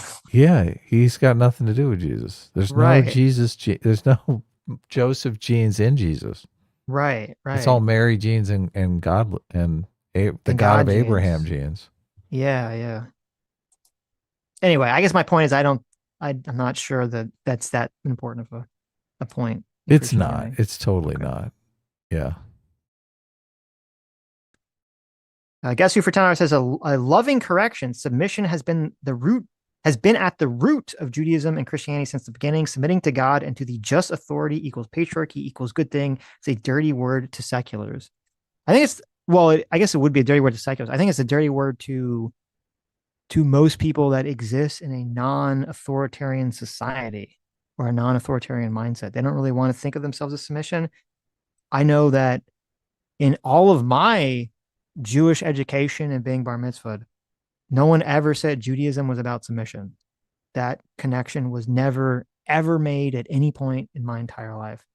So I'm sure that there are like very strict Jewish sects that do look at it that way, but I think if you were to ask the average Jew, like, do you think Judaism is like submission? Like that's how you would categorize. Like if you had one word to categorize Judaism, would you categorize it as submission? I don't think they would.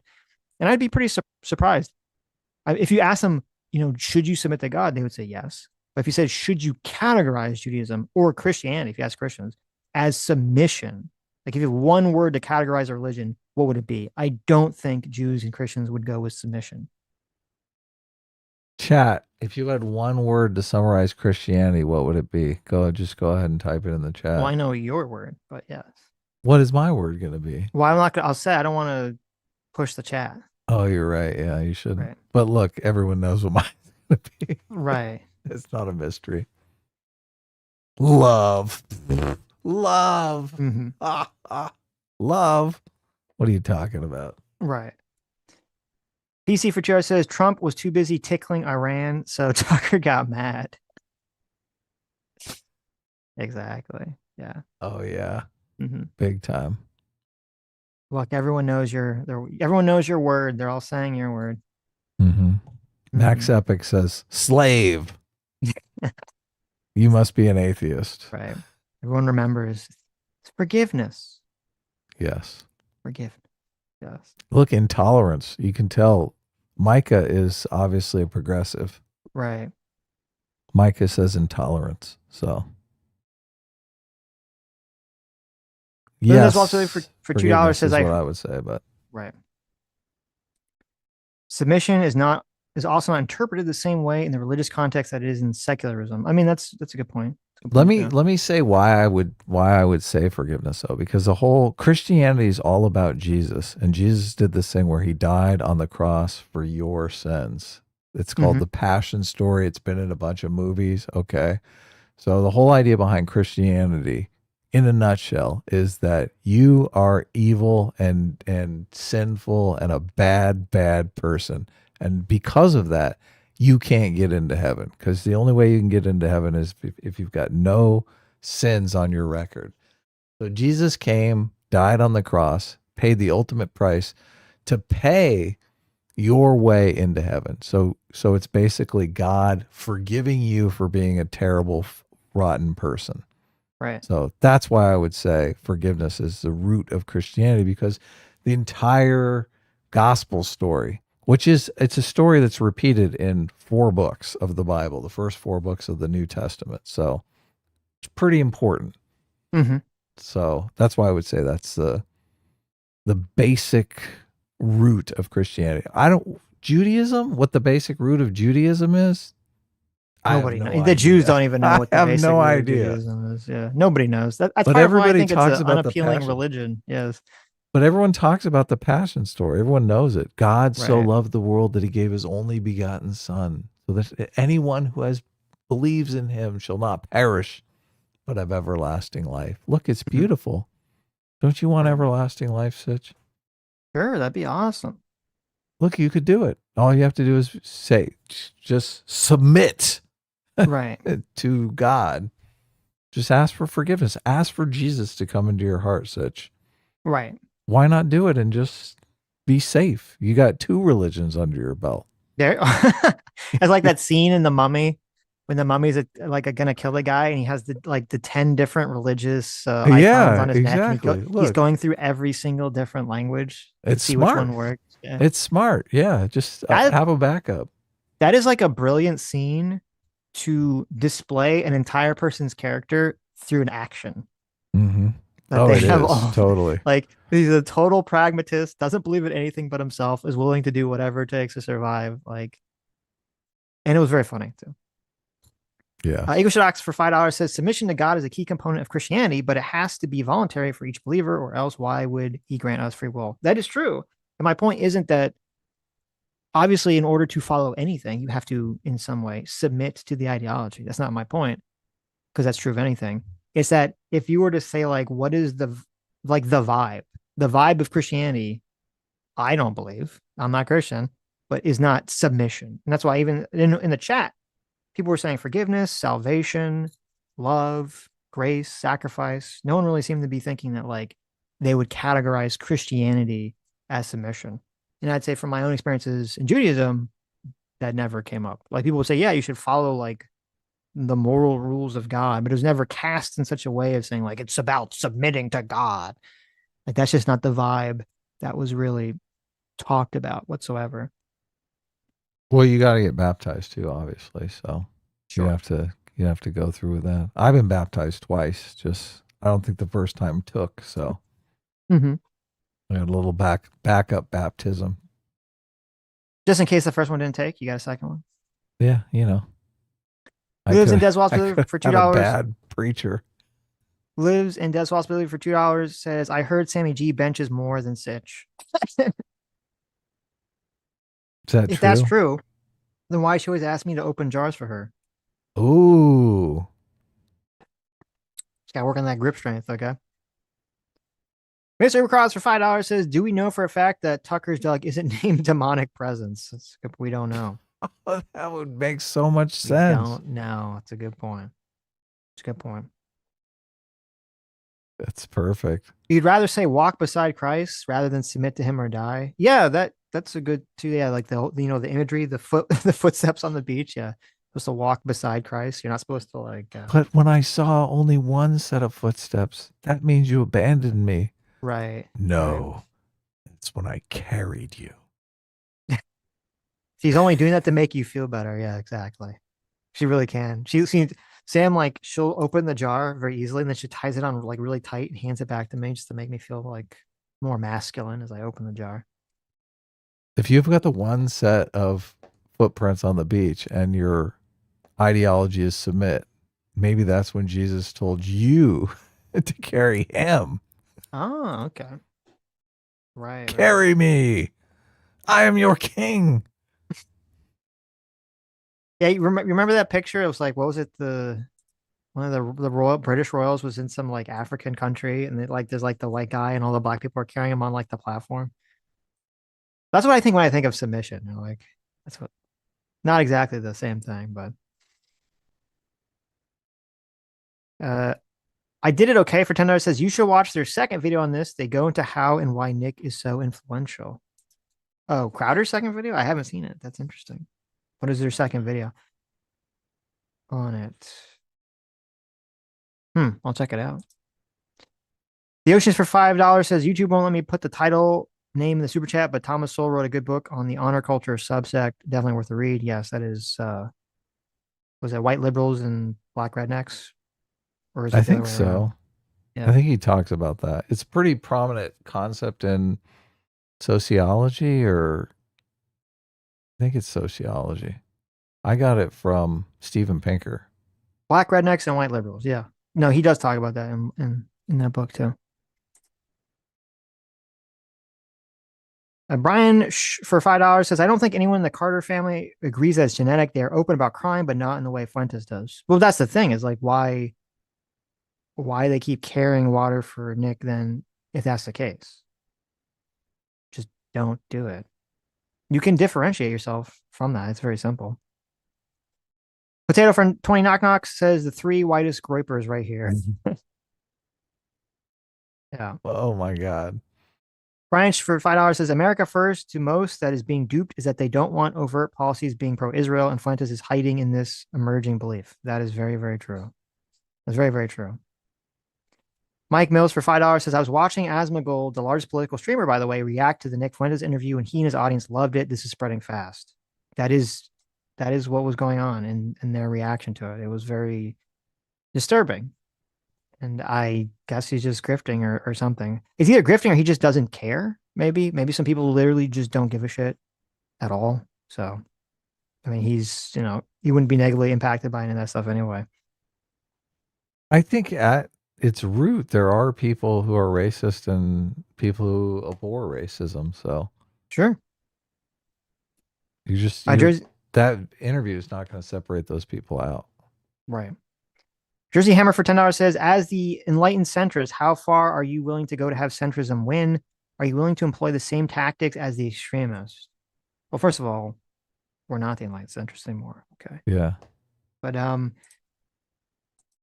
if you say like how far are you willing to go to have moderates win? It's hard to say because it's like, well, what is the scenario? Like, do I have a crystal ball? Do I say, well, you have to be extremists? Like, if you're saying, like, would you have the crystal ball, that there's going to be Hitler 2.0 and he's going to kill, 20 million people in America and get us into three worlds. Would you be willing to use political violence to stop that person? I'd say, yeah, obviously, of course. Right. If I don't know that, I generally think you should operate according to the principles that you advocate for. So I would say no in most situations. I would say very clearly that people that are moderate or existing in a Western democracy should not be employing the same tactics as extremists to fight extremists. I don't think that's a good idea. Yeah, that's a tough question. Mm-hmm. I don't know. I really don't know. I don't think we're in such a bad place. Mm-hmm. But I could be wrong. Z2 thing for $5 says 99% of cancel culture is the appeasement or attempted appeasement of a vocal minority. That is also true.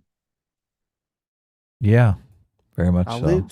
Lives in Dev's wall specifically for $10 says comedy idea world where racism is a belief that all differences should be settled by contests of speed and was unrelated to ancestry. This world is otherwise identical and suddenly merges with ours.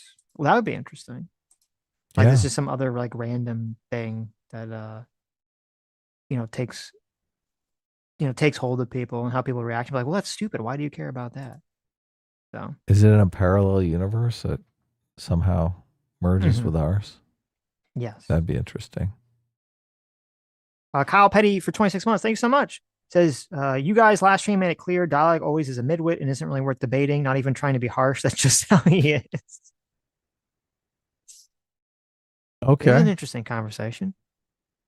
It's just the interesting part is trying to break through the partisanship. I think that for me is the interesting part. I think that's literally impossible. Dialogue always. How many people have the same concept of DEI as him? How many people on the left have the same concept of DEI that they're just trying to expand? A lot of people. A lot of applicants. A lot of people do. Yeah. Yes. Really? Of course. That's always. That's always the seems excuse. like a very unique perspective. Well, no. I'm sorry. A lot of people, yeah. The majority of people look at DI like, oh, you're just trying to make it so that everyone can enter the process. But they're not. Yeah, they don't believe his argument, which is they're just trying to broaden the pool because the companies need more like laborers. I've never heard that before. It's a very strange argument. I do think that I think most people on the left conceptualize it the way that I laid out, that these institutions are racist and they don't want to hire any black people. So they need to give them a quota so that they can. And when you bring up, well, what if people don't meet the requirements for that quota? They're like, they will. And you saying that they can't means that you're racist and are saying that they're dumb and they can't possibly meet your criteria. Right. When you could say, well, look, maybe they don't even try to meet the criteria. Not that they're dumb. They just haven't been educated or they're not interested. Yeah. Yeah, no, I agree with that. I agree with that completely. The Juice Man chat said, I've watched the Carter family Am I saying it right, guys? How do you say their name?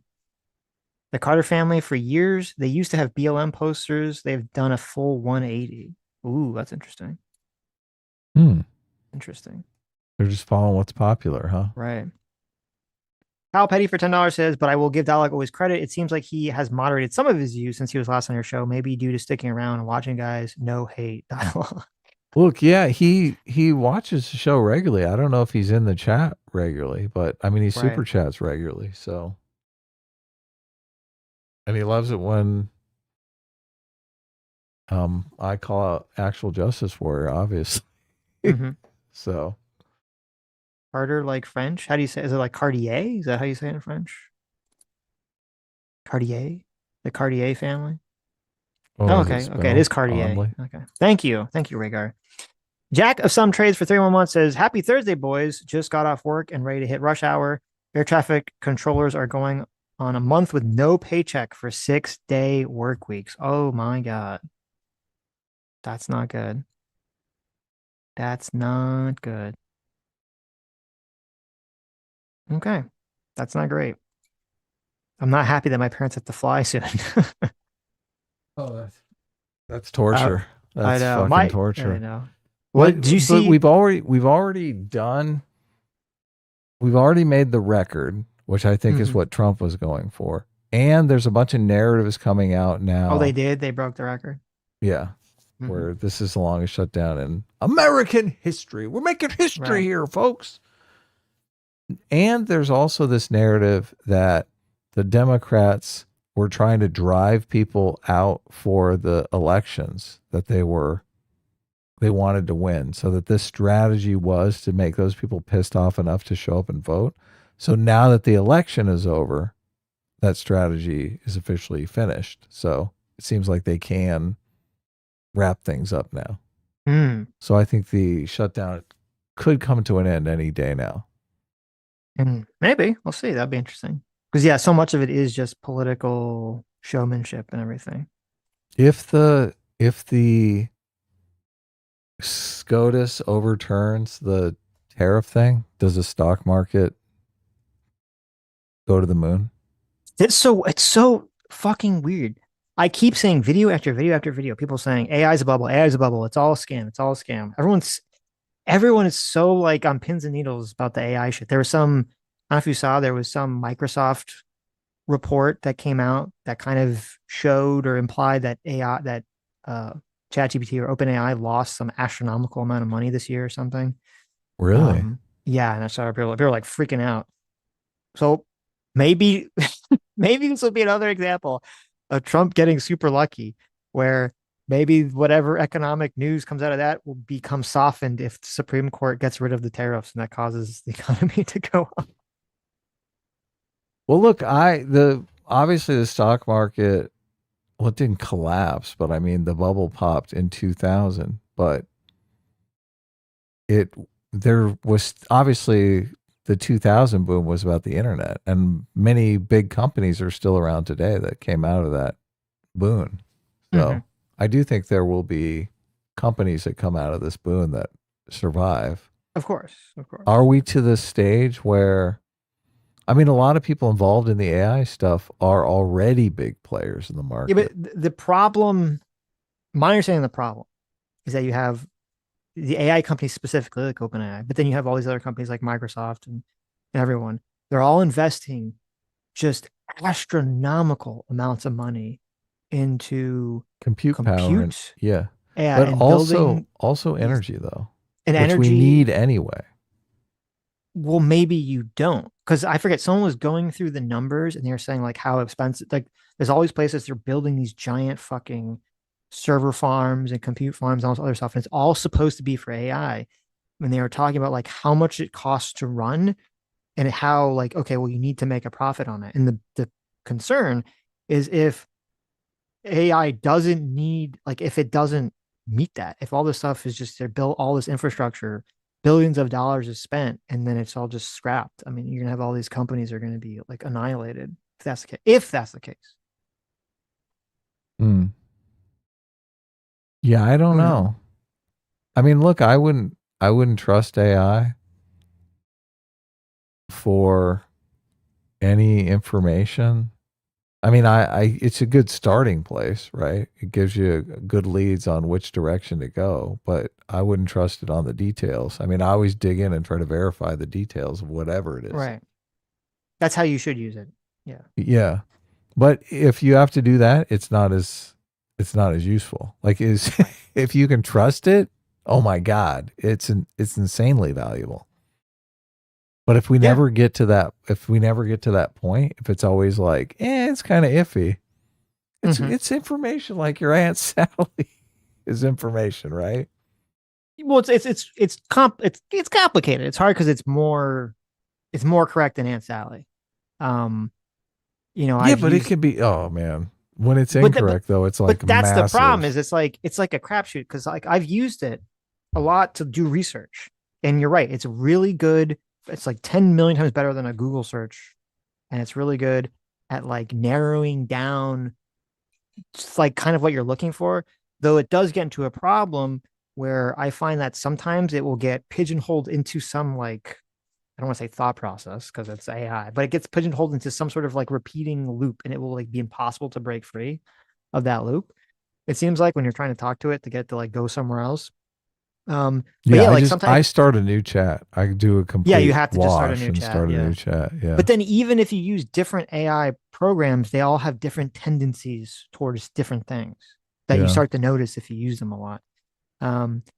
And it's like, so I'll find a lot of like good information, but then you dig into it. And if I ask for very specific things or try to dig into things, like I'd say it's like almost like a 50% of the time, it might just make up something. Or it's kind of something that's sort of true, but it like embellishes it or makes it up. So that's where it gets very dangerous. And I know I said this example before. I remember Sam was like doing some sort of like stock research, and it made up some like insane numbers about the stock on AI. And I was like, this is why you can't trust this stuff. So yeah. The compute power could be useful for robots. Obviously, there's going to be a huge fleet of robots in the dispatch in America over the coming years. So yeah, but I wonder because like I feel like the line between have a robot that does what you need it to do, like if the robot has the same level of, if the robot works to the same consistency as like ChatGPT, I think it would be very dangerous to have a robot that can, like, ChatGPT can't hurt you. I mean, I guess some people get addicted to it. It hurts them, but it's like ChatGPT can't give you a wrong answer and then stab you in the face, right? Because it hallucinates something and makes something up, where the robot could theoretically do that. I feel like the robot's got to be way more on point than what AI is at the moment. Yeah, it is interesting. These robots that they're putting in the house now, they pick up a knife to put in the dishwasher. I mean, they could chase you around the house with that knife, right? Right. Now they have somebody who works is like tech support and boots into the robot whenever it gets stuck. Because sometimes it gets stuck, right? There was a good meme about that where it was like, the astronaut pointing the gun at the other astronaut. Right. Meme? Oh yeah. And it was like, so someone was saying like, what's going to happen is that all these robots are really just going to be physically controlled by some dude in India. Right. Like you think you're getting an AI robot, but it's actually just a guy in India controlling it. And it's like, are you telling me that it's just a third world country doing our labor for us? And then the astronaut's like, it always was. It's true. The thing is, I know how it works on the training data though. They don't have the training data. So all these robots are going to be collecting training data for how to work in the real world. Once that training data is acquisitioned, they're not going to need the tech support. Look, you've got like a 20-year boot up period as a human being, right? You see the babies walking around like, they can barely stand up until they get all the training data from the real world. That's exactly how robots work. Robots got to go out there and learn. I'm sure the first generation of robots is going to have a bunch of sensors on it that's going to teach it. So then they're going to have this huge set of training data that they can use to model future robot operating systems. And once they have master the robot operating system, it's just going to be like download, download, download. Same with self-driving cars. Actually, the self-driving cars, I haven't done a Waymo yet, but Waymo is in Los Angeles, so I feel like self-driving cars is significantly easier to program than a robot that walks around.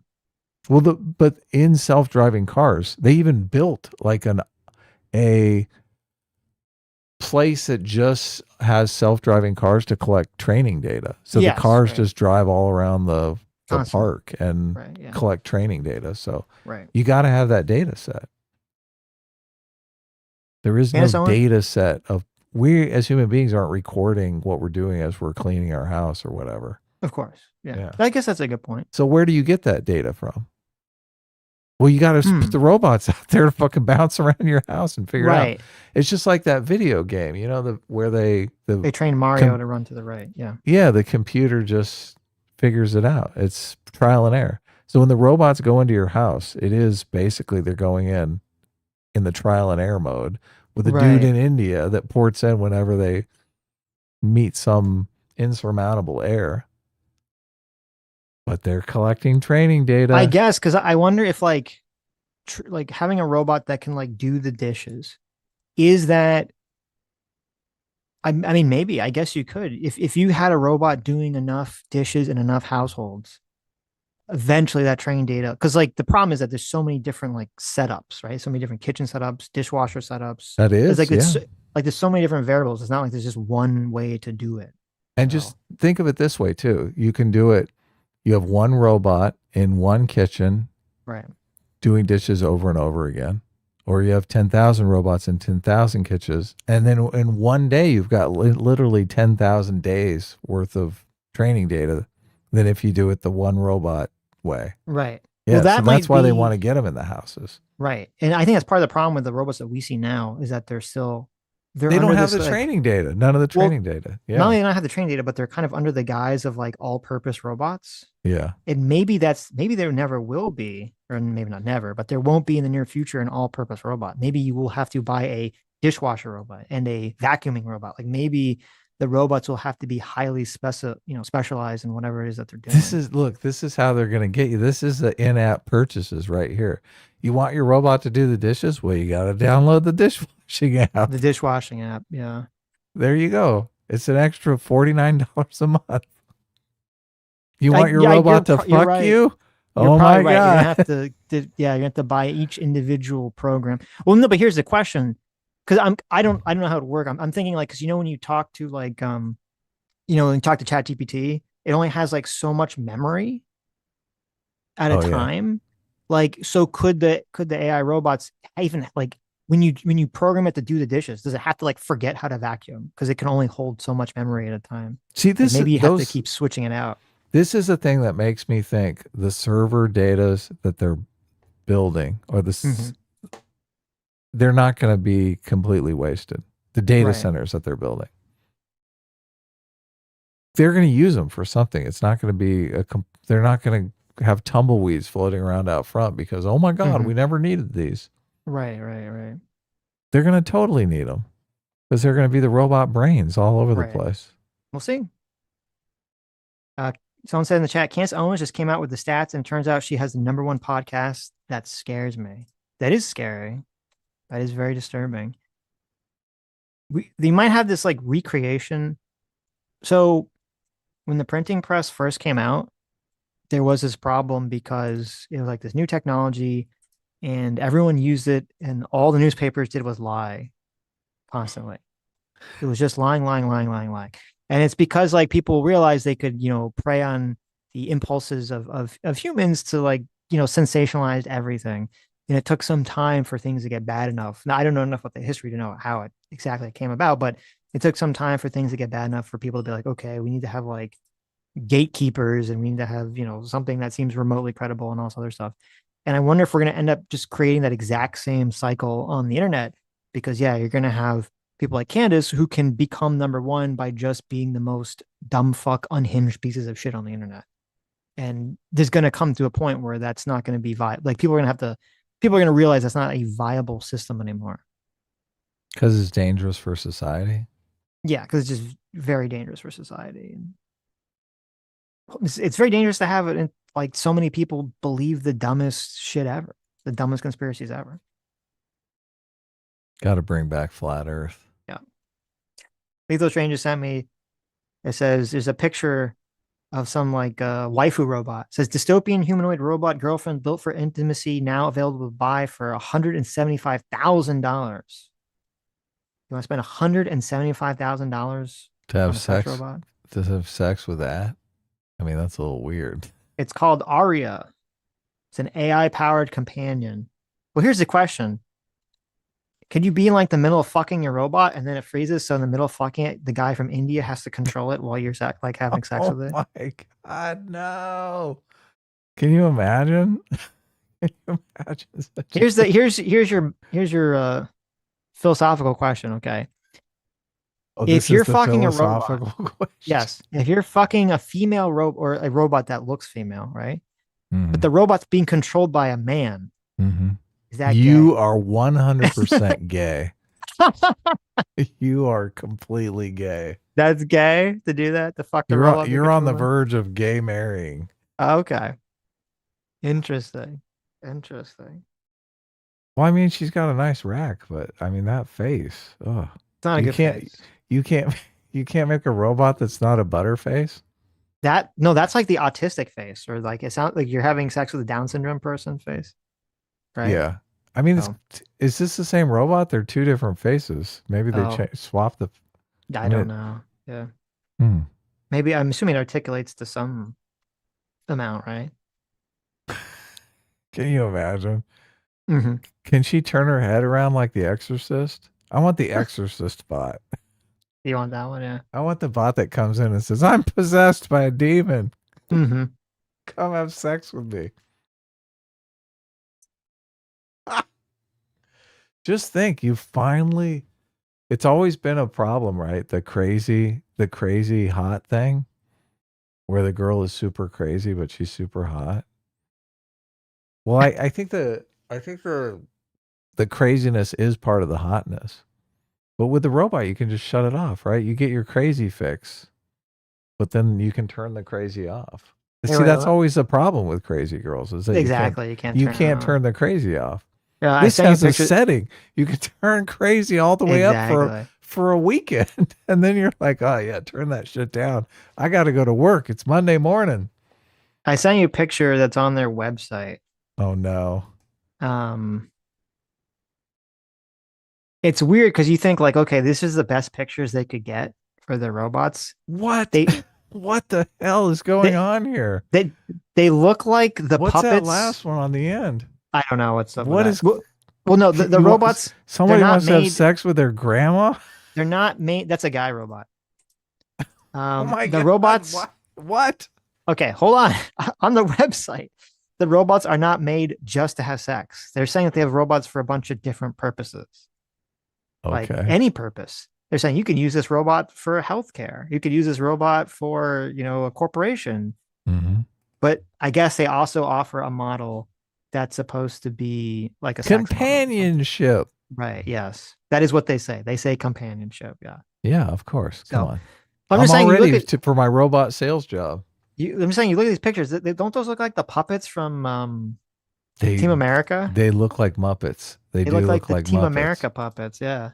Yeah. Those are not good faces. It's Although some creepy. of those Team America puppets were pretty hot.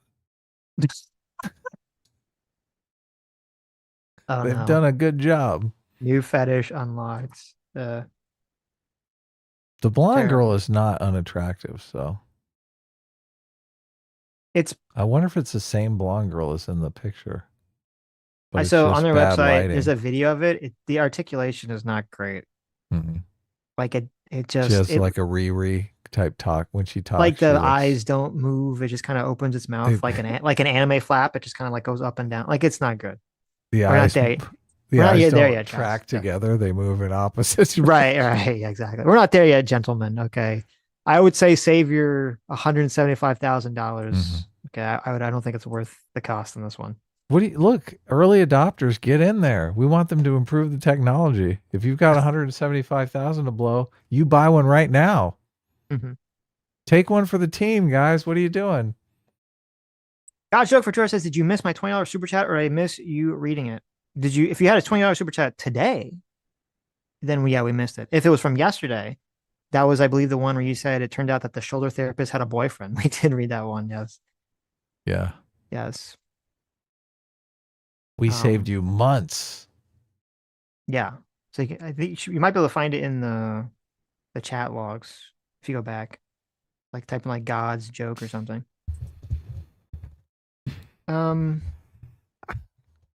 Mike Mills for $5 says, do you think Anna Kasparian has started to go down the anti-Israel to anti-Semitic pipeline as well? I've seen her retweet Goiper accounts too. I don't know if you asked that or someone asked that the other day, and we both said no. I don't think that's the case. No, yeah. I see Anna Kasparian on CNN all the time now. Lives and Deswell specifically for $2 says, were Call of Duty lobbies why the groups were called clans? Yeah, exactly. Jaegermeister79 for $5 says, it's just sarcasm, they say. Nah, I'd rather be safe than sorry. Screw Fuentes and his dumb cult followers. Yes. Our word for $2 says, Soviet propaganda is anti-Israel conspiracy. I had heard that, and I don't know if it was from you, but I had heard that, and I briefly looked into it because I was curious. And there was an argument about how a lot of the the reason specifically why the left was anti-Israel and how the communists used to be very pro-Israel. And then once Israel turned against the Soviet Union and very clearly chose a side in the Cold War with America, that all of a sudden they got real mad and all the communists started to get mad on Israel. They got real butt hurt.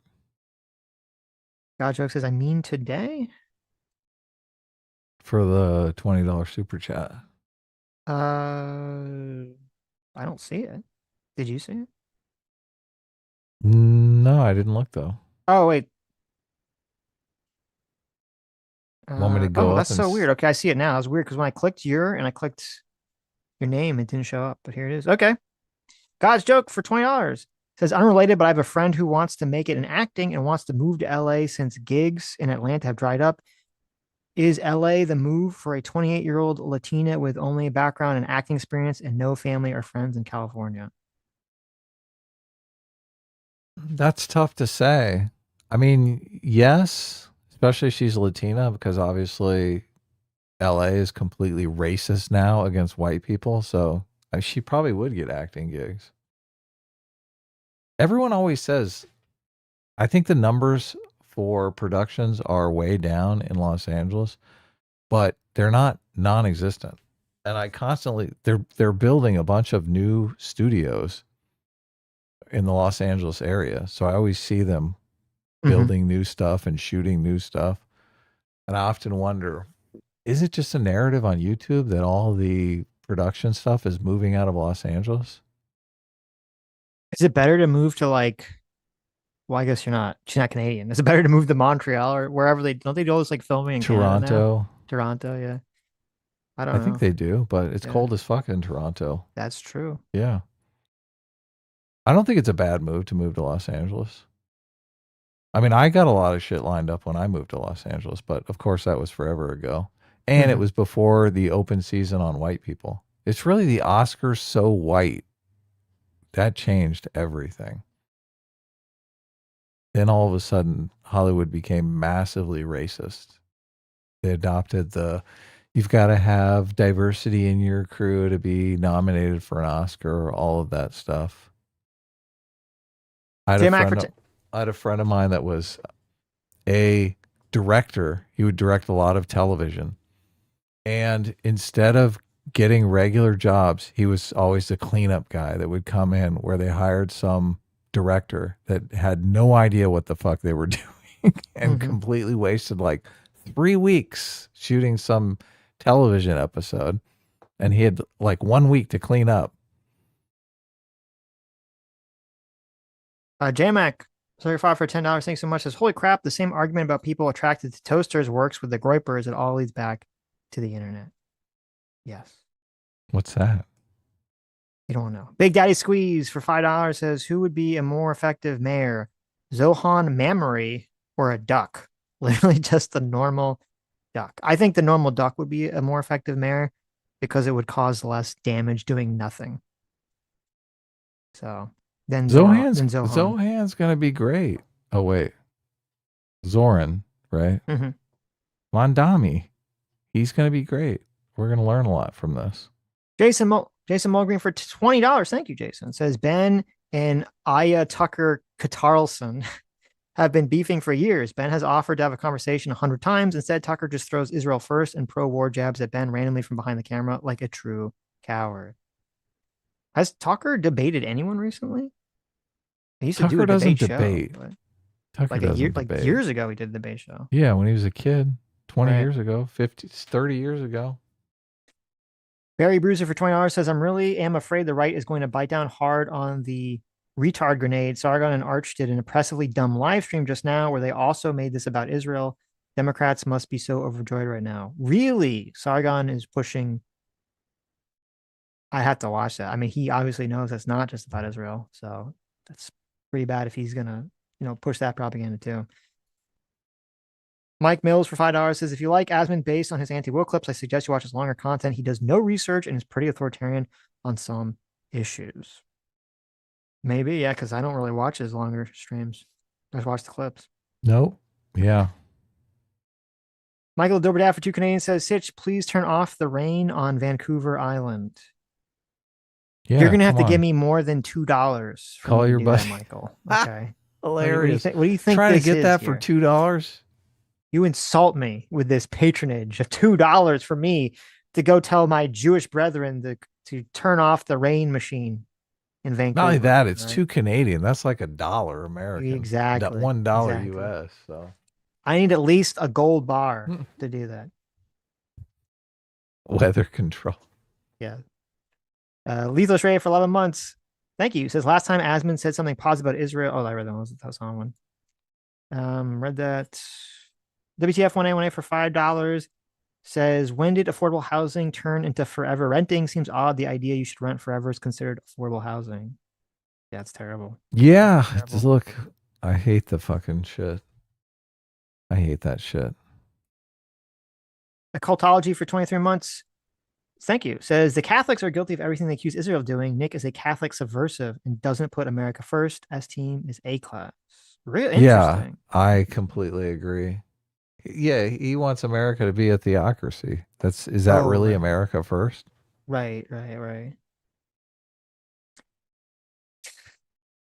Michael said, Sitch is Ferengi in the chat. Lethal Shade for $5 says, have you guys heard about the mayor here in Kansas that was reelected and isn't a citizen? Yes, I saw a video on it from, I think, Black Conservative Perspective, I think, is a channel. Mm-hmm. Nice guy. That's great. Yeah, no, that video made me think of you, Sitch, because you're always saying that Democrats don't want to let immigration get out of control so they get voters. I've not said that. No. You haven't said that? No. I said there's not an intentional great replacement going on, is what I said. Well, look, I would never tie it to the great replacement theory, but I think it's obvious some Democrats think immigration getting out of control. What is that? There's a mayor. This isn't the people voting. This is the mayor himself is not a citizen. So it's not the question of illegals voting. It's the mayor itself is not a citizen. The mayor is an illegal, and he has voted in previous elections. Yes. Right. Got you. Yeah. Nice guy.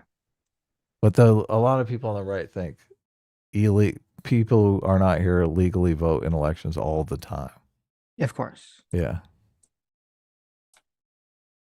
And they believe the Democrats want immigration to get out of control, so illegals can vote in elections. Right. Bopek for $10 says, guys, the Groypers are an external threat because it's an illiberal right ideology.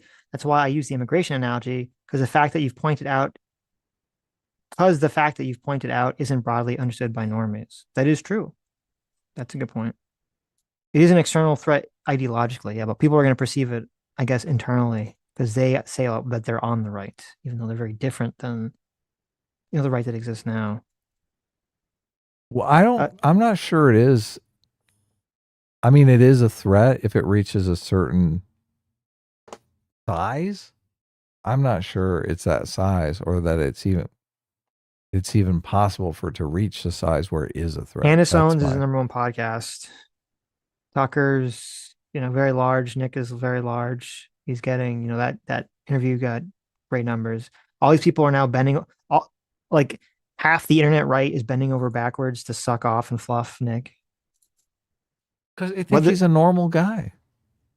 They know what's going on. Talk to me when Nick Fuentes says all the shit he says in these terrible clips on Tucker's show, on Candace's show. He says them. He just says them in slightly nicer ways, so it's a little confusing to people. Look, he said on Candace's show that he thinks black people are genetically inferior. He just said it in a somewhat nicer way.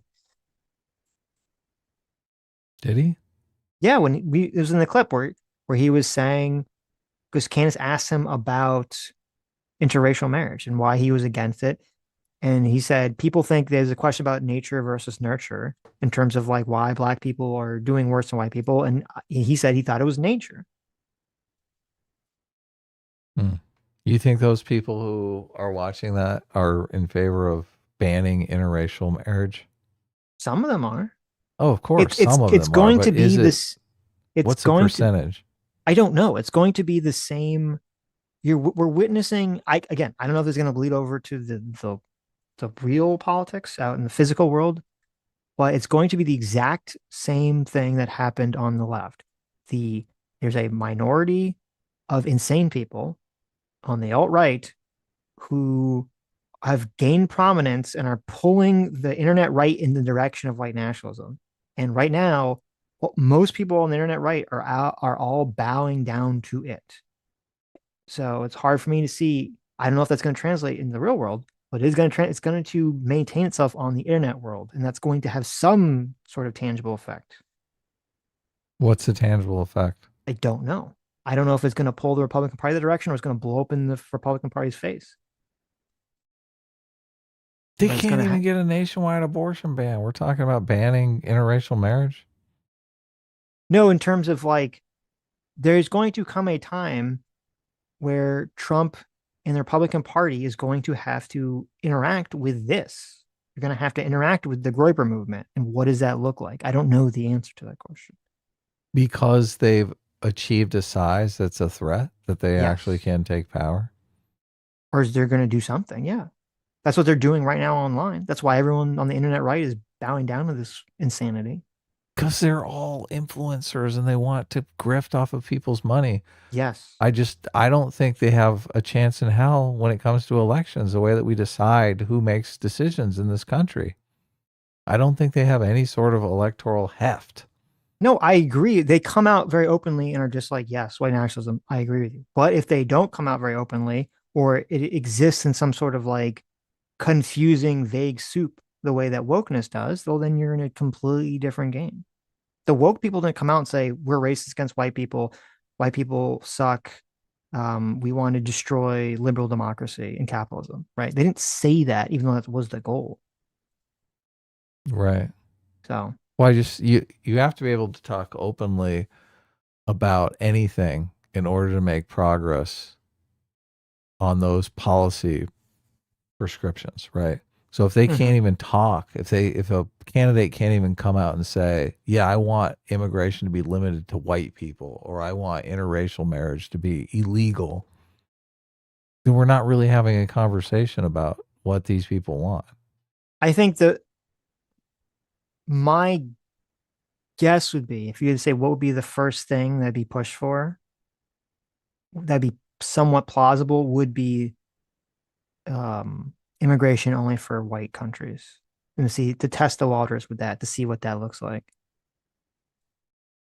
Yeah, no. If I just look, it's for me, and look, I could be wrong. I try to be modest, right? But for me, the first Republican that comes out and says, yes, this is the policy I propose. We only have immigration from white countries. It's over. It's fine. It's totally We'll see. fucking over. I don't know. They wouldn't have to frame it that way. They could frame it as like, well, we're just limiting immigration from these countries, right? Just happens to be all the non-white countries. So I don't know. Right. We'll see. Again, as I keep saying again and again, I don't know how it's going to manifest. I think you're incredibly naive if you're not looking at this tidal wave on the internet and just dismissing it like it's not going to do something. It's not going to go somewhere. It's not going to mean something. Like, how does this, like, I guess how does this end? Where does that energy go? Does it just disappear into nothingness? Like, it has to go somewhere. Yeah. I mean, it's just all of the energy in the realm of the left, the far left, was completely openly discussed.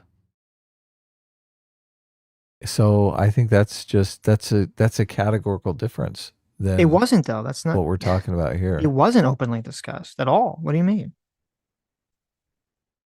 How was it not openly discussed? What wasn't so openly much discussed? of the conversation of the left was obfuscating about what exactly the defund the police thing. What does the defund police even mean? We just had that conversation with Dialogue Always. It was very obvious that it was a radical leftist pushing an idea to literally abolish the police. And then they come in and they go, oh, it doesn't actually mean that. It actually means this very moderate thing. Well, the cleanup crew came out and said it doesn't actually mean that. Right. But that's what I'm saying. I agree with you. I don't think Nick Fuentes can come out and be a politician. But what I do think can happen is that there could be someone else that could rise up who could launder all these ideas in some sort of bullshit way where they make up a bunch of nonsense, even though they're actually a white nationalist, and people will believe that. All the Groypers will push that. Defund the police is a perfect example because didn't that ultimately hurt Democrats? Yeah, it did. So if they came out and said, we want only white immigration, and then they had to launder it, they're like, oh no, only European immigration. We weren't not only just white immigration. That's racist, right? And they come out with a launder job. I think it plays out just like the defund the police, which ultimately is, I mean, it's defund the police actually did hurt because there were police departments that were actually defunded. So yeah, defund the police was the step too far. Black Lives Matter was not, at least at the time, and other movements that they found politically effective. So. Right. But we're not even at the point where they're talking about it openly like that. No. Which I think is yet. The difference. It's not taking the same trajectory as the left because the left took the trajectory of the academic institutions. And this is taking more the trajectory of the internet. So this would be the first time. The online sarcasm communities. Right. So this will be like a very different trajectory. So I think it's probably going to manifest in a different way. So as I said, I don't know how, but it's going to do something. It is a wave. You have a wave coming. The wave has to do something. It's going to hit some kind of wall and then get knocked back down, or it's going to go into the city and flood everything. It has to go somewhere. It's not going to just snap out of existence. I think as soon as this sex robot is affordable, this wave dissipates immediately. Well, that's possible. That's definitely possible. This wave is completely eviscerated. Jägermeister 79 for $5 says, can we please clarify to these people that being labeled anti-Semitic is not censorship? It's a smear campaign. It's normal politics we all deal with. That is true.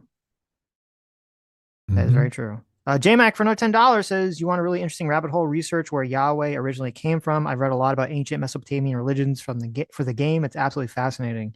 I have seen some of there's like the idea that, like, I don't know how true it is, but there's the idea that like Yahweh came from 3 different gods and that originally the Jews worshiped 3 different gods, and over time it kind of got knocked down to just one. So, which I wouldn't be surprised if that's the case. White Tusk for $5 says, pure-blooded American white supremacist, last name Fuentes, many such cases. It is strange. It is funny that this is sort of the world we live in. But Solid for $5 says, Nick has said a lot of hateful things, but the worst thing of all was that 1999 sucked. He was a baby in 1999. What does he know? 1999 kicked ass. That's true. The 90s were awesome. Of course, yeah. It was great. Joshua Badillo for $2 says, remember, meritocracy doesn't exist. Yeah. What? It's true. It doesn't. Gotta catch them all illegals for $2 says, why is TYT siding with the Nazis? Are they? I don't know. There if that's must the be case. secret Nazis. JMac for 43 months outside of the simulation. Thank you so much. Our certifier JMac says, hey, Sitch, who is your optimal party in Final Fantasy VII? Also not accounting for power level, which is your favorite summon? Also, when is Sammy actually going to play through Final Fantasy VII? I've been down the Final Fantasy VII rabbit hole due to all the Riri talk on Twitter lately. Is everyone trashing Final Fantasy VII? Is that what the Riri talk is? I don't know actually. Yeah, I don't know. What is the Riri talk?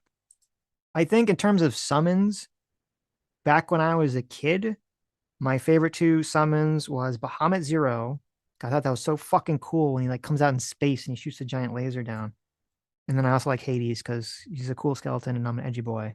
Those are my favorite two back in the day. But definitely Bahamut Zero. And actually, and also the other Bahamut one, Giga Bahamut, where it like lifts up the platform was really awesome.